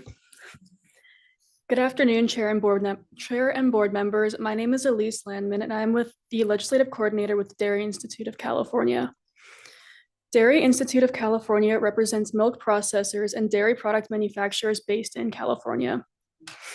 Our organization's goal is to support our members' ability to operate sustainably, innovate, and achieve efficiency within their companies as they provide the highest quality dairy products to domestic and international markets. I appreciate the opportunity to comment on the Modesto Management Zone Implementation Plan. Dairy Institute wants to express support for the adoption of the resolution as presented by staff and distributed before today's meeting. This resolution sets out goals that will be very challenging for water quality permit holders, including California dairies. However, our dairy communities are committed to doing their part. We understand the importance of continued progress, and we are willing to work together toward these goals. As changes are considered in dairy operations, it is important to recognize that dairies are complex systems. They have to carefully balance water quality improvements with animal health and well-being, food safety, and worker safety. Solutions need to be practical, proven, and integrated in ways that work on real farms. Reaching the goals of this resolution will take time and sustained effort. Progress is already underway, and we expect to make much more progress in the coming years. But getting to the ultimate goal of no longer causing or contributing to exceedances of water quality objectives will require additional research, further improvements to manure and irrigation management systems, testing and proving new technologies on California-style dairies, education and outreach, and support for wide-scale adoption. Just as importantly, financing and implementation will take time. This is a major undertaking, and success depends on having a realistic pathway to get there.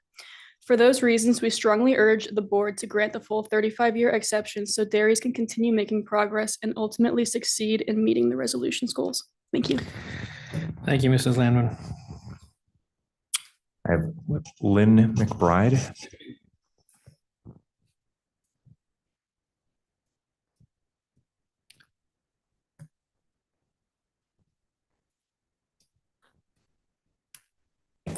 Good afternoon.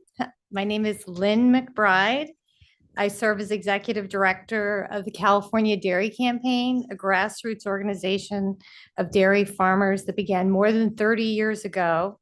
And I did take the oath today. I testify in support of the adoption of the MZIP resolution as presented by staff. The 35-year exception is vital to the agriculture sector's development and implementation of effective long-term solutions to address nitrate challenges while ensuring safe drinking water today. It is essential to maintain this exception as dairies are actively working to improve groundwater quality despite facing significant technical and economic challenges. Dairy farmers are being paid prices today that are significantly below their cost of production. We each month have a monthly milk pricing survey where dairy farmers report their net price. Just in this last month, many have reported a net price that is 20% below their cost of production. So dairy farmers are struggling. US dairy prices are actually below global prices, especially for butter and cheese. And US dairy prices are half the price that's paid in Canada. So just against the backdrop of these very challenging economic times, that is causing many of our dairy farmer members to question how long they can remain in operation. Dairy farmers are working to do a better job of balancing crop nutrients with manure management, and they're continuing to explore practical methods to export excess nitrogen from dairy operations. This largely depends on technologies and systems that convert manure into transportable solid forms, which can be moved off-site or composted. Additionally, there are technologies available that can denitrify excess nitrogen in liquid manure. We urge the Water Board to take steps to expedite these projects because these are changes that dairy farmers want to make, but it's very difficult given the challenging economics. Funding has been a tremendous hurdle to making these projects happen. We're looking forward to Dairy Plus funding in the near future, but much of the state funding has dried up. And without that funding and with the economic stress that's out there, these projects simply won't happen. I moved back to California now 26 years ago. Back then, there were over 2,200 dairies across the state. Now there's about 1,100. The distress is real, and we want to make sure that we can have a collaborative approach, as is outlined in the MZIP resolution, to have reasonable timelines that are feasible. And I appreciate the opportunity to testify today, and also want to mention that we're a member of Dairy Cares. Our members are members of the Central Valley Dairy Representative Monitoring Program. We work with CDRF and CDQAP, and our members are very engaged and involved in these activities, but they're challenging, again, especially given the economics. Thank you. Thank you, Ms. McBride. All right, the final two, I have Ray Prox Sr. and Nicole Bell. And if I haven't said your name, definitely let me know and we can add somebody else to the list. Good afternoon, Chair and members of the board. My name is Ray Prock Jr. I'm a former Central Valley dairy farmer, and I actually started this water quality work years ago while I was still actively running my family's dairy farm. Long before the COVID pandemic hit, I rolled up my sleeves to volunteer my time with the Valley Water Collaborative. In fact, I've served as the treasurer since the day we started it. I'm still putting those volunteer hours in today because the work is incredibly important to the Central Valley. It affects my neighbors, local residents, our agricultural backbone, and our family dairy farms. That's why I'm here today to ask the board to adopt the Modesto Nitrate Management Zone resolution exactly as it's presented, having the full 35-year exception so we can achieve these massive goals together. As you have listened to the hours of testimony today, given that I'm next to last, I really want to urge everyone to focus on the facts. There is a narrative out there that agriculture doesn't care about its impact and that it is just completely false. Dairy families care deeply about the health and the future of communities where we live, work, and raise our own kids. To achieve true lasting environmental change, we need pathways that support both our resources and our communities. To move the needle, we have to work together.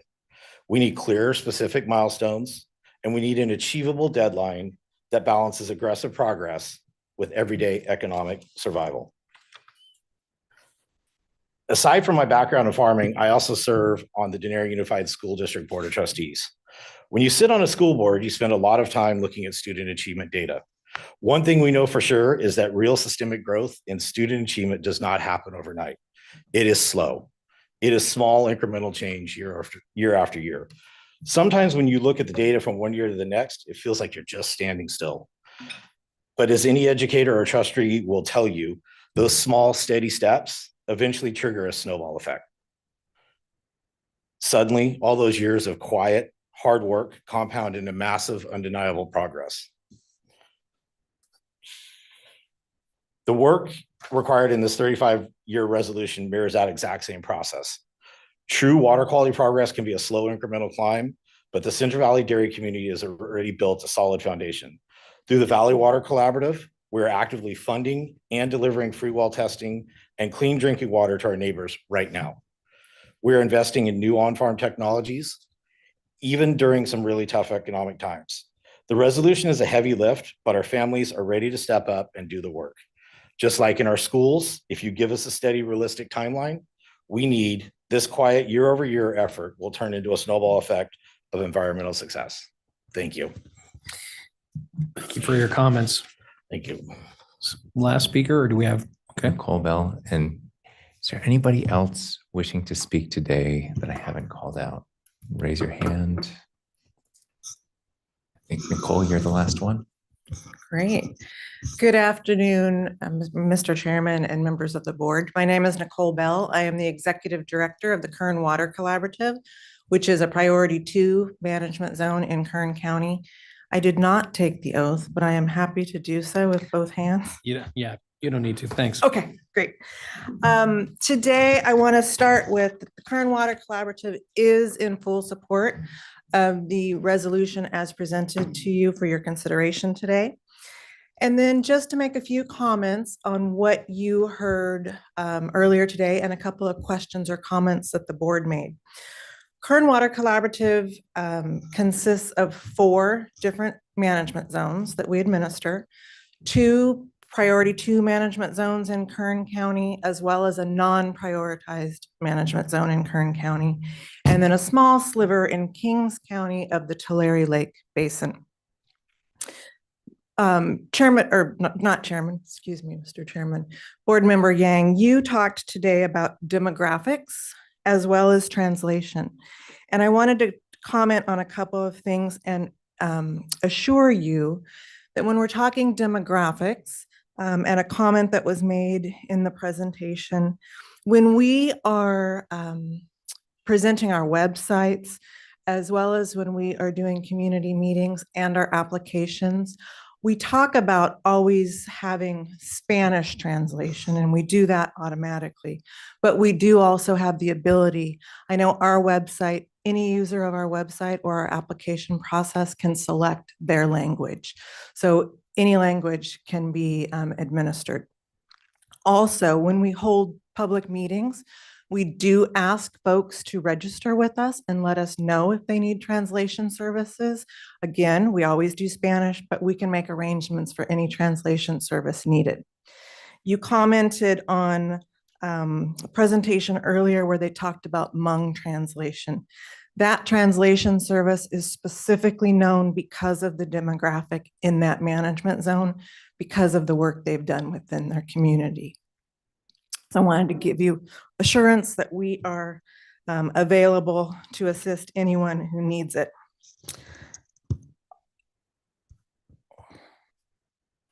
Also, the theme you're hearing is we are not waiting 35 years. My colleagues in the P1s did a great presentation earlier, and they talked about many of the initiatives that we have moved forward within our communities. One additional initiative is in Kern County, our non-prioritized area, which is roughly half of Kern County. It's the Kern River Subbasin. It's non-prioritized. Why am I talking about it? We made the decision to include it in our management zone, and we are providing services to the Kern River area, and we do not need to do that. So we are continuing to do more than what is needed. Lastly, I will say this. Today's theme, and I hope you will leave here today understanding that we are not adversaries, we are collaborative allies within our communities. Thank you very much. Thanks, Michelle. All right, so that wraps up the testimony from interested persons who are not parties to this proceeding. We'll now move on to considering closing statements by the panel number 1 participants.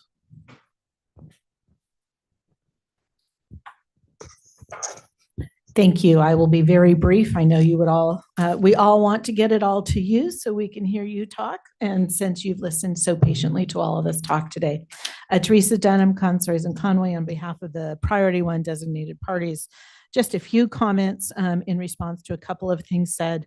And again, I'll be very brief. With respect to Ms. Clary's language, which I have had the opportunity to review, thanks to Mr. Palupa. And, I think at this point in the process and receiving language on the day of, I do think we would be better off not trying to revise on the fly, and instead would look to have that discussion as we go into the 5-year program and the 5-year update. I don't think there is anything specifically certain within her language that needs to be done now. I do think it also, we need to consider when we're talking about pilot projects, is that, one per priority management zone, or is there coordination, because a lot of these pilot projects and the modeling is probably going to be similar and we need to be able to coordinate our efforts. So I do think there's probably more discussion that needs to happen around that language, and would ask that you not make revisions today in order to incorporate her language. Quickly, with respect to Ms. Gibson and comments with respect to the groundwater protection peer review report, I understand you've let it into the record, and that's fine. Just to also let you all know, we as the Irrigated Lands Program, we are reviewing that report in detail. We've already started, and we are looking to be responsive to that. We will provide responses to the State Water Board staff and Regional Board staff in the near future. But more importantly, we're taking all of their comments to heart, and we will be looking to update our work plan as how we can improve our groundwater protection process. I think clearly important in the ILRP program, and now coming into this program, we have always said development of the groundwater protection targets is iterative, and that we will further update them as more information is available. And matter of fact, talking about initiatives, we are taking the initiative actually to update those targets now this year in advance of the 5-year timeframe, so we can incorporate those new recharge numbers from the model that Ken Miller talked about earlier today. And with that would be a work plan update for further updates as well to address peer review comments. Again, demonstrating the initiative and the willingness to move forward without actually being required to do so. Lastly, with respect to Ms. Rivers and the in lieu contribution language that they had in their comments, as well as in their presentation today, we appreciate the novel approach. There's a lot of conversation that will need to go along with respect to that. A lot of unknowns. What's the cost, the certainty? How do we ensure that money given from management zones to SAFER is used in those management zones, right? SAFER is a statewide program. No offense to my friends in Southern California, but I want to keep Central Valley dollars in Central Valley and take care of our Central Valley problems, not those that are in other parts of the state. So we are open to having those conversations, but I do think there's a lot of unknowns and a lot of details that would need to be discussed. I do think it's also probably a broader statewide discussion for other regions as well. So appreciate the novel idea and the novel approach, but it's not prime time yet for that. Yet, maybe someday in the near future. But with that, thank you very much, and we encourage you all to adopt the revised Modesto resolution as proposed by your staff. Thank you. Thank you, Ms. Dunham. I'll now turn to staff. Do we have any clarifications or additional discussion? I'll say just a couple words, trying to round up some of the comments that I heard, somewhat in the nature of kind of what Ms. Dunham did as well. So you've heard a lot today, and we're certainly available to take any questions that you may have, but I'll touch on a couple of the points that we heard during the course of the presentations. One, there was some comments about revisions to the exception policy within panel 1. And I want to kind of orient the board to the fact that the exceptions policy was approved as part of a basin plan amendment. So the exceptions policy itself is our regulation that this order is adopted under. We're not revising the exception policy. We're adopting an order that implements that policy. That time to challenge that policy is done. We're not doing a basin plan amendment here today to kind of revise that. there's a very complex interplay between that policy and what we're doing today.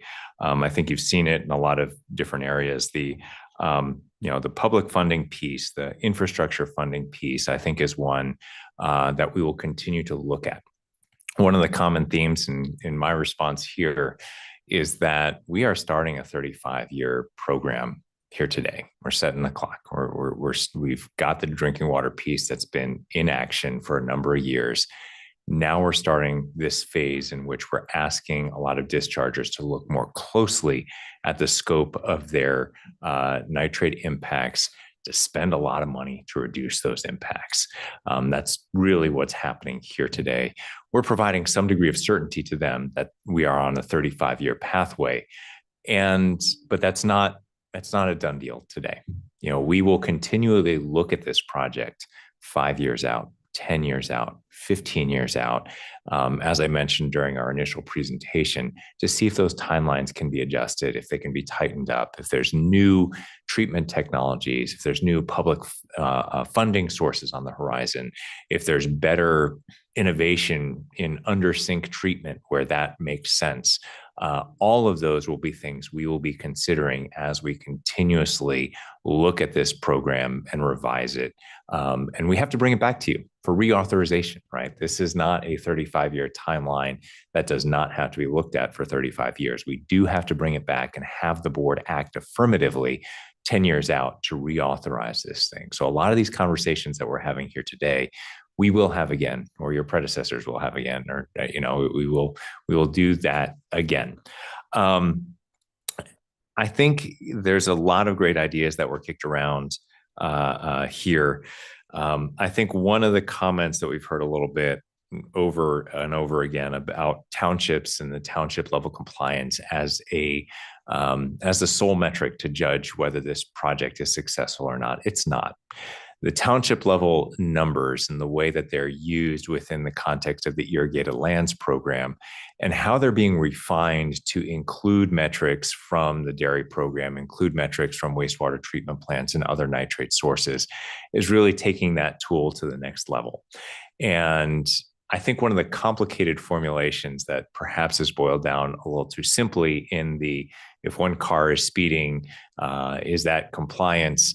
Well, if you look at it from a society's point of view, that one car that's going well over the speed limit is causing a harm in and of itself. It is causing a harm, danger to itself, danger to others. It's not as cut and dry when you're talking about a number of different agricultural sources, domestic sources, and other sources contributing to a groundwater problem. This is something that the Ag Expert Panel is struggling with. They are the smartest minds on this subject, and they're saying, when you look at a drinking water well, it's going to draw not from one pinpoint. It's going to draw its well from a whole smear, if you look at it, a whole landscape level area. Bigger the well, the bigger that area in some respects. And then in other cases, you can have a small well that is pulling from very large areas as well, with overlapping discharges, overlapping ages of discharges contributing to contamination in that well. So we are working on our end to try and figure out a way of addressing that in as straightforward a manner as possible. We've got a great team. I think what we've been doing, and frankly, the peer review shows that we've done a lot of really solid work in this area, and the work that we're continuing to do, the sensitivity analysis that's called for in that peer review, is something our team is already engaged in. We're already doing the next step that's being asked for by that peer review. Very complex project that we've undertaken. I'm satisfied that it really does meet the metrics that are called for under the exceptions policy, under the non-point source policy, and under the Basin Plan Amendment as a whole. I think one of the other comments that you've heard quite a bit is that, bad actors may be rewarded by, kind of what we're doing here. I think one of the points that resonates quite a bit is the fact, and I think Ken almost said it word for word here during the panel one presentation, was the gap between what is theoretically possible and standards that are protective of water quality is still concerning. It's a very complex subject that we've been wrestling with at the regional board for quite some time. But what that means is when you're growing crops, when you're running a dairy right now, right here, today in the Central Valley, if you do everything perfectly according to the highest theoretically possible nitrate removal targets, you will still not be achieving water quality standards. We have to work hard with the dischargers who are here today to work on technological solutions that closes and eliminates that gap. That can't be done overnight. We've heard a lot of comments that's just the profit motive of the agricultural industry or of the dairy industry, or hey, we want to charge lower rates for the wastewater treatment plant. I think it's a much more complex problem. We don't have the off-the-shelf technical solution to come up with an answer today, much less an off-the-shelf technical solution that works with the economic realities that all these industries are operating under, including wastewater treatment plants. So that's another point to kind of get to that. That leads right to the footnote modification. I know that Civiqua asked for in its presentation. The comment that we've got some wastewater treatment plants that might need a little bit more time. I think when we asked our team internally to take a look at those wastewater treatment facilities within the Modesto management zone, they are doing this work right now. And this is the tension that we have every day in virtually every program that we have. We push those timelines to be as short as practicable. So the facilities that they're talking about, City of Modesto, you actually heard from them today, City of Salida, Del Rio CSD, Modesto Reservoir Wastewater Treatment Plant, small treatment plant affiliated with that reservoir, and the Waterford Wastewater Treatment Plant. So all of the work at those facilities is actually ongoing. And for that reason, we believe the timelines that are in the order are reasonable. The 5-year and 7-year schedule for them to do a nitrate load assessment and to come back to the regional board with a bigger picture. If we tug on that a little bit, that might change some of the other timelines in our order. So I'm a little reluctant to go down that road. That said, I think as we go towards future management zone implementation orders, there may be larger and more complex wastewater treatment plants, or even smaller, more problematic wastewater treatment plants. So we'll definitely keep that comment in mind. Last but not least, I think we have a couple comments about maximum benefit. I think we went through a lot of time to try and understand maximum benefit to the people of the state, the burdens that we are placing on communities by virtue of the fact that we don't have a magic wand to clean up nitrate overnight. And we're not asking people to clean up nitrate overnight. We're asking them to both work on nitrate load reduction and replacement drinking water projects. I think the package that we have together does comply with the anti-degradation policy. We've worked a lot of hours to try and make sure that that bridges the gap in the findings that we have in that order. Then final point here, and then you kind of can open up to as many questions as you want to ask. Jennifer Cleary's proposal on more pilot projects or different criteria for pilot projects for groundwater restoration, I think it's a good one. I think I am in agreement with Tess that changing those requirements right now, here today, when we literally just received them during the course of the hearing, I think invites some trouble. And I think we also have enough time, given that this is a 5, 10, 15 year, actually some of these things are going to be doing about 12 years project, to continue to evaluate them and potentially make modifications at those check-in intervals to make sure that the pilot projects are occurring in a manner that really does meet the basin plan amendments and goals of restoration within these watersheds within 50 years. So those are the big standout points that I wanted to kind of talk about. Open to answering any questions. I think with all the testimony that we've heard today, I understand how timelines for some are dauntingly quick. For others, they're abysmally too slow. Again, as a regulatory agency, we're often called upon to make those hard decisions, to try and utilize our best technical and legal expertise and policy expertise to try and set those limits where they might be uncomfortable for many people in the room, but we'll keep checking in and trying to do our best to maintain progress with this program. So just a clarification on mechanics. Should the public hearing be closed at this point? I do want some dialogue on some of the issues. The public hearing can be closed at this time, yes. Okay, so we'll go ahead and close the public hearing at this point. We can move on to deliberation. So I open it up to my colleagues. I guess I can kick it off. I mean, I really want to thank everybody. That was so comprehensive. I had reviewed the response to comments that Bob and his team prepared, and Angela did a great job as kind of a prelude to this conversation today.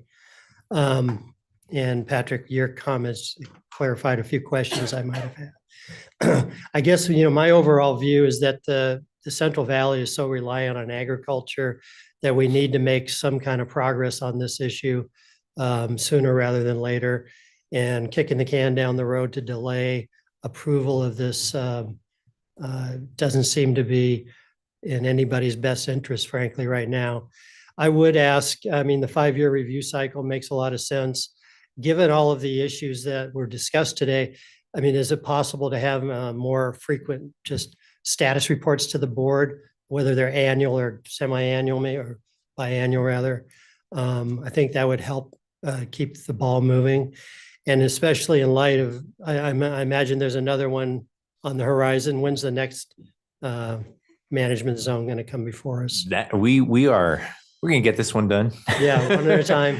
I think, speaking to your first point, I think those 2 points are completely related. Mhm. We are going to begin implementation in this management zone as soon as you drop the gavel, if it's today, if it's at a later hearing.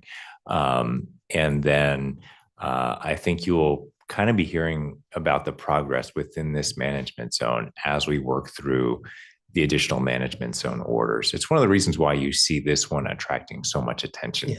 Many of the commenters here on every side are interested in this order. Not only, some of them are because they live and work within the Modesto management zone, but I think many of the folks here live and work or are party to a regulated entity that's in a different management zone. So if there's something that we do here today, we start implementing it, it's not working, we will pull it out and modify it in a future management zone order.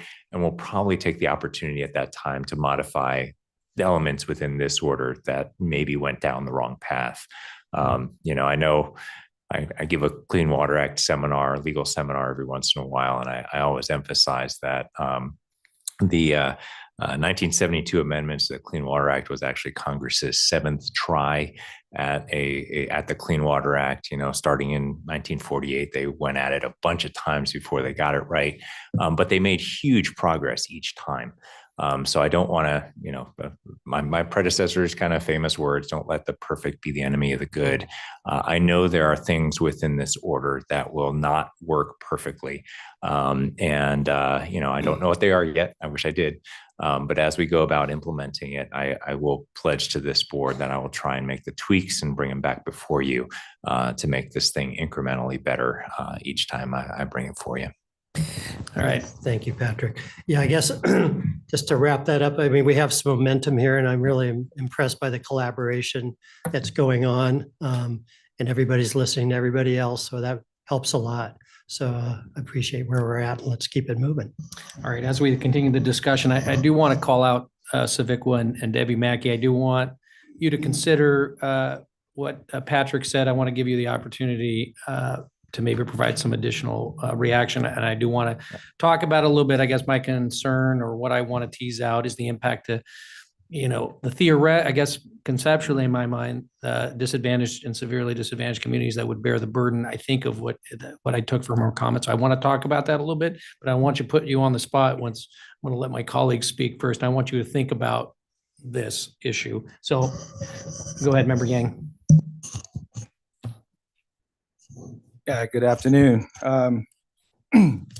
yeah, a lot more information has shared with us since we were on break, and I appreciate, everyone that came to speak on the mic and share your concern or your what you have done so far and what we're going to do in the near future and as a overall program. And thank Patrick for elaborating some very good information and projections for all of us as our executive officer. I appreciate that.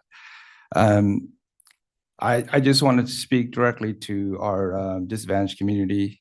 I believe some of you are still here, and if you're not here, you might be listening. And if you're not listening because you are driving home, I believe that there's representative here that will convey that or this information to you. I just want to let you know that what you have experienced in the past, we cannot change the past. And as I alluded to earlier, I'm very sorry to hear all of the heartache and bad experience that you have experienced for many, many decades for some of you and continue to experience. And that is really real experience. And it hurts me to hear that, unfortunately. However, as our executive officer mentioned, the folks that are working on this very complex and difficult situation, we have the brightest mind in the business working on it, and it is at your best interest. It may not seem like that right now, but that's what we are doing, and we as a board, myself included as a board member, will do anything that we can to continue to communicate with our team, starting with Patrick and the rest of our partners, to make sure that we get the latest update and continue to update as efficient as possible, to let you know that we are making progress, to let you know that we are just not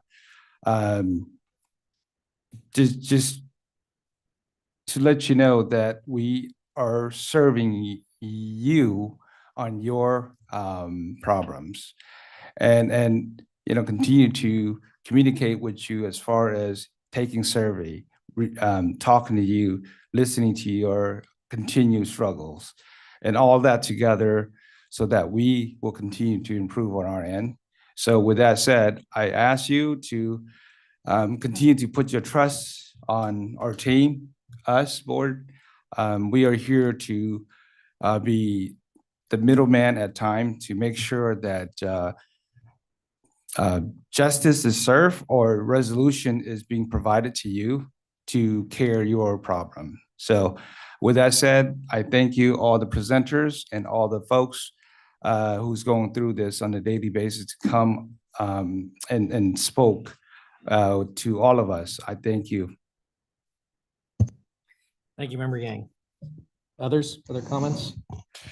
Hi, I want to thank everyone for their presentations for today's hearing and all the parties that took the time to provide written feedback for this unique order. We all have the same goal here. It's to reduce nitrate loading, and that's through collaborations like this.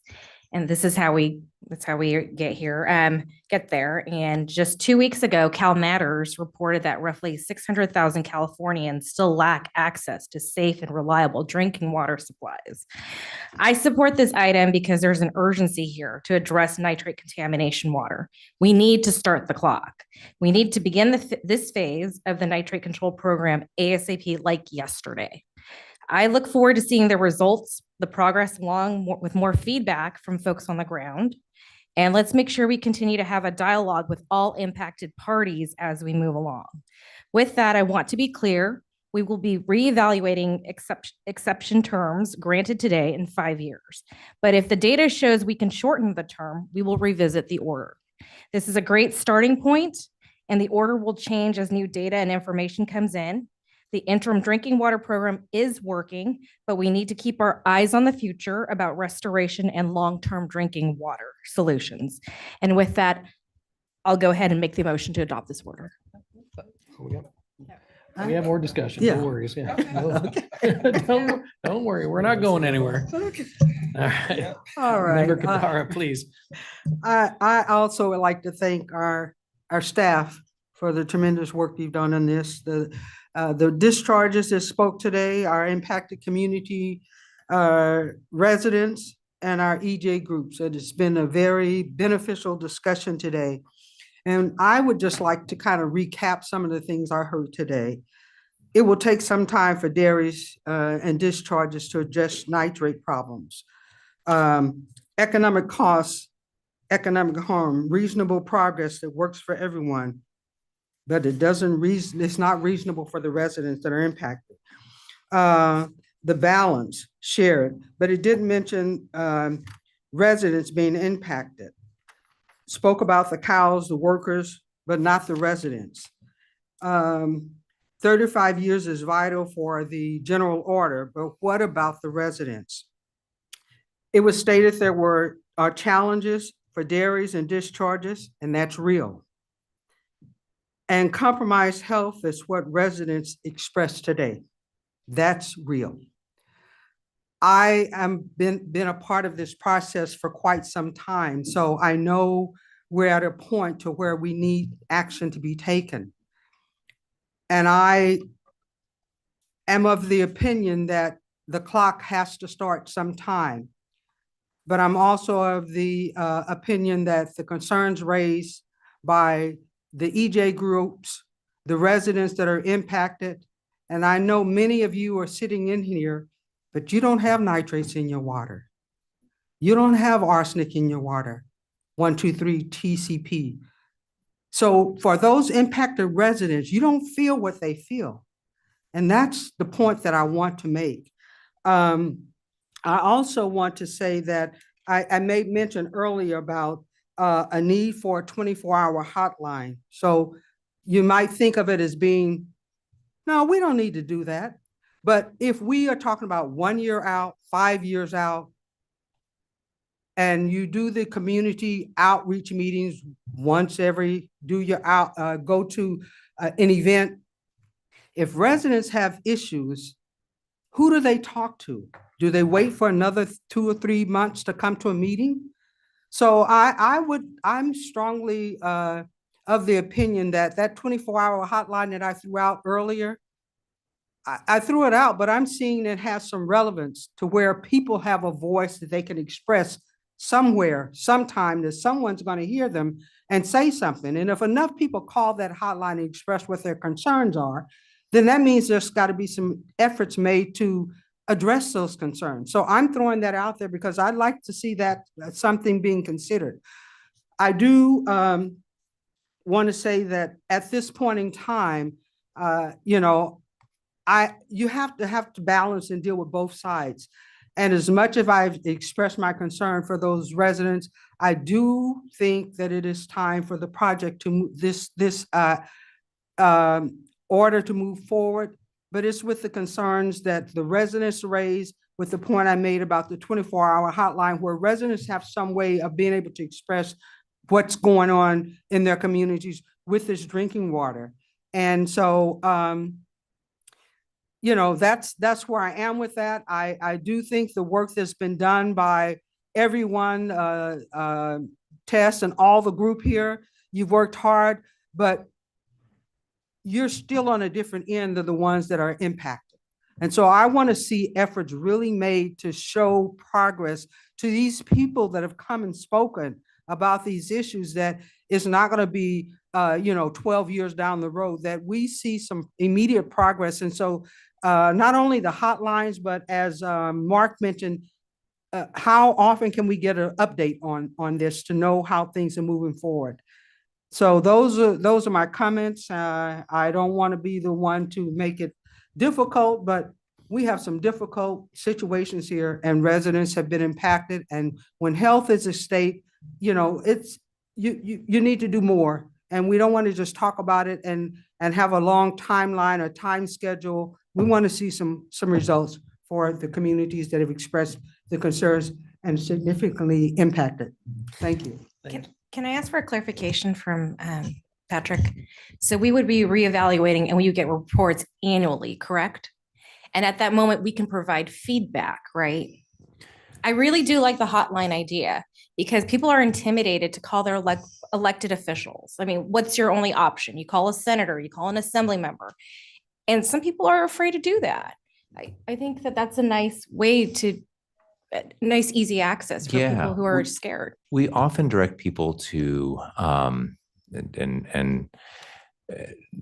think the tough part is we don't have the staffing to have a 24-hour hotline. But we do have voicemail, and certainly anybody who leaves a number, We don't have AI, excuse me. All right. I hope everybody has dinner ordered because that conversation is going to take a little while. But we do. I think one of the resources that when we do talk to communities, they value very highly is the CalEPA complaint system, and that gets routed to us. It is multilingual, and so it actually has the language assistance that we can't provide on our end, and it routes it to basically any environmental agency within the CalEPA umbrella that could potentially deal with that subject. So you don't have to be precise and know that it's the water boards, or know that it is the DTSC, or know that it is the air board that resolves your complaint. That was a major effort from about, I say 12 years ago, because there were a handful of hotlines that were just underutilized or went to dead numbers because essentially people would complain to the wrong agency. So CalEPA did a big initiative to say, no, we're going to do one place, one-stop shop. It's going to be CalEPA. You file your environmental complaint. We will make sure for you that it gets to the right place. We could certainly revisit that. I would think we would want to do that, revisit that in conversation with some of the entities that have told us that might not be a great idea, including the Office of Enforcement and CalEPA itself. But we are always open. We are always open. You leave a voicemail, send an email to get that response back to someone. Okay, and if that's an option or something that could be considered, then I would say to the management zones that they put that on their correspondence and everything that goes out, that there's a 24-hour, if there are any issues, let people be aware of who they can call. Yep. They shouldn't have to wait until someone else, EJ, comes out, or another public meeting where they express those concerns, because nobody is experiencing and living through on a daily basis what they're living through. So they should have a way to get that out to someone, whatever those situations and problems may be. Yeah. So I would certainly. No, it is a very sophisticated system, and I think we should do more to publicize it, because there's also, especially with the immigration enforcement that we're seeing in this country today, there's a greater ability through that system to anonymize and potentially protect the identity of somebody making an environmental complaint. And I think the big thing that we've heard from public outreach people is that you don't have to have the sophistication to know that, oh no, this is a project that the state water board, not the regional water quality board, handles. You should have known better and called this number instead of that number. It's a one click, you go to that one place and you can file your complaint, and you can select whether you want to stay confidential or not. And you can select different language options through that database as well. Yeah, thank you for that. I think last thing we want to do is create unintended consequences here. I think the intent is well placed. I think there are obviously, as you said, there are nuances here that I think are important to be aware of. Member Baggett, I know you've been patiently waiting down there. Be glad to wait if there's someone else you wanted to comment from the public. Well, I mean, today I feel like it's the first ring on your watch is closing. I have probably a different perspective than most everybody here, except for maybe Tess and David, I think might have been here. It's about 25 years ago. My colleagues, we were faced with this waiver of discharge requirement for agriculture. And we created the agricultural waiver program and set up groundwater management zones and monitoring zones. And eventually we got one of Patrick's predecessors, Gary Carlton, on board and began the CV Salts program. I mean, that's been 25 years. And for me to be sitting here today and realize this is the result, it's taken this long. But when we started those programs decades ago, our premise was that you could only solve these massive problems we took over 100 years to create if you totally engage the local communities and the local farmers. Because for this, a top-down approach wouldn't get there because you don't have any skin in the game, as you'd say. But the local people certainly do, and the local farmers don't want their neighbor polluting. They want to stop it just as bad as the people who are suffering the consequences, which is also some of them. So unfortunately, at times I've learned over the decades, we live in a state which has, and I can say this as a lawyer, we've taken the legal and procedural games to great lengths. It's unfortunate it takes this long to get to where we've got today. It took 25 years, which is, we never anticipated that. But given the way California functions, that's how it happens. I think in the end, what you've created is the iterative approach is the only way to, I'm convinced over the decades, to deal with these problems. You've got to have an approach that you're constantly modifying and making better. And I applaud staff, Patrick, you've all done great putting this together along with the dischargers. It's got to be iterative. It's got to come up, but at this point, we've just got to adopt it. Because I can tell you, having been on both sides of these type situations, you need some certainty if you're going to take a financial risk as a local government, as a local farmer.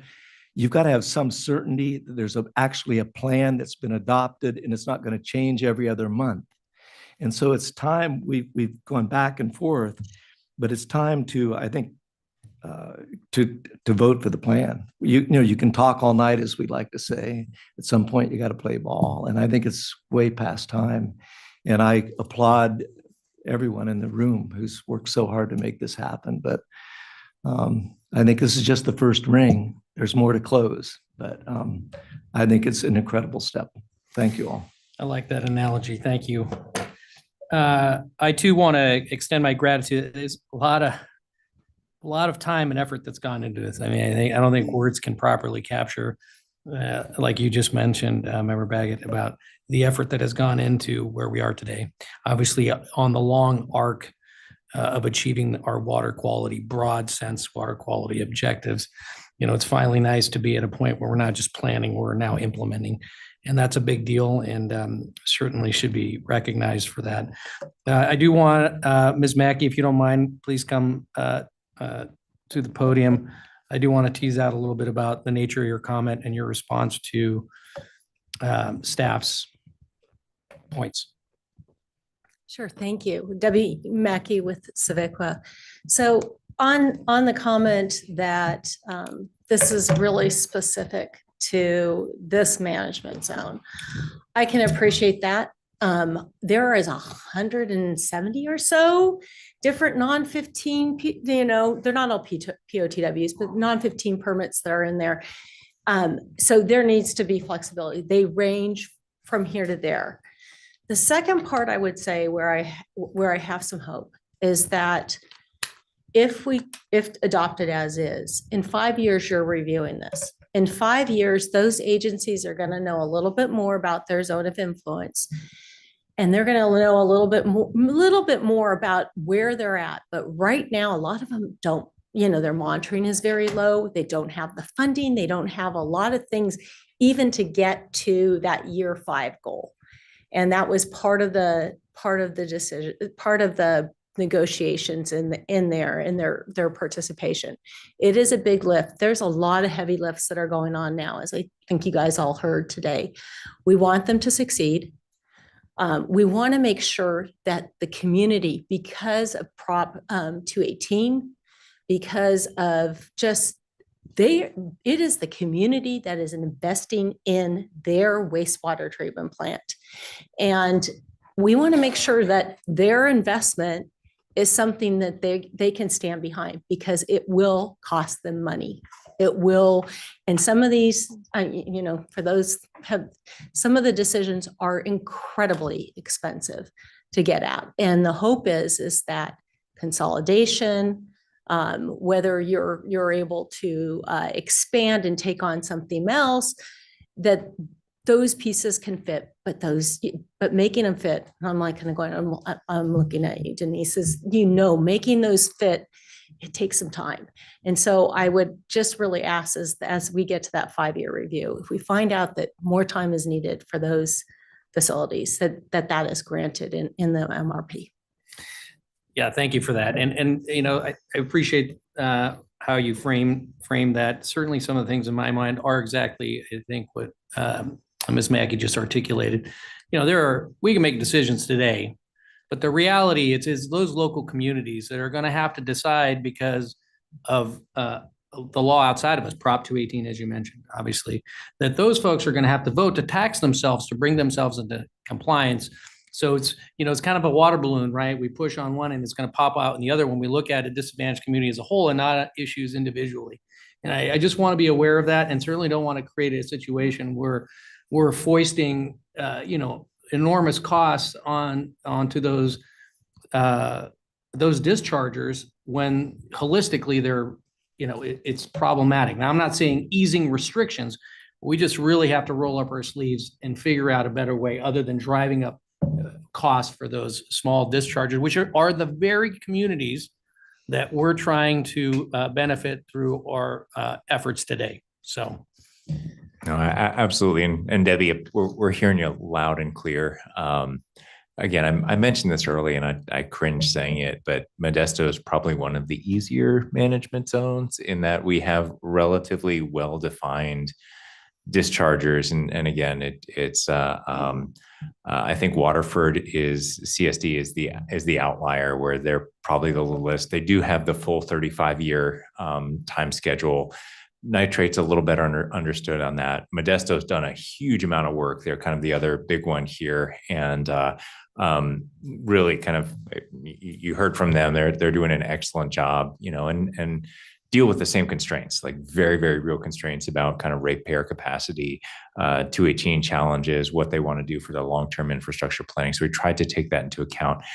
I totally hear you loud and clear for the other management zones when that list goes from 3 or 4 wastewater treatment facilities to 30 or 40 wastewater treatment facilities, and many of those are even smaller.